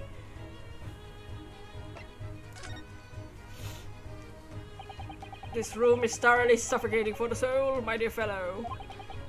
I assure you, any man whose lot is to dwell in a place such as this will stab somebody sooner or later. Mr. Natsume has stabbed no one. Ah, sooner or later, as I said. I don't believe that's the issue here. About this dark little room, Mr. Sholmes. Why is there no longer a window? Do you have any idea? No window? Well, I mean, I can clearly see that there's a window of sorts. But it's been completely blocked with bricks. Ah, I see. The answer to that question is quite simple. Window tax! Window tax, what's that? Surely, not a tax on windows. Precisely that! Oh my goodness! Until relatively recent, a tax was levied on households in this country by a number of their windows. Those lesser means, having inherited a sizable and costly family home, perhaps rapidly close windows up, while the rich open their windows here, there, everywhere, in an effort to curry favor with those in power by furnishing them with large sums of tax money. How awful and unjust, forcing people to live in rooms devoid of light. The disease was rife as a result. Some 40 years ago, whereabouts, the window tax was abolished. But its legacy remains, as you can see, squalid lodging such as it is. I suppose Mr. Natsume's stipend for living here in London isn't very generous, perhaps. It appears so, done a little digging, and discovered that those lodgings were offered at an extraordinarily low price. Because the room is so awful, I should think. Apparently, Mr. Natsume only moved in about a week ago. About a week ago. Yes, that's correct, however. I don't believe the low rent is explained by the shabby nature of the accommodation. Oh? Still, that is of little relevance here. A matter not worthy of further attention. Are you sure? I'm curious now. It seems that the Gary Dev is really poor. Maybe. Like, maybe he,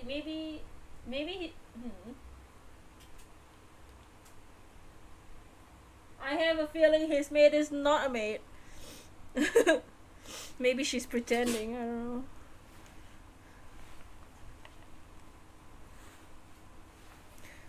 Well, I believe I told you all I can now. Thank you, Mr. Sholmes. Yes, Mr. Naruto. Was it not your intention to become a practitioner of law? Gah, you remembered that, did you?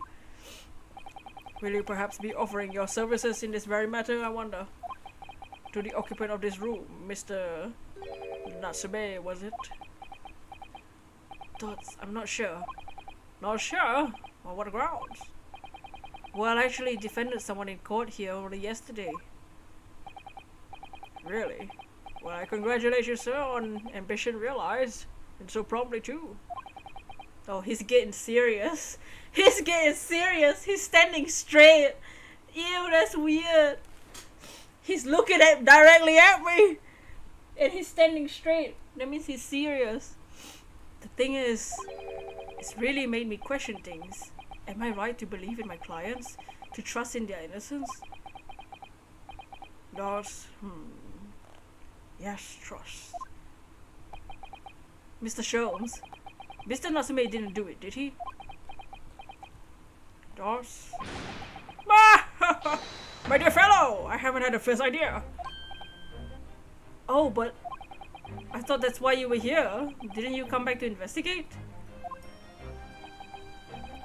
Ah, yes, that was indeed my initial intention, Mr. Naruto. But there are simply too many fascinating books here. Couldn't possibly ignore them. Oh, I see. Nevertheless, there are two facts I can state quite unequivocally. The man who fled the scene of the crime 2 days ago was the Japanese occupant of this room.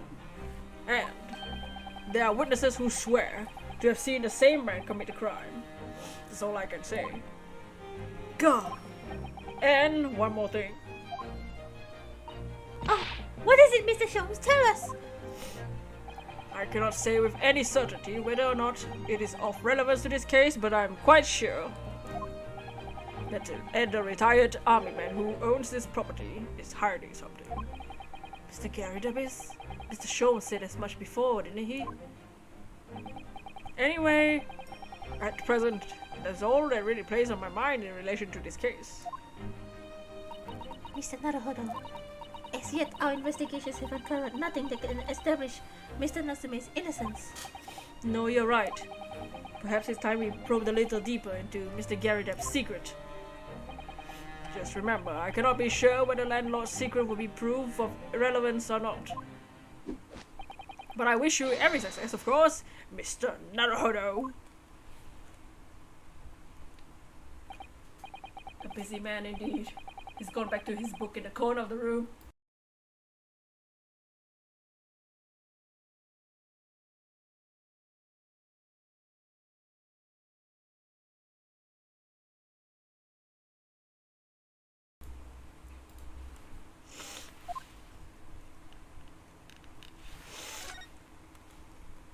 Now he's back. Excuse me, Mr. Sholmes. Yeah, so true. To be or not to be. That is indeed the question, Mr. Naruto. Does to be or not to be brushed off? That's the question. The answer is all too clear. Let's leave Mr. Sholmes in peace, shall we? Yeah. Alright. Fine.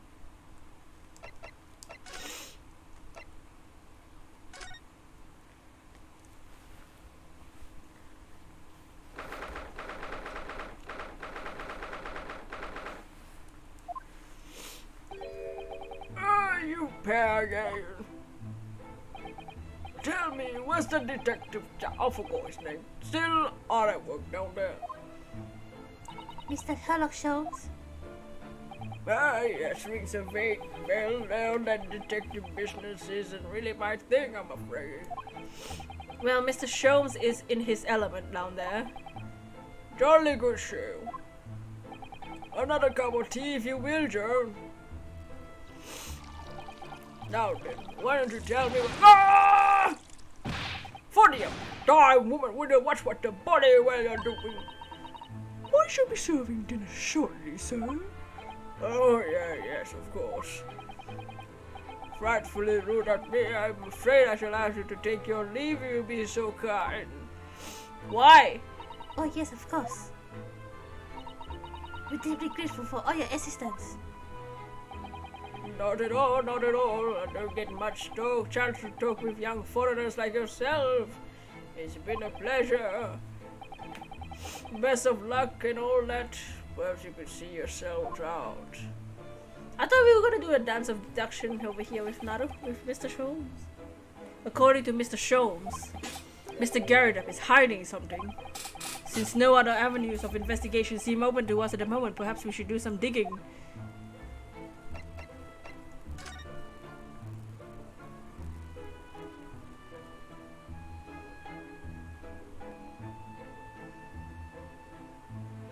What?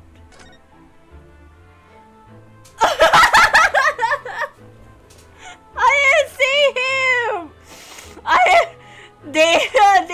They made the arrow cover him.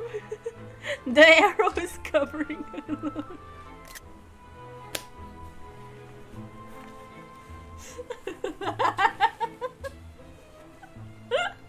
I can't deal with this game. Why are they doing? Why do they do this? Look, the arrow perfectly covers his butt. How goes the chapter? It's going great. We're investigating stuff. No one's even dead yet. Excuse me. Excuse me. Or when did you get here? What's he doing over there?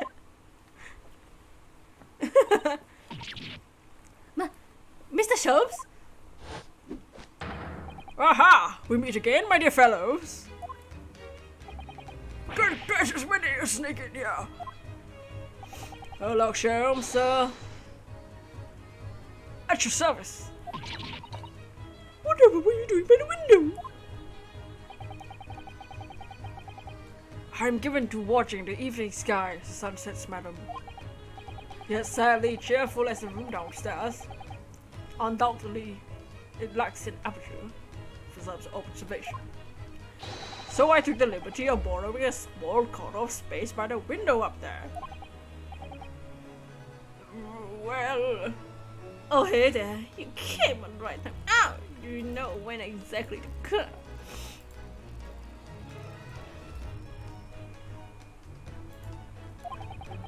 Keeping an eye to one's window at dusk is the prudent thing to do in London, I'm gathering. But how's it going, Wolf? Oh. And one other thing, Mr. Naruto. Oh, me? I thought perhaps you might be in need of a certain great detective's great mind. Gah! Wait, he's not talking about... Is he? I didn't expect to be going through that again so soon. Oh! Yonosuke, stop it! Do you mean, Mr. Sholmes? So... There's a mighty secret in this modest room. My eyes see even the most trivial of trifles. I take it as you're prepared, Mr. Naruhodo. I think so! I'm ready! I'm always ready! There's time enough to do one of my greatly admired great deductions. Let us conclude the matter before dark. Yes!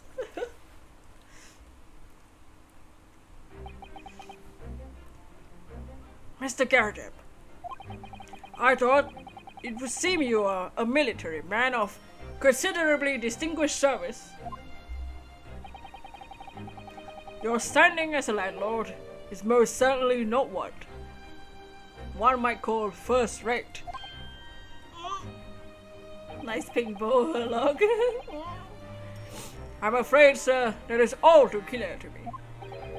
There are two conclusions I have been able to draw by carefully observing your living arrangements. I beg your pardon? The first is that, even as we speak, you are concealing the presence of a ferocious beast in your care. And the second is that, as a result of the beast's violent rampage, you have lost something very dear to you. Mr. Naruhodo, look! The old man's broken out in cold sweat. Unbelievably, it seems Mr. Sholmes' conclusions are both spot on. Is he having one of those times again, yeah? How could you possibly? How could I possibly know, you mean to inquire? The answer couldn't be simpler, sir. For in the dense jungle of logic and reasoning, I am the king of beasts!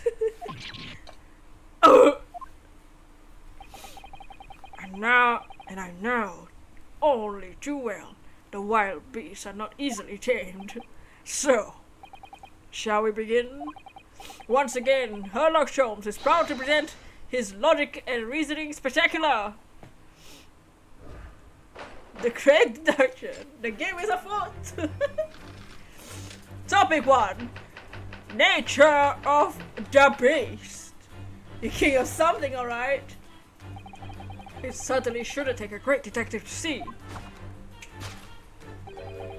that a fearsome beast has been on a rampage as of late within these four walls. Thus, we are faced with the question, what form might this beast take? For a man with military breeding, your eyes are uncommonly candid. Your furtive glance, Mr. Garrett, leads us directly to the answer. The true nature of the beast that's run rampant here is revealed by the lion statue. Though an army man, you appear unimposing at best. A fact that has fueled your admiration for the mighty lion, the king of beasts. What is this piffle, I ask you? In the end, your admiration becomes so great, in fact, that you had a living, breeding specimen shipped from India, which you tried to keep in this very house.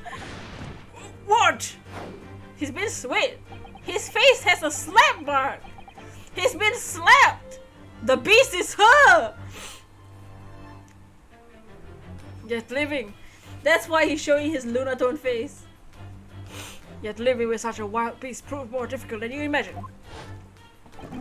The chilling traces of a wild rampage are still very much in evidence.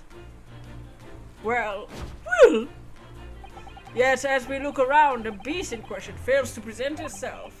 Where could this angry creature have disappeared to? Madam? I pray you do not consider me unchivalrous, but it's plain to me in one glance of your direction. It is. Your dress pocket has given us a handsome clue as to where the beast's current whereabouts. The protruding from that is a handbill advertising a circus show. Stop! Stop! No more circuses! No more! Don't you dare say the word circus in front of my face, Sherlock. No, not this time. Not this game. Not this time. No. Petrushka.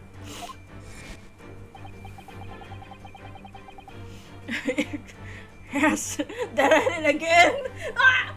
Yes, you sought to dispose of this terrifying lion, Mr. Garrett, at Batty's Circus. Stop. A traveling show. Stop. I can't deal with another circus. The clowns. I'm drinking. A traveling show currently sojourning a nearby park. I've observed the tents. He's plotting against us, oh no. You sold the savage lion, sir, to the circus troupe. I certainly did not. I believe I've made my point. The fearsome beast which ran amok in this room was an Indian lion. I'm the only clown allowed here. And a simple visit to the circus will now reveal the lion prancing jubilantly through a ring of fire. Conclusion: a rampaging Asiatic lion. Topic 2: Aftermath. Now, Mr. Garrett, it's plainly clear that you have deep feelings for this formidable beast. Indeed, in that bleak pose, the distress has lost you this veritably tangible. Your head weighs heavy on your shoulders. The pain you've been revealed by the supporting arm. By his face, that's what. Amid fits of tears, you let your beloved beast go. The strain of losing something so dear to you that's clearly visible in your visage. Nonsense, man, I simply... But what we must now ask ourselves is the true cause of this pain. Look at her. We need to follow the direction of your gaze to find the answer. Yes, the pile of bills that's given rise to the pain you suffer. Every envelope contains another demand for payment. Oh, you. Look at you. For cartloads, meat, potatoes, wheats, and tea. Indeed, feeding your beloved has had a devastating impact on financial circumstances of your household. And so you had no choice but to let it go. Yes, well, Now, in the final fitted raid, the ferocious beasts carry out one last unimaginable attack. Unimaginable? the aftermath of which can be clearly seen by the observing the carpet over there. Very expensive woolen carpet, if I'm not mistaken. Oh dear me! What could have caused such a destructive outburst? Oh! This time, madam, I'm afraid it's you who has inadvertently revealed the truth to me. Your wandering eye has settled upon the answer too very neatly indeed. To explain the dire state of the carpet, we only need to look at the Tower of Cakes! What? There's no creature more dangerous on this earth than a beast with an unsatiated appetite. Was it or was it not once said by a certain noblewoman, if they do not have bread, let them eat cake? What? Food is the heart of all tragedy, in fact. What the fuck are you talking about?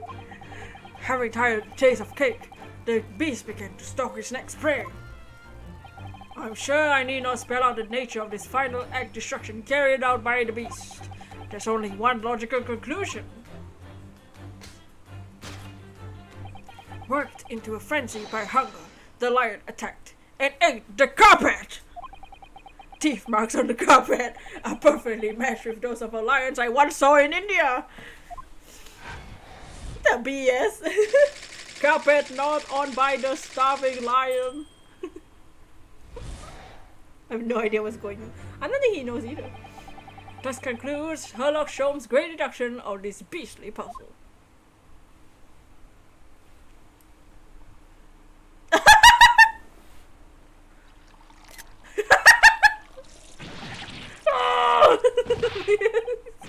What's the matter with you, John? You're so pouring scalding hot tea over me. Sherlock is not helping at all. Oh, sorry, Mr. Goldup. I'm afraid I didn't notice. My deduction can be startlingly sharp. It stands to reason your cup runneth over. Indeed, my revelations can make people spill tears at times too.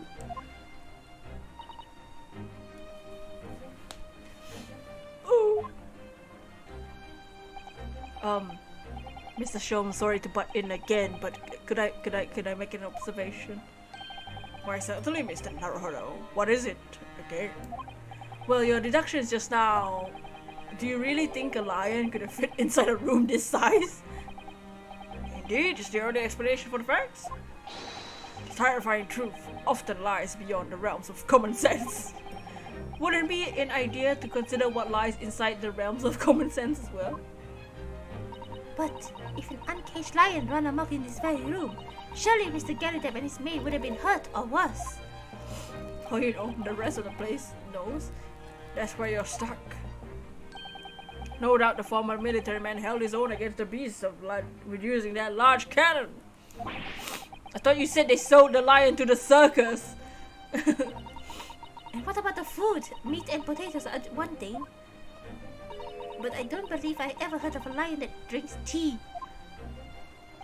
Ah, my dear Mr. Sato, it occurs to me with some regularity that irrespective of race and breeding, whenever anyone lands on Great British soil, they are infused with a high appropriate taste for afternoon tea.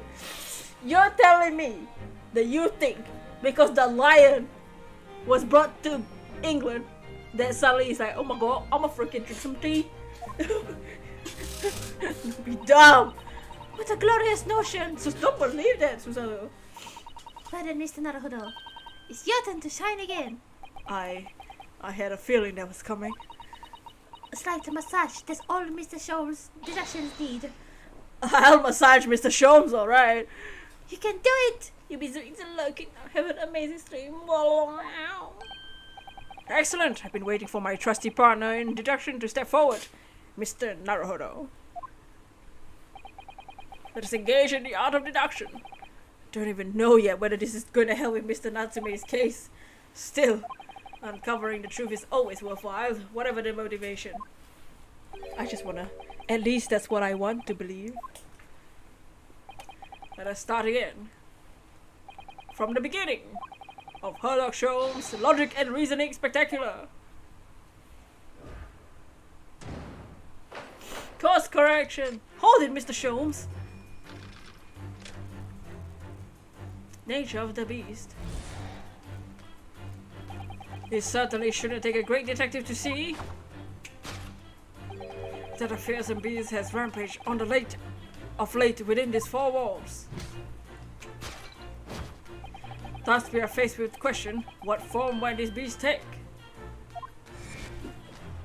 Ah, for a man with military breeding, your eyes are uncommonly candid. Aye! Your furtive glance, Mr. Garrett, leads us directly to the answer. The true nature of the beast that has run rampant in here is revealed by that lion statue. I really didn't see the lion thing coming. No, but if you observe Mr. Garrett's reaction, it seems rather as though some beast did indeed run amok in this room.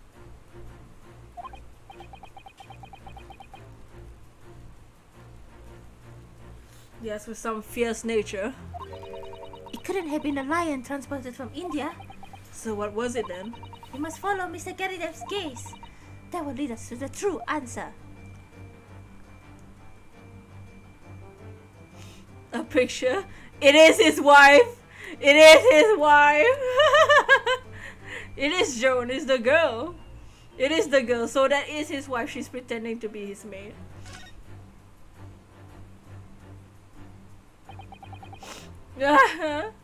What is that? Is that his daughter or his wife? I can't tell. What's this photograph? It appears to be from Mr. Garrett's wedding. Wow, look at that ring. Yeah, she's pretending to be. So they are the witnesses. They are tomorrow's witnesses. They're the witnesses tomorrow. That's what they're hiding. They're hiding that they're the witnesses. He looks very happy, doesn't he? He does, but you can't make out his bride. How unfortunate. Something must have stuck the glass directly over the woman's face. I wonder what happened. Probably best not to delve too deeply into here.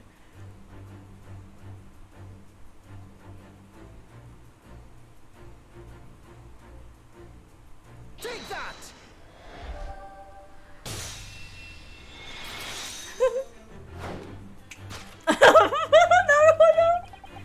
The true nature of the beast that run rampant here is revealed by their newlywed bride.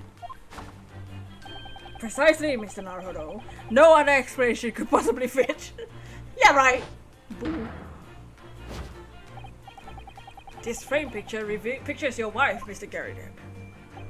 And while we lament the fact that her face is obscured, we can still make out her mighty arms. Her mighty arms! Note the considerable horsepower they must contain. Horsepower? The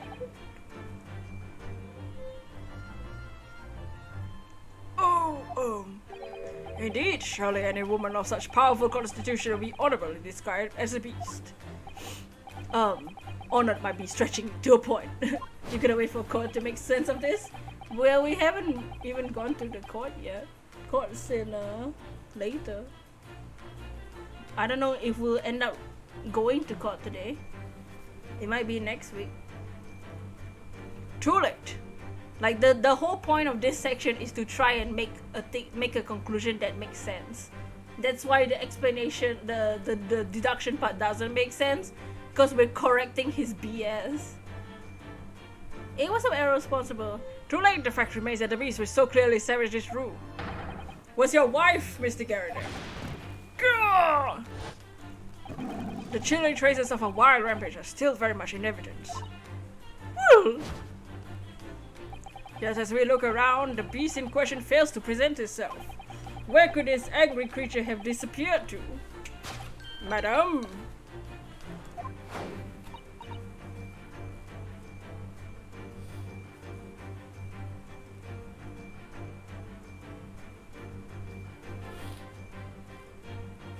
How's it been? Me? I pray you do not consider me unchivalrous, but it's plain to me if one glances your direction. It is. That your dress pocket is a handsome clue to the beast's whereabouts. The poor, fragile, defenseless woman is beside herself. Well, I don't know about fragile. Oh dear. Anyway, Mr. Scholes is quite right. There's no sign of Mrs. Garrideb anywhere. Yeah, because she's right there in front of you. It seems there may be a clue to her whereabouts. The clue that this maid is trying to hide. I wonder where Mr. Garrideb's wife could be. Right there! In front of your face, she's wearing the ring. There she is. Yep, she's wearing the ring underneath. Ew, look at how thick. Can we look at him? Yeah, we can see his face mark.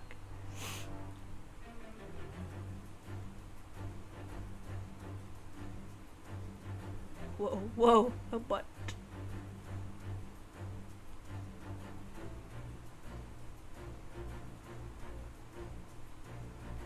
She is the sun. So she's the sun and he's the moon. It really is Lunatone and Solrock.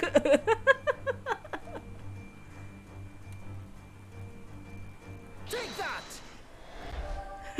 They really are Lunatone and Solrock. Yo, we weren't just coming up with nonsense. Your wedding ring gives us a handsome clue as to where the beast's current whereabouts are. Ooh! Indeed it does. The flowery band gleaming on your finger gives you away. For it is identical to the one shown in the hand of Mr. Garrideb's bride in the photographic print. In other words, you are no ordinary household maid. No. You are Mr. Garrideb's lucky bride. You are Mrs. Garrideb herself. Oh my word!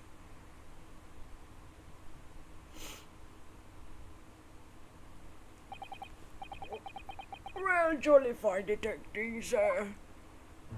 As you rightly surmise, this is the wife. Yes, my Joan. Rather let herself go, you might say. She was about. Oh, wow! It would appear that you don't live in the most comfortable circumstances. Yeah, it's called abuse. After all, you're a retired army man. You're in the business of renting out rooms.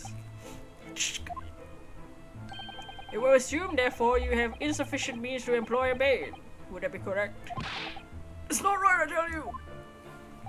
I was second lieutenant of the 3rd Regiment. A man of his pride, don't you know? My golly. It's a sorry thing when a chap can't even afford a single maid in his employ.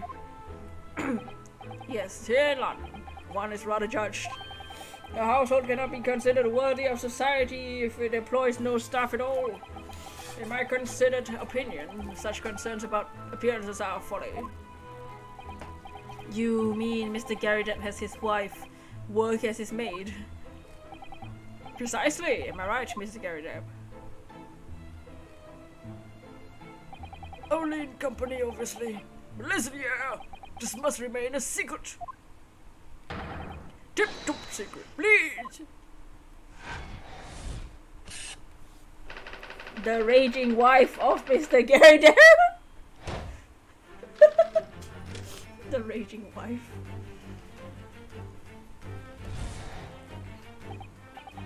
Now, Mr. Garrideb, it is plainly clear that you still have deep feelings for this formidable beast.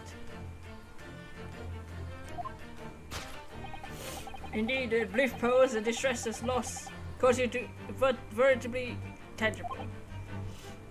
Go! Your head weighs heavy on your shoulders. The pain you feel revealed by the supporting arm.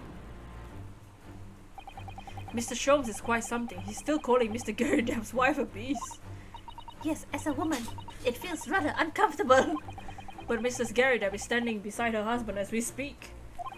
In other words, he hasn't lost his beloved at all, has he? Oh, how true! So perhaps the supporting arm seems to be propping up his head. Has some other significance then? According to Mr. Sholmes, Mr. Garrideb's pain is tangible though. What could that pose really signify? Slap cheek.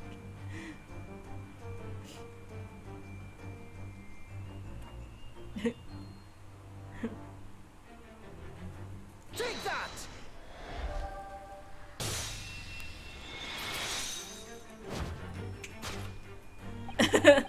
Your head weighs heavy on your shoulders. The pain you feel being revealed by that slapped cheek. Ow! And of course, the deliverer of the impressive mark on your cheek that refused to fade. Was you, Madam Joan Garrett. It was her face. Well, yes. Oh, she does that to her own face too, I should realize. You've been desperate to hide the slap mark on your cheek, sir.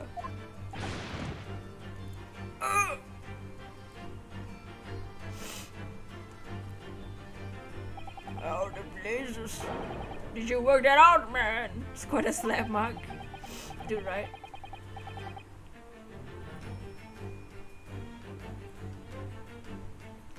That here escapes the notice of one trained in the art of observation, my dear fellow.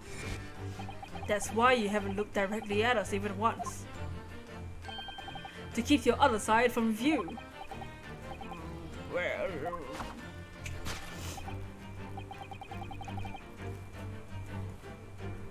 Now let us proceed with the next conundrum. Why were you subjected to such a violent slap?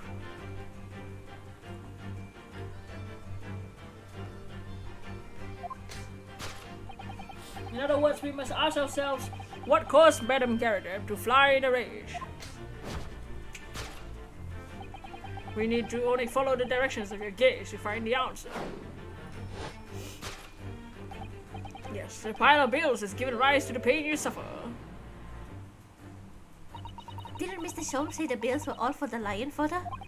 Yes, but now we've established that the lion never existed. Which can only mean that the thing responsible for gobbling up all that food was Mr. Garradap's wife! Mr. Naruto, she's a person, not a thing! Oh, yeah, well, she's also a person who gave her husband a mighty slap round the face! One so hard it left a perfectly hand mark. In fact. Yes, why would a woman want to hit her husband with such force, I wonder?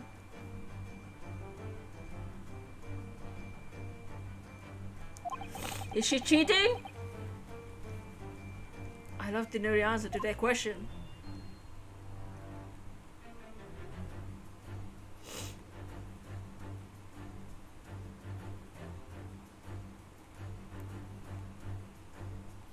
Oh, he's cheating, isn't he? I see lipstick on that bookmark over there.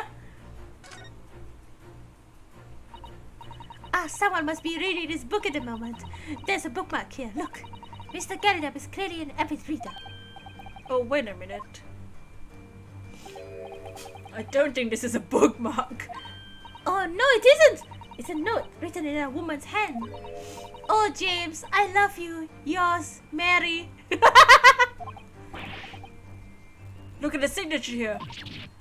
Lip marks made with lipstick. Oh, what a passionate and romantic gesture. Don't get any ideas, Susato-san. Oh dear, I'm sorry. This bookmark is a love note then.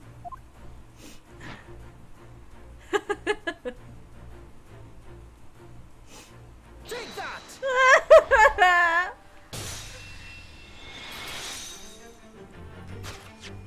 Yes, it's this love note that has given rise to the pain you suffer.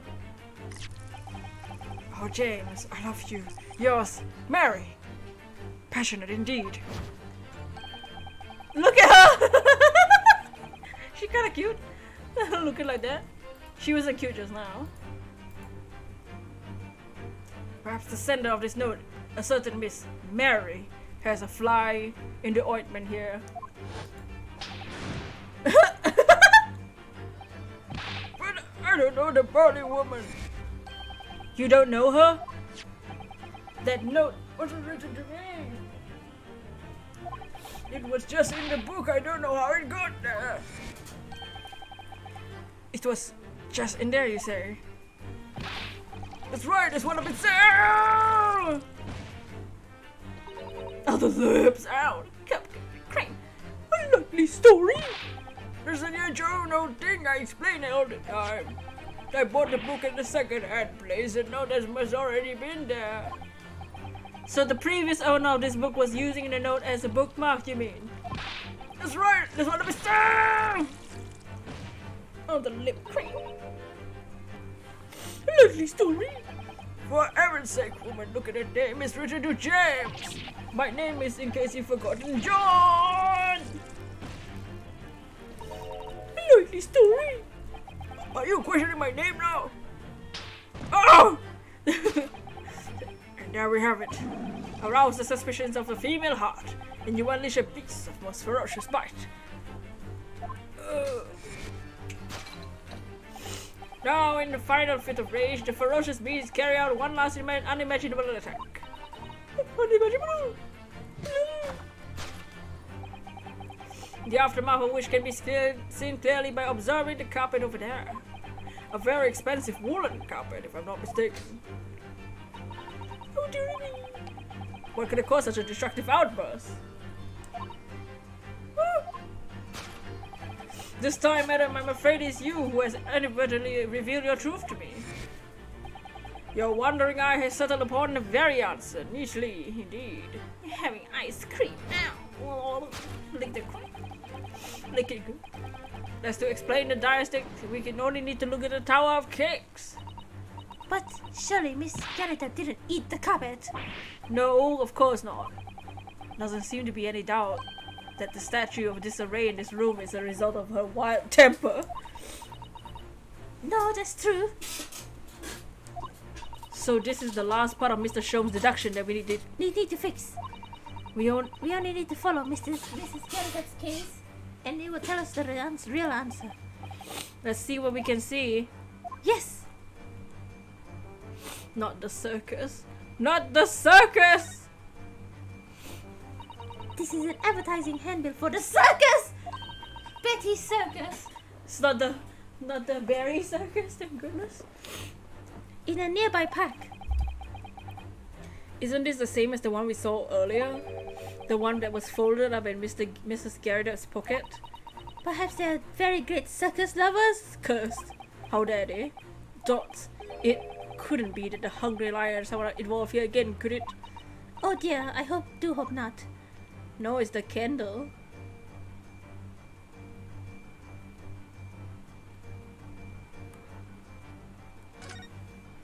The clown.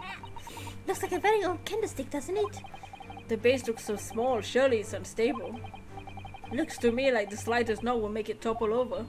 Oh dear, that would be dangerous. Wait, take a closer look at this. There's one candle missing. Yes, I didn't notice that before. Why is that, I wonder? Why is one of the three missing from his holder? It's on the floor, that's why. Oops, I couldn't mute the mic in time. Excuse me, one.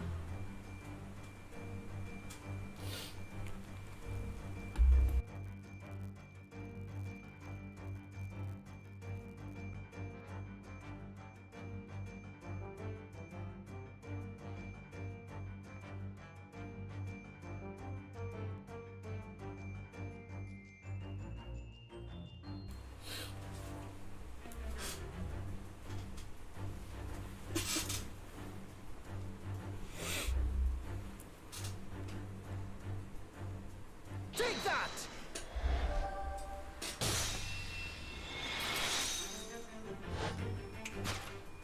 Yes, to explain the dire state of the carpet, we only need to look at the candlestick. Oh, good bless him! Most illuminating, my dear fellow, and of course the only possible way of this logical labyrinth. Yes, the remnants. Look at that! The remnants of the ferocious attack in the carpet were devoured and clearly visible. Indeed they are. The scorch marks at the edge clearly give away the truth away. Scorch marks? It would appear that this room was the scene of a little marital altercation. Woo! Mrs. Garrett's mighty arm muscles left an impression not only on her husband's face, but on the entire room. The force of the strike caused the candle to fall from the holder. And in seconds, the carpet was alight, and the whole room was in the corner of the room in flames. Look, there's even like burnt wood at the back. Yes, for the most ferocious beast in this world, neither a violent lion nor a vengeful woman, but fire. And in this room, that ferocious beast bared its claws and ran amok. Eloquently put, my dear fellow. So you see, there is but one conclusion here.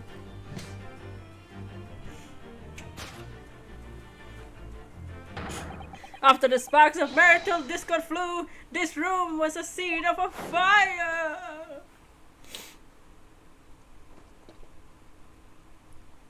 Oh my god, he's standing up.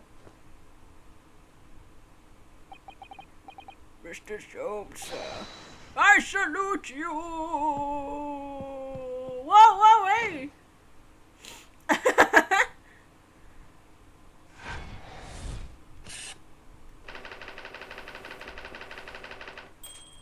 Carpet scorched by a small fire.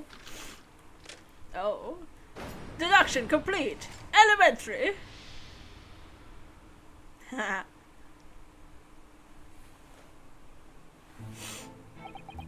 It's these dashed long winter nights, you know. Nothing to do but read in front of the fire. Luckily, there's a jolly good second-hand bookshop just around the corner. Buy all my books all over there. And in the pages of one particular novel, you discovered rather some illicit material. For which your wife admonished you harshly, it seems. But you know, admonish. Don't know about admonish. Demolish rather closer to the mark. And this is most certainly. Here we go again. And the carpet, was that destroyed by a fire when the candle fell on the floor? Afraid to say it was. Happened in the blink of an eye, you know. The whole place was filled with smoke. Couldn't see a bally thing. Caught between the old sticks and raging flames. You paint a terrible picture, sir. One would have been most entertaining. That's sympathy for you. Didn't take long for the fire to spread, of course. Bally furniture started going up as well. We had to hide the mess behind the screen for the time being. Over here, Mr. Garrett? Well, you have nothing more to hide now. Now, if you will allow me. Hey, welcome back, Harry. Jesus. Had all my favorite novels in that case. But as soon as the fire got a hold of them, that was it. Whoosh! Up in smoke! Gosh. Then the wife started hurling things at me. What a terrible sight it must have been.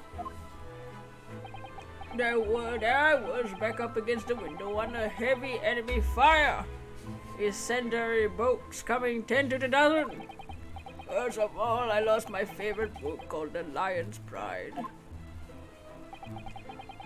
The Lion's Pride. Ah yes, your notorious love for big cats coming through again.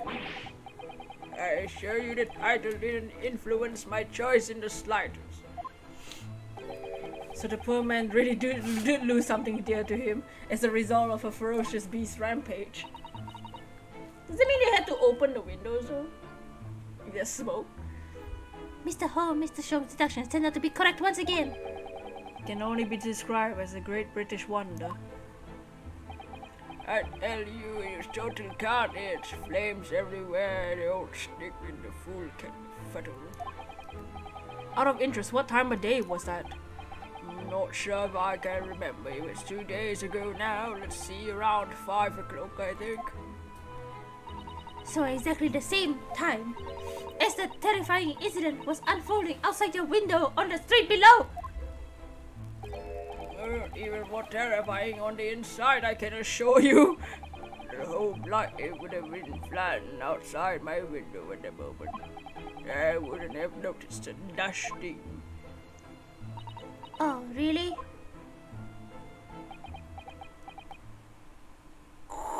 Dots. Dots. Mr. Sholmes? Yes, Mr. Naruto. What can I do for you? Well, I think we got the bottom of Mr. Garrett's situation now, but what does it have to do with Mr. Natsume's circumstances? Can't help you there, I'm afraid. What? My dear fellow, if you recall, I did say as much from the outset.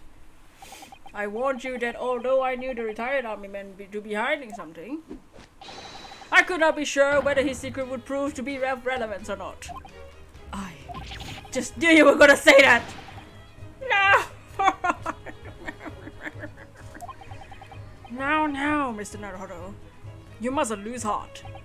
Bear in mind, the royalties fall into one of two categories. Those relevant to the case, and those not. That makes no sense to me. Well, no matter. It's of far greater importance that you make up your mind now. Sorry? Visiting hours at the prison will be over soon. Oh no, is it that time already? If we are to accept Mr. Natsume's case, we have the official paperwork to attend to. Dots. So that's it. No more time to think. Perhaps you'd like to betake yourself into bidding us farewell now. I must prepare for supper for Mr. Garrett. Oh yes, sorry. Thank you both very much for your time. Saseki-san will be waiting for us. And I'm going to have to give him an answer.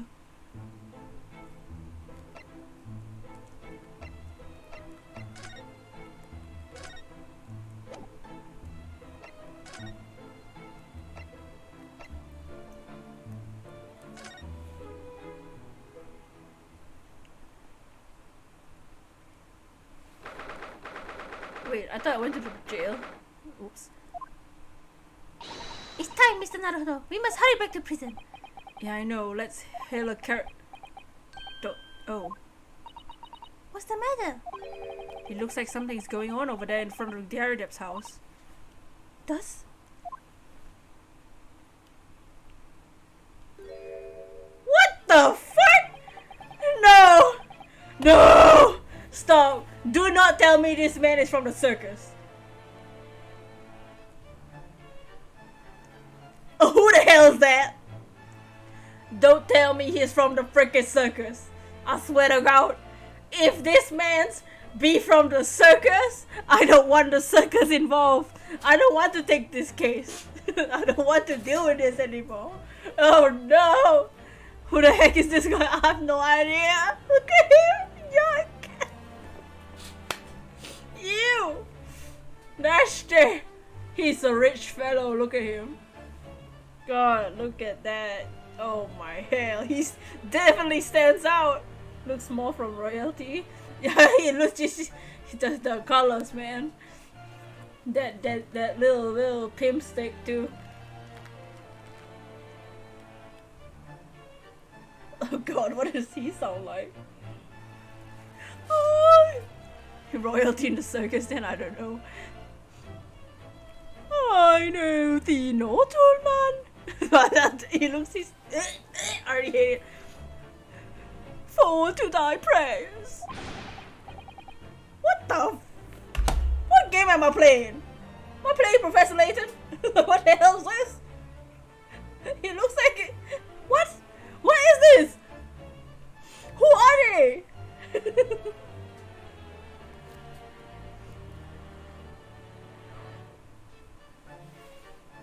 Ooh. What is it?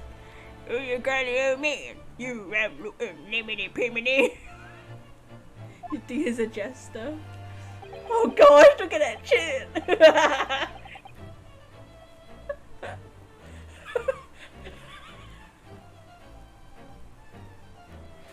Somebody take my soul away from this game. I think it's a matter of how I know. I am all things in heaven and earth, Horatio. Then I'll dream in your philosophy. Oh, this Horatio fella, eh? Where are you on about? Looks like a recruit 7th stage. Excuse me. Yeah, what the? Who are you now? I'm sorry, it just look as there might be some problem here.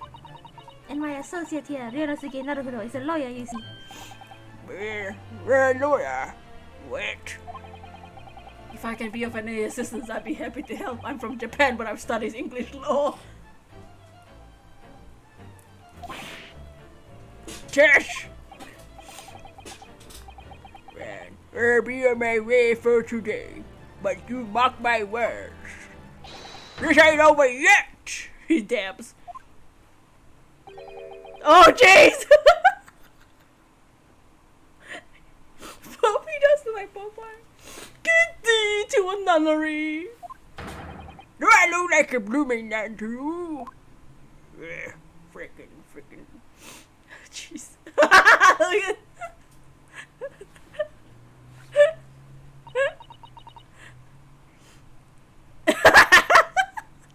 yuck!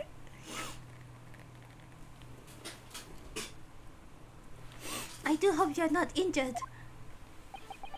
Oh, fair Eastern maiden, thou art so gentle. Thank you. This is silly. What's all that about? There are more things in heaven and earth, Horatio, than are dreamt in your philosophy. I'm not Horatio either. You hate that face, the comedy mask? Maybe, yeah, he is a jester. Looks like. A jester's similar to a clown, though. Well, in the ancient days, right? Forgive the inquiry, sir, but are you a lodger here in Garidep residence? Ooh, fair Eastern maiden, thou art so right. God, he's the one that lives on the first floor? Shut. Yes, I do dwell in this humble abode. Mr. Garrett mentioned that he had another lodger, didn't he? This must be the man. Is this Regina Berry's ancestor? They have similar hair. Same eye color. Do you happen to know the other lodger who lives on the first floor? Ah, yes, a gentleman named Natsume. A more worthy opponent in my battle of words near could there be? What? What do you have feeling he's probably the culprit in this Simon Keys all over again? Oh god. Watch the stick be a knife. Sorry, battle, what did you say? Who is the stronger Hamlet on Macbeth? Mr. Natsume and I have sparred long into the night. I see. I don't fully understand, but it seems Mr. Natsume and this gentleman are acquaintances at least. So fair maiden and good gentleman, I can tarry here no longer. Fare thee well. I didn't understand him, but I think he's returned to his room. He seems he's unaware of what happened to Mr. Natsume, so he can't really help us. So is Suzuki-san and the man's lodger's Mr. Garidep house is certainly full of eccentrics. Anyway, I'll go find a carriage. Yes, I'm sure Mr. Natsume is eagerly waiting our return. Let's hope we can get to prison before visiting hours are over. What in the hell?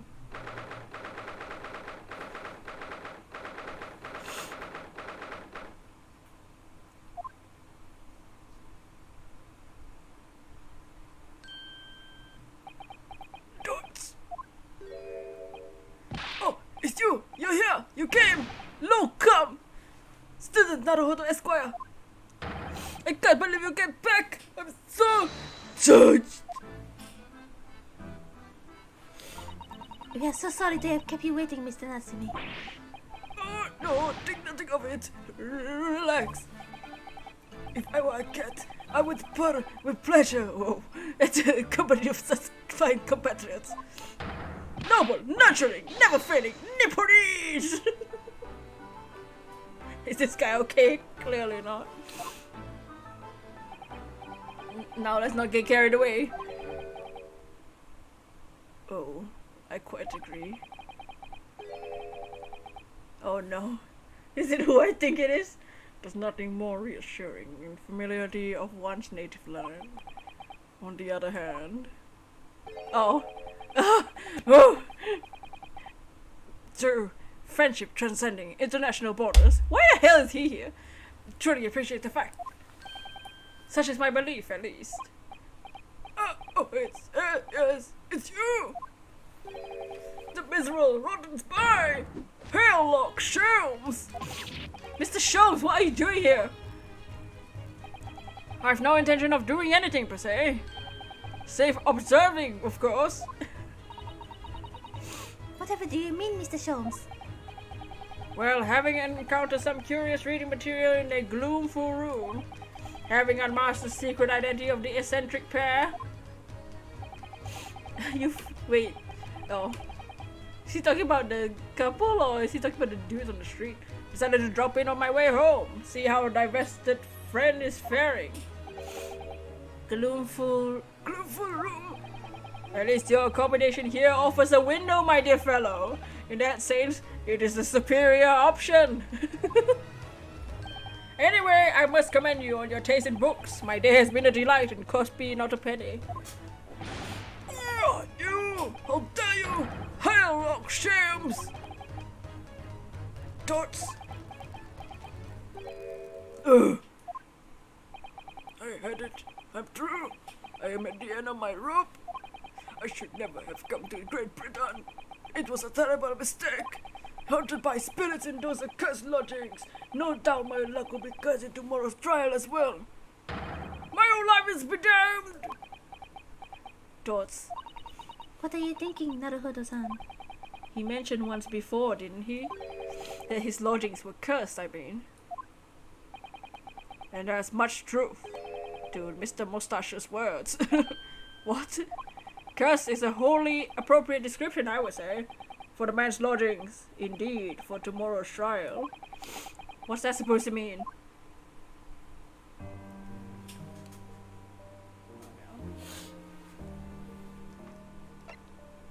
Why is there sad music?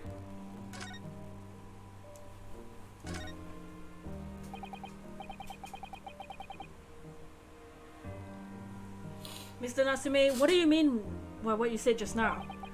About the trial tomorrow being cursed? Oh no, why are you looking so grave? You're making me nervous! I was just carried away, that's all. I didn't mean anything by it. Oh, I see. It's really agitated him. You know what I mean? The trial is cursed somehow. Thoughts? Are you referring to the prosecutor, the Reaper of Old Bailey? The Reaper? No, what do you mean? Please tell me. Summarize it succinctly, 16 salient words. No defendant has ever survived in a trial in which the Reaper stands for the prosecution ever. 1, 2, 3, 4, 5, 6, 7, 8, 9, 10, 11, 12, 13, 14, 15, 16. That's... Oh my goodness, can it be true? Then 16 was exactly! Yesterday, Naruhodo-san successfully defended someone against the Reaper. But then, after the trial was over, the defendant passed away in unusual circumstances.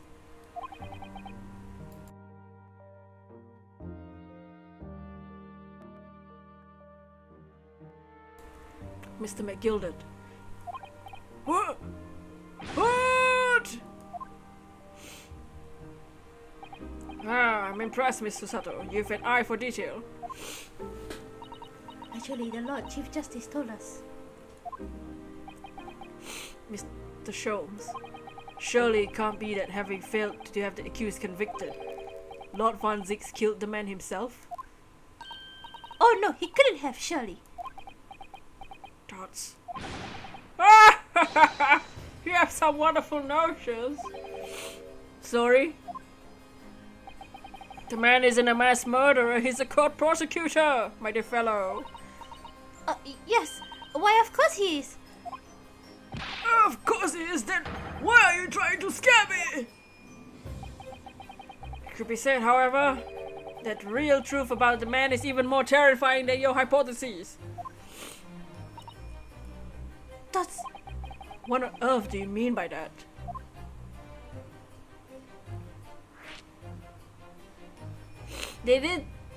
Gregson did say that he doesn't take cases like as trivial as this. Van Zix is quite an exceptional man. However, in London's court of law, Exceptional does not equate to winning every case without exception. That's good. So Seki-san looks like he's gonna cry tears of joy.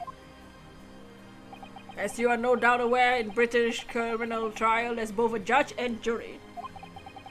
The judge officiates based on the letter of the law, while the jury offers public opinion and common sense. It's an excellent system whereby the defendant's guilt is considered from several points of view. However, public opinion in particular is somewhat easily manipulated. Right. Criminals and corrupt lawyers, for that matter, can use it to their advantage. By any means at their disposal, contriving evidence, calling imposters as witnesses, and so on. By such underhand means, those who want to are able to sway the jury, which means even in the light of irrefutable evidence, the prosecution can fail. But it means the wrong verdict can be passed.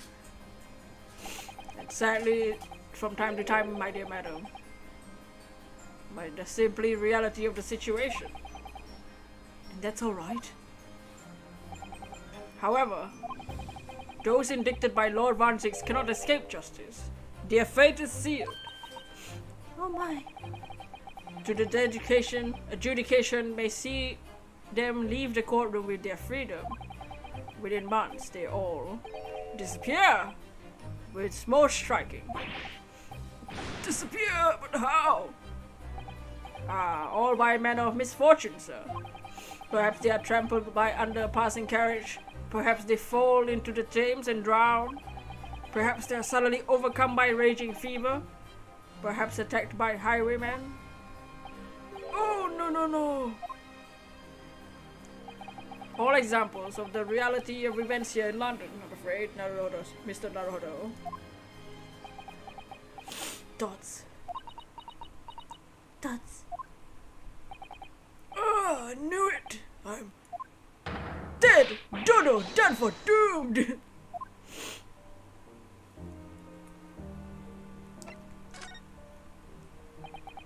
When you said accursed lodgings before, you were referring to your room and Mr. Gary Depp's house, I assume? Do you mean to say you believe the place is cursed? It's been a year now since I came to Great Britain. I only been in London for a week before I started to notice strange feelings in myself. Whoa. That didn't take long then. Everywhere I looked, there were foreign faces staring at me, laughing behind my back. I was sure people were talking about me. I started to become nervous about going outside. They were always staring at me, all the time, from dusk to dawn to dusk. I shut myself away in my room. Even that didn't help. The fear wouldn't go away. You must have been very lonely having been away from your homeland for such a long time. I had to move a number of times. Most recently to the room on Briar Road a week ago now. Yes, why did you choose there? It seemed a little inconvenient. The rent is cheap. I have so little money. It appeared to me straight away. Of course, I asked if it was so affordable. The landlord just simpered and said, the room is cursed. Oops!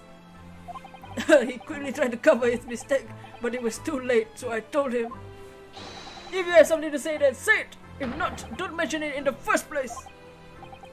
Yes, well said. But it was true. It was all true. You mean the room really is cursed then? Ever since I moved into that windowless hellhole, my sleep has been plagued with nightmares. I wake feeling as though I'm choked to death. In my waking hours, people stabbed in front of me as I walk down the street. I'm branded a killer, thrown in prison, and nobody wants to know me. I'm surrounded by scary, sinister spirits. If only there was someone, just one person on my side. And then no one find it in his or her heart to believe in me. No one at all. To believe. Yes, to believe.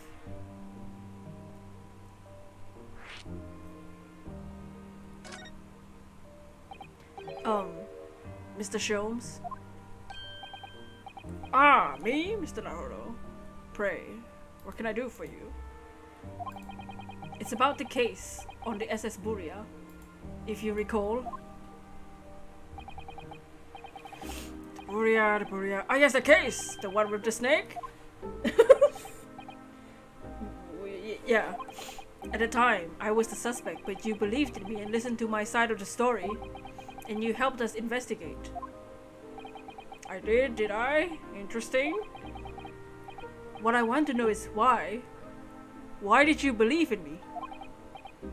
Yes, I see. Yes, you mean... because you were grimly dressed, shady Eastern fellow with the found in the victim in a locked room? Well, if you like, yes. I'm a little surprised the answer requires explanation, my dear fellow. It's quite simple, really. You said I didn't do it.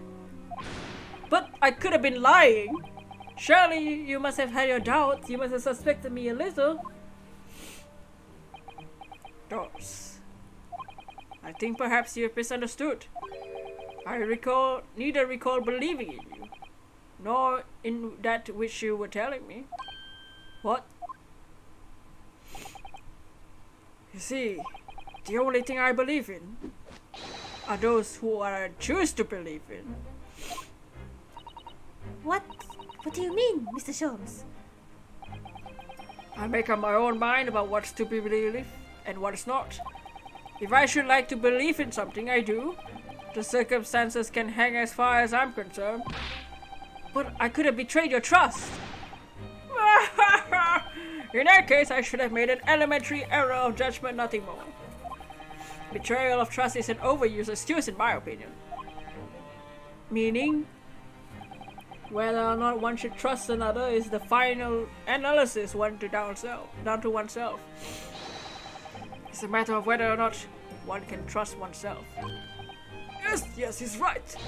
He's right, locum student Naruto Esquire. Thoughts whether or not I can believe in myself. A defense lawyer is only good as his faith in his client. And that comes down to how much faith he has in himself. You were so right, Kazuma.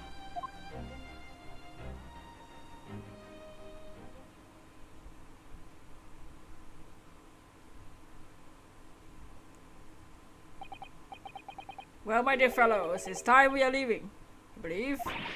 Already? Visiting hours are over. The guard will be here shortly to escort us out. There's a restaurant near there which serves excellent trout. Would you care to join me? Oh dear, there's never enough time, is there? Dudes.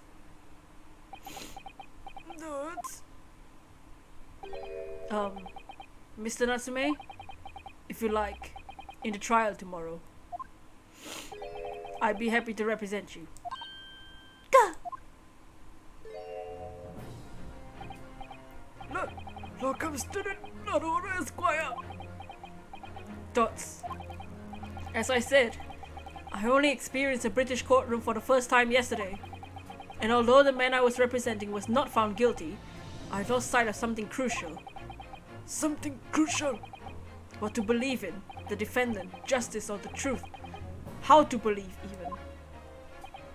But I think I finally worked it out. I decided I must believe in myself above all else, to trust my instincts. Yes, Mr. Naruto. And my instincts are telling me that you, Mr. Natsume, are innocent of this crime. It's imperative that we prove that in court. Locum student Naruto Esquire. I'll fight for your innocence till the bitter end, with every weapon available to me. So I hope you'll permit me to represent you tomorrow. Dudes.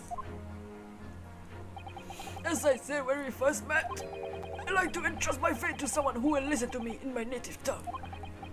Of course, Mr. Natsume. It would be fair to say, Mr. Naruto, that your mind was in many ways made up from the outset. You merely needed the events of today to fully realize it. Yes, I think you're right about that. It's been a roundabout journey, but I got there in the end.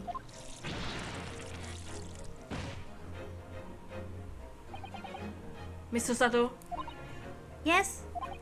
would you be willing to stand by my side tomorrow and help me in court? That's absolutely. As I said this morning, you may consider me your personal judicial assistant. Haha. The shocking events of yesterday's trial still weigh heavily on my mind. But it's time to stop looking backwards. Kazuma believed in me, and Mr. Shows believes in me now too. So it's time. Time that I learn to believe in myself. Soseki-san has no one. He's all alone, and it's my job to help him, to fight his corner, tomorrow in the courtroom, with all the strength I can muster.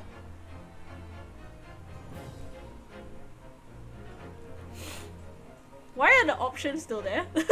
To be continued. Oh man, I think now we will start to end at these points. These points in the games. Is it trial time? Yep, trial part 1. I think we'll save the trial for next week. I know it was definitely shorter than the other cases, like as in like the other streams, but the other streams we can finish the case in one day. This is not one of those cases. We have investigations and trials. So should we end the stream for now? Or should we do a bit of the trial? I don't know. We still don't know too much about anything. We don't even know who there's surprisingly no one's dead.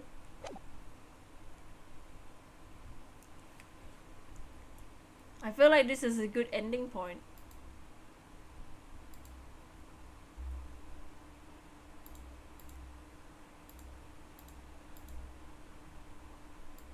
It's supposed to be a good spot to end if you want. Because this is the point where the game starts to be very long, the cases.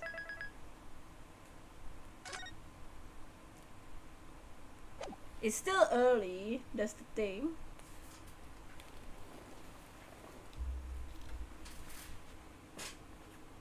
It's up to you. Oh, I don't know.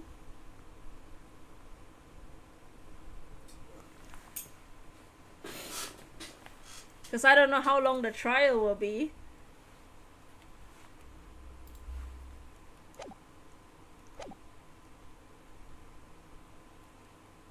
Here, we'll see what this happens in this cutscene, in this scene first, before the trial starts. Well, I never expected this. Who would have thought that we'd be back here again so soon? We are here on a study tour of Great Britain with the intention of learning the country's legal practices. In order to research the latest court procedures here, we need as much court experience as possible. Well, yes, I suppose that's true, but for the person in the dock, it may be his or her only time in court. This could be life-changing. I feel like we had this conversation before. In which case, treating it as research may seem a little crass. Oh, when you put it like that, you're quite right. Good morning! Oh god. Oh, good morning! Oh, Mr. Natsume, good morning. Oh dear, are you alright? Your eyes are terribly bloodshot. They are slightly redder than before, aren't they? The early bird catches the worm, as they say here in Britain. Yes, I heard the expression. I really don't want to catch the worm. So I desperately not to wake up early, but I was worried, so I couldn't catch a wink. And now I'm absolutely exhausted as a result. Do all literary people take things so literally? You think so? Thank you for putting your faith in us today, Mr. Natsume.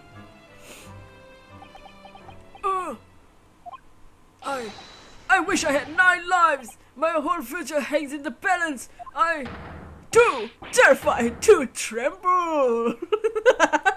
We have trembling? Really? Because I can feel tremors on the floor. Can't do this! Can't take it! He needs to hydrate. Although locum student Naruhodo Esquire. What?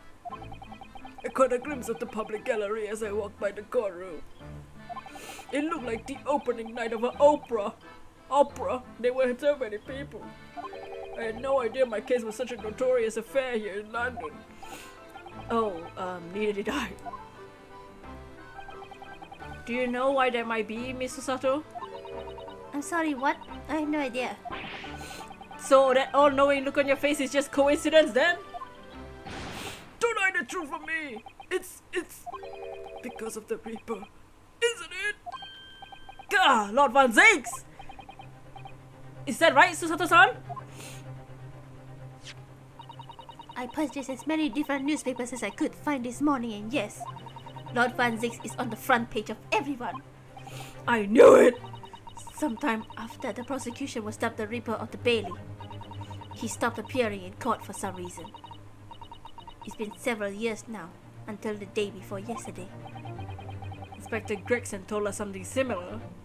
So when he was starting to be called the Reaper, he stopped going to court? That's so weird.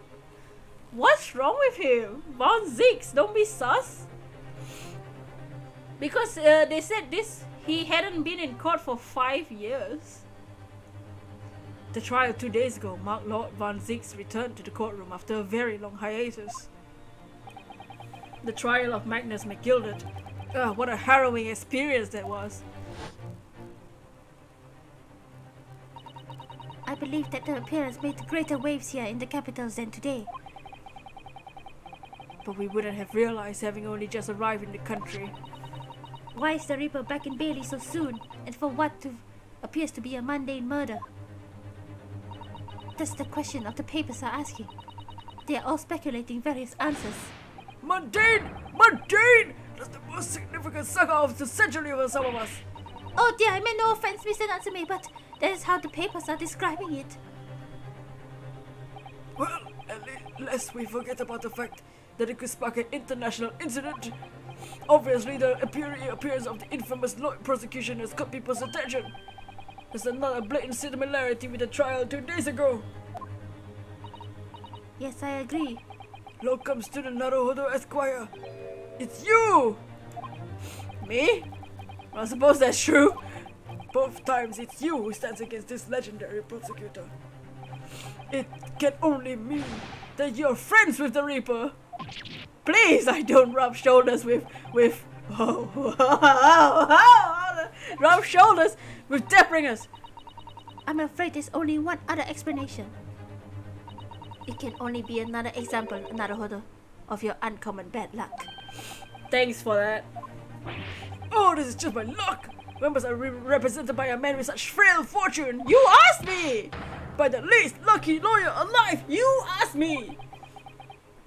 Well, let's not forget that it was you, Mr. Natsume, who asked me to represent you. Yes, it's true, I'm just a student new to London with the little in a way experience or skills or luck. But I promise you this. I will fight your corner till the bitter end, and I will believe in you, Mr. Natsume. Rub shoulders, you mean no? Oh!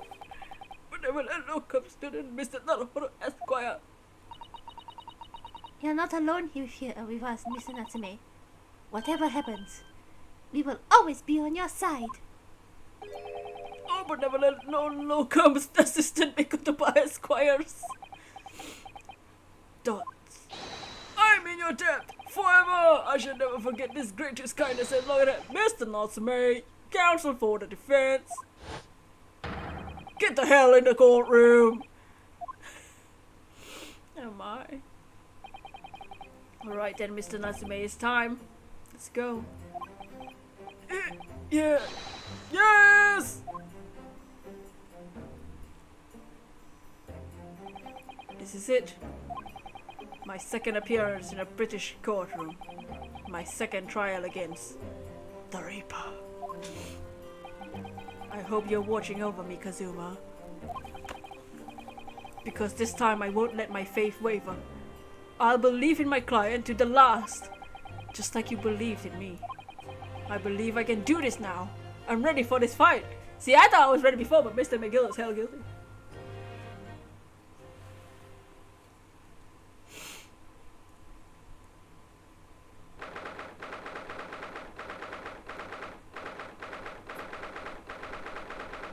Alright, maybe now we'll end. And next week we'll focus on the trial. Oh gosh.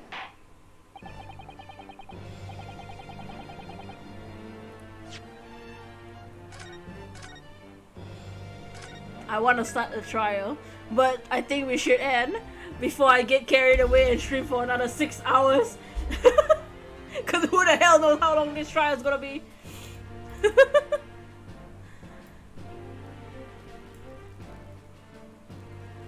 If the investigation was 5 hours, I don't even want to know how long the trial is gonna be. But yeah, we'll focus the trial on next week's stream. Oh man, it's time to believe in our client. Hopefully this time they are not guilty. You know what I'm saying? There's a chance it could last 24 hours. It really could. But yeah, we'll save the case for next week. But it's interesting. No one's dead yet. We don't even know who the victim is. Who the hell got stabbed? We don't know anything. So I don't know what today's trial is gonna be about. But yeah, we'll save the trial for next week. For once, I leave this Ace Attorney game without my soul being broken. But our souls are being broken next week probably. The stress will be saved for next time. But we'll do a raid. So here's the plans. Tomorrow is Animal Crossing. I'm gonna do island visits / decorate my island / other things. Opening my island and stuff. The day after is still Animal Crossing because Tammy, cursed Tammy over here. The little cursed Tammy over here. Where is she? Aha. Where is she? Wait, where'd she go? I have a picture, right? Yeah, one of our cursed villagers over here. This one has asked to move out. So she today will be in boxes. So tomorrow stream she'll be in boxes. The day after she'll be gone. Which means we can villager hunt because she's gone.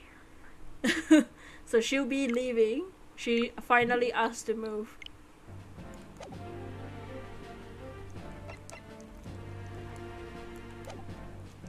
But yeah, we'll do a raid if you guys can join us for the raid.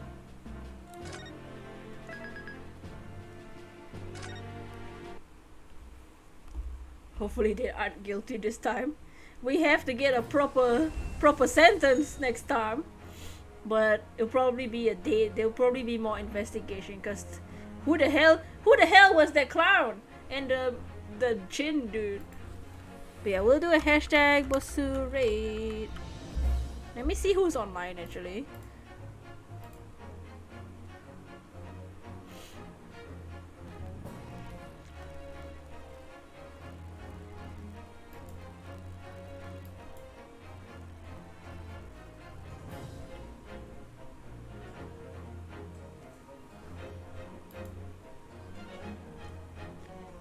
Peach. We'll do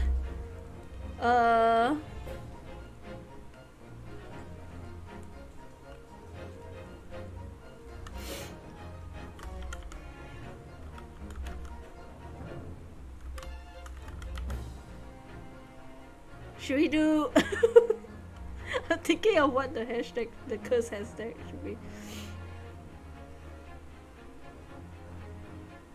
Do you think they'll let us do this?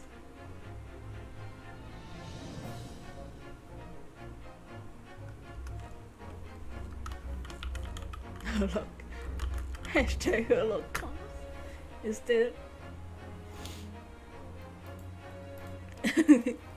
I wonder if YouTube has to let us do this, right? That would be funny. But yeah, make sure to get hashtag Holocaust. But I'll see you next week where instead of Herlock, it'll be Barok coming to trial. But here's the link. I shall see y'all in the raid. I'll see y'all tomorrow for Animal Crossing and the day after for more Animal Crossing. I'll be decorating my island. I'll show you all my island tomorrow, but for now, goodbye. And peace.